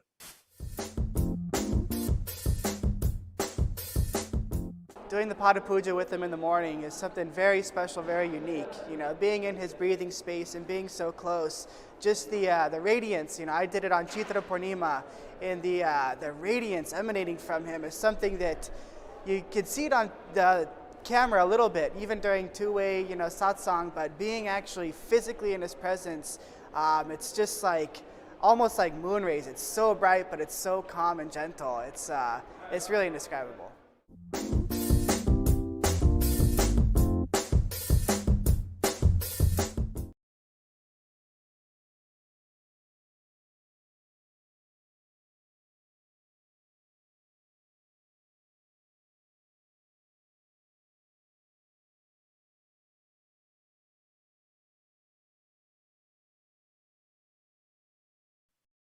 Literally, each of you are going to be experiencing that presence of Swamiji in wherever you are. Anybody who wants to offer, even if you have an intention to offer, do let us know and we will get connected with you. We will help you to make that intention of yours as a reality. Go ahead and you can post it in the comment section. We will have our team which will be attending to you and we'll get connected with you and help. Actually, we were sharing even in the morning today about a very important thing that Swamiji had shared. The difference between dana and dharma. See, when you offer something at one time, great. It's a good thing than not offering anything, but you offering once, it's good, but not great. Because at that time, when you offer, it is like giving might help temporarily to keep that ecosystem alive. But continuously giving is a responsibility for Hindus because only that is going to keep the entire ecosystem alive. Understand, that is the dharma for all the Hindus. When you give once, for example, if you have, Ma Prabjot Gill, I want to offer, I do not have the funds. I get some assistance, please. Sure, ma. We will have our team that will connect with you and that will help you. So stay tuned. The team, our team, you can even email to us. And you can also sign up at tiny.cc/Bhavasamadhima. Our team will reach out to you. And yes, you've requested for assistance. Sure, ma. Our team will reach out to you and you will be assisted so you can manifest your reality to have the greatest boon of offering Pratyaksha Pada Puja. Please go ahead to tiny.cc/Bhavasamadhi. It's case sensitive. It is tiny.cc, all in lowercase. Tiny.cc/Bhavasamadhi, BHAVASAMADHI. So you can fill this form, and I request the social media manager to also post the form for the ease and comfort. She can fill the form. So please go ahead and you can fill it at tiny.cc/Bhavasamadhi. And everybody else that are watching now, how many of you feel, yes, you have the call now. You have to experience Pratyaksha Pada Puja now. Please post it on the comment section. And we have more sharings from people of how they have experienced. So far, how many sharings we listen to. How each of them have beautifully shared the experience of gratitude, that profound space that they experience just by offering Pratyaksha Pada. And we are going to be also sharing with actually anybody who wants to do this and you have the intention, go ahead and you can just let us know. And as I was sharing, I would like to continue to share about the difference between dana and dharma, because it is very important for us as Hindus, as responsible Hindus, to understand this difference. Because when you have, let's say, you want to give food for someone who's homeless. Good, it's a good quality because that will help that being. You giving once, that homeless person might be happy at that time. He might feel really satisfied at that time. He'll bless you even for you to help him to get rid of his hunger. But so that is dana. That is like charity. Dharma is ensuring, by giving him continuous support, ensuring he is having food continuously, right? Because that is the real help that you will do to keep him alive. Same way, to keep anything alive, it is the continuously offering and keeping it alive is the real dharma.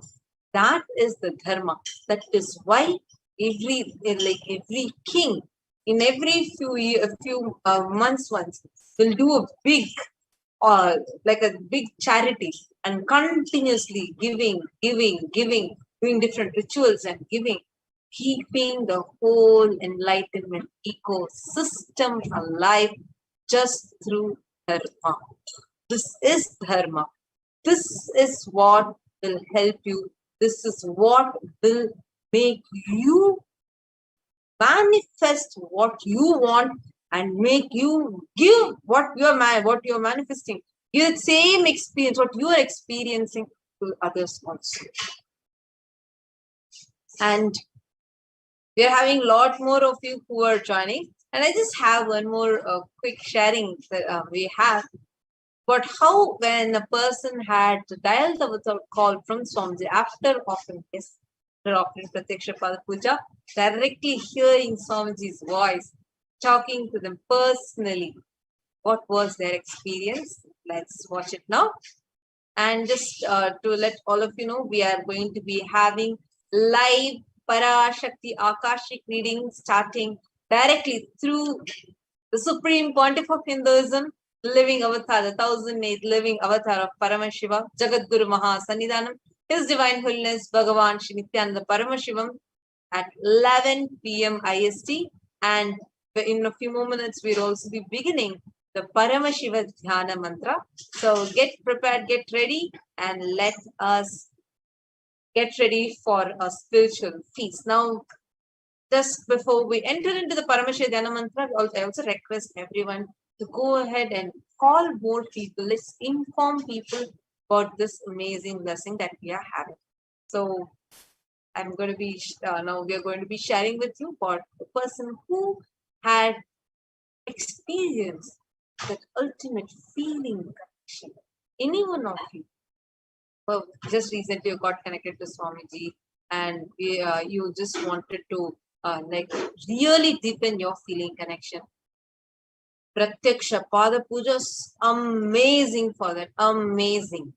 And we are just now going to be sharing with you a person, but how they experience after hearing Swamiji's voice, and after that we are also going to be sharing with you how a person experience that strong feeling connection with Swamiji directly after Pratyaksha Pada. So stay tuned, and we are going to be starting very shortly.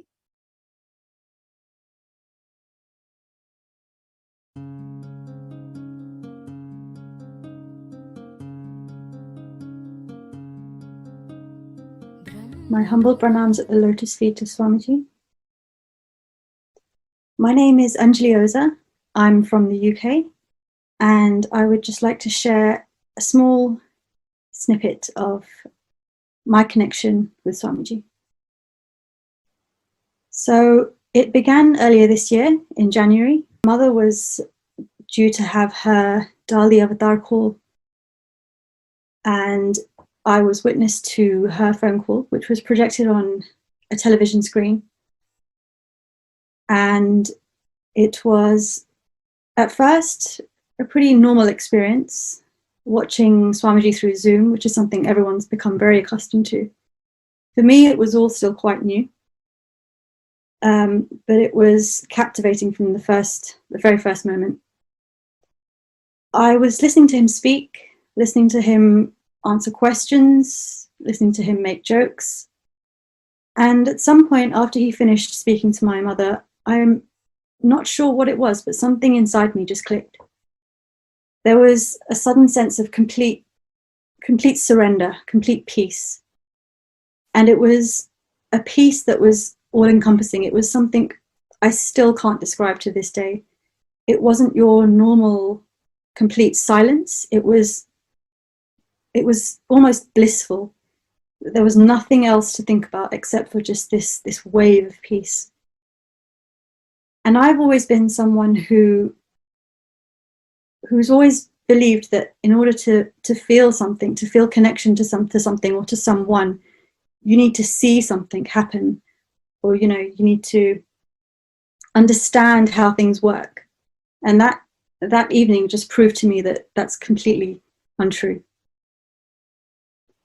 So I know for a fact that if someone like me, who has a tendency to shy away from not believing in things before you can see them, that cognition has been completely shattered and turned into one of the most beautiful feelings I can't even put into words.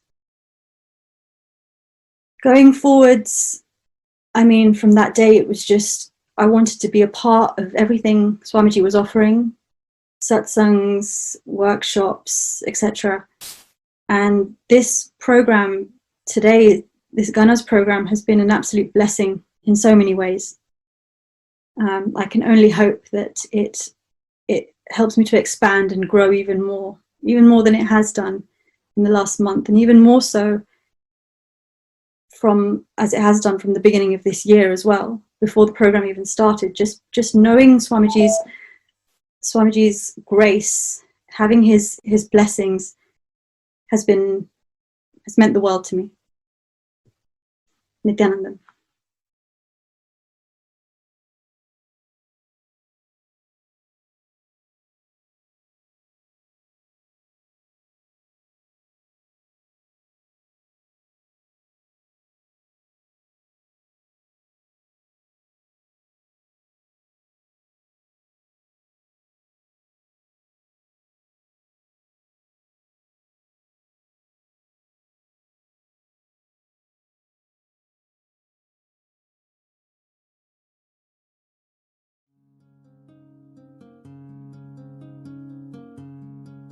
Nithyananda. Je suis Lina. Je suis récente dans la communauté de Swamiji. J'ai connu Swamiji en commençant par les séminaires de temps en temps, jusqu'au jour où j'ai eu l'initiation à l'Altalmingam. C'est l'année dernière. Donc, je l'ai eu plusieurs fois. Donc, et puis après, j'ai commencé à faire le yoga. Et de plus en plus, je sentais, dès qu'on parlait de Swamiji, j'entrais dans un espace où il était là, sa photo, et à travers les satsangs, les datchangs, je sentais que tout mon corps bougeait. Donc, j'avais même peur au début, je comprenais pas. Et j'ai su que c'était la connexion avec Swamiji qui se faisait en moi. Donc, de plus en plus, j'ai eu envie de continuer. Le programme a été proposé pendant le confinement. Je l'ai fait, le premier programme Paramashivoham, numéro 1, saison 1. Donc, je l'ai fait. Et puis, de plus en plus, tout ce qu'on propose, il y en a beaucoup, mais j'essaie de faire parce que je sens que j'ai envie de l'enseignement. Cet enseignement-là me plaît.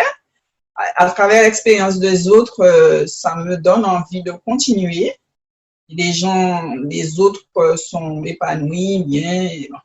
Donc, ça me donne envie de continuer et que je sens de plus en plus la connexion. Donc, je pratique un peu tout ce qu'on propose dans le programme, pas tout parce qu'il y en a beaucoup. Un peu de yoga, pas tous les jours, mais je fais l'unclenching. Et puis, j'ai envie de continuer, j'ai envie de me sentir vraiment dans cet espace-là pour être très bien. Donc voilà, je sens l'appel de Swamiji, je sens que j'ai envie. Voilà mon expérience, voilà, gratitude à Swamiji.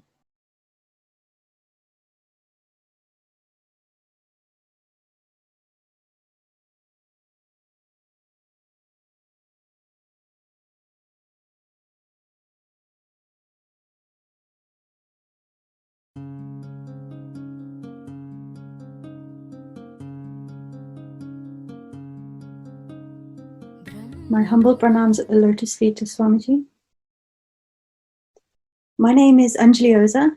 I'm from the UK, and I would just like to share a small snippet of my connection with Swamiji. So it began earlier this year in January. My mother was due to have her Dali Avatar call, and I was witness to her phone call, which was projected on a television screen. And it was, at first, a pretty normal experience, watching Swamiji through Zoom, which is something everyone's become very accustomed to. For me, it was all still quite new. But at the very first moment, I was listening to him speak, listening to him answer questions, listening to him make jokes. And at some point after he finished speaking to my mother, I'm not sure what it was, but something inside me just clicked. There was a sudden sense of complete surrender, complete peace. And it was a peace that was all-encompassing. It was something I still can't describe to this day. It wasn't your normal complete silence. It was almost blissful. There was nothing else to think about except for just this wave of peace. And I've always been someone who's always believed that in order to feel something, to feel connection to something or to someone, you need to see something happen, or you need to understand how things work. And that evening just proved to me that that's completely untrue. So I know for a fact that if someone like me, who has a tendency to shy away from not believing in things before you can see them, that cognition has been completely shattered and turned into one of the most beautiful feelings I can't even put into words. Going forwards, I mean, from that day, it was just, I wanted to be a part of everything Swamiji was offering, satsangs, workshops, etc. And this program today, this Gana's program, has been an absolute blessing in so many ways. I can only hope that it helps me to expand and grow even more than it has done in the last month, and even more so as it has done from the beginning of this year as well, before the program even started. Just knowing Swamiji's grace, having his blessings, has meant the world to me. Nithyananda.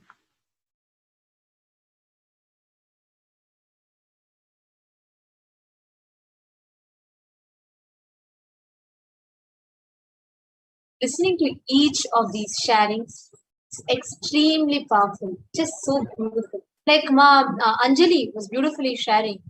Just the call when she was just receiving the blessings from Swamiji, when she was just seeing her mother receive the blessings from Swamiji, she had a strong click, a strong experience of peace in her. Understand? Actually, when I was just listening to that one sharing, it is so beautiful. See, anything in life for you to be successful, only a non-violent, peaceful inner space, a peaceful inner infrastructure will make you make the right decisions and handle any situation in life. Normally, one of the biggest problems that many people face, especially now during the times of the pandemic, there's an article published by some top researchers of how clearly in this pandemic, inside this pandemic, another big pandemic is mental health disorders. People are facing insecurities, stress, people are facing aggression, people are facing so much of violence inside themselves, conflict inside themselves. For anything else outside, you may find solutions, but for peace, it has to happen from within. Like Ma Anjali was beautifully sharing, effortlessly, just when you're in that space, that pure non-violent space of an avatar, naturally the peace happens in your inner space as a byproduct. When you just share that, when you just experience that peace, any decision you make in life, you immediately see how successfully those results manifest. Just we have an article here about the implications of COVID-19 for mental health and substance use. So all of us can see here how much there's a huge increase in, this is in Jan 2019 and this is Jan 2021. My God. In just because of this pandemic, can you see it is increased by 30%. 30%. And this is just in a small area. Imagine what level it is impacting us in. Please understand, when we say health, when mental health, it even includes like difficulty in sleeping and eating, and increases in alcohol consumption or substance use, and worsening chronic conditions, which is due to worry, stress, and stress about the coronavirus, the whole thing. As the whole pandemic is continuing to take its toll, that as it is damaging, as much as it is causing deaths, so many people, even who are not impacted by the COVID directly, are impacted by the whole ambience that this coronavirus has created. This mental impact, I'm just going to be reading it out. Young adults have experienced a number of pandemic-related consequences, such as closures of universities, loss of income, that may contribute to poor mental health. During the pandemic, a larger than average share of young adults report symptoms of anxiety, depressive disorder. Compared to all adults, young adults are more likely to report substance use and suicidal thoughts. Prior to the pandemic, young adults were already at high risk of poor mental health and substance use disorder, though many did not receive the treatment.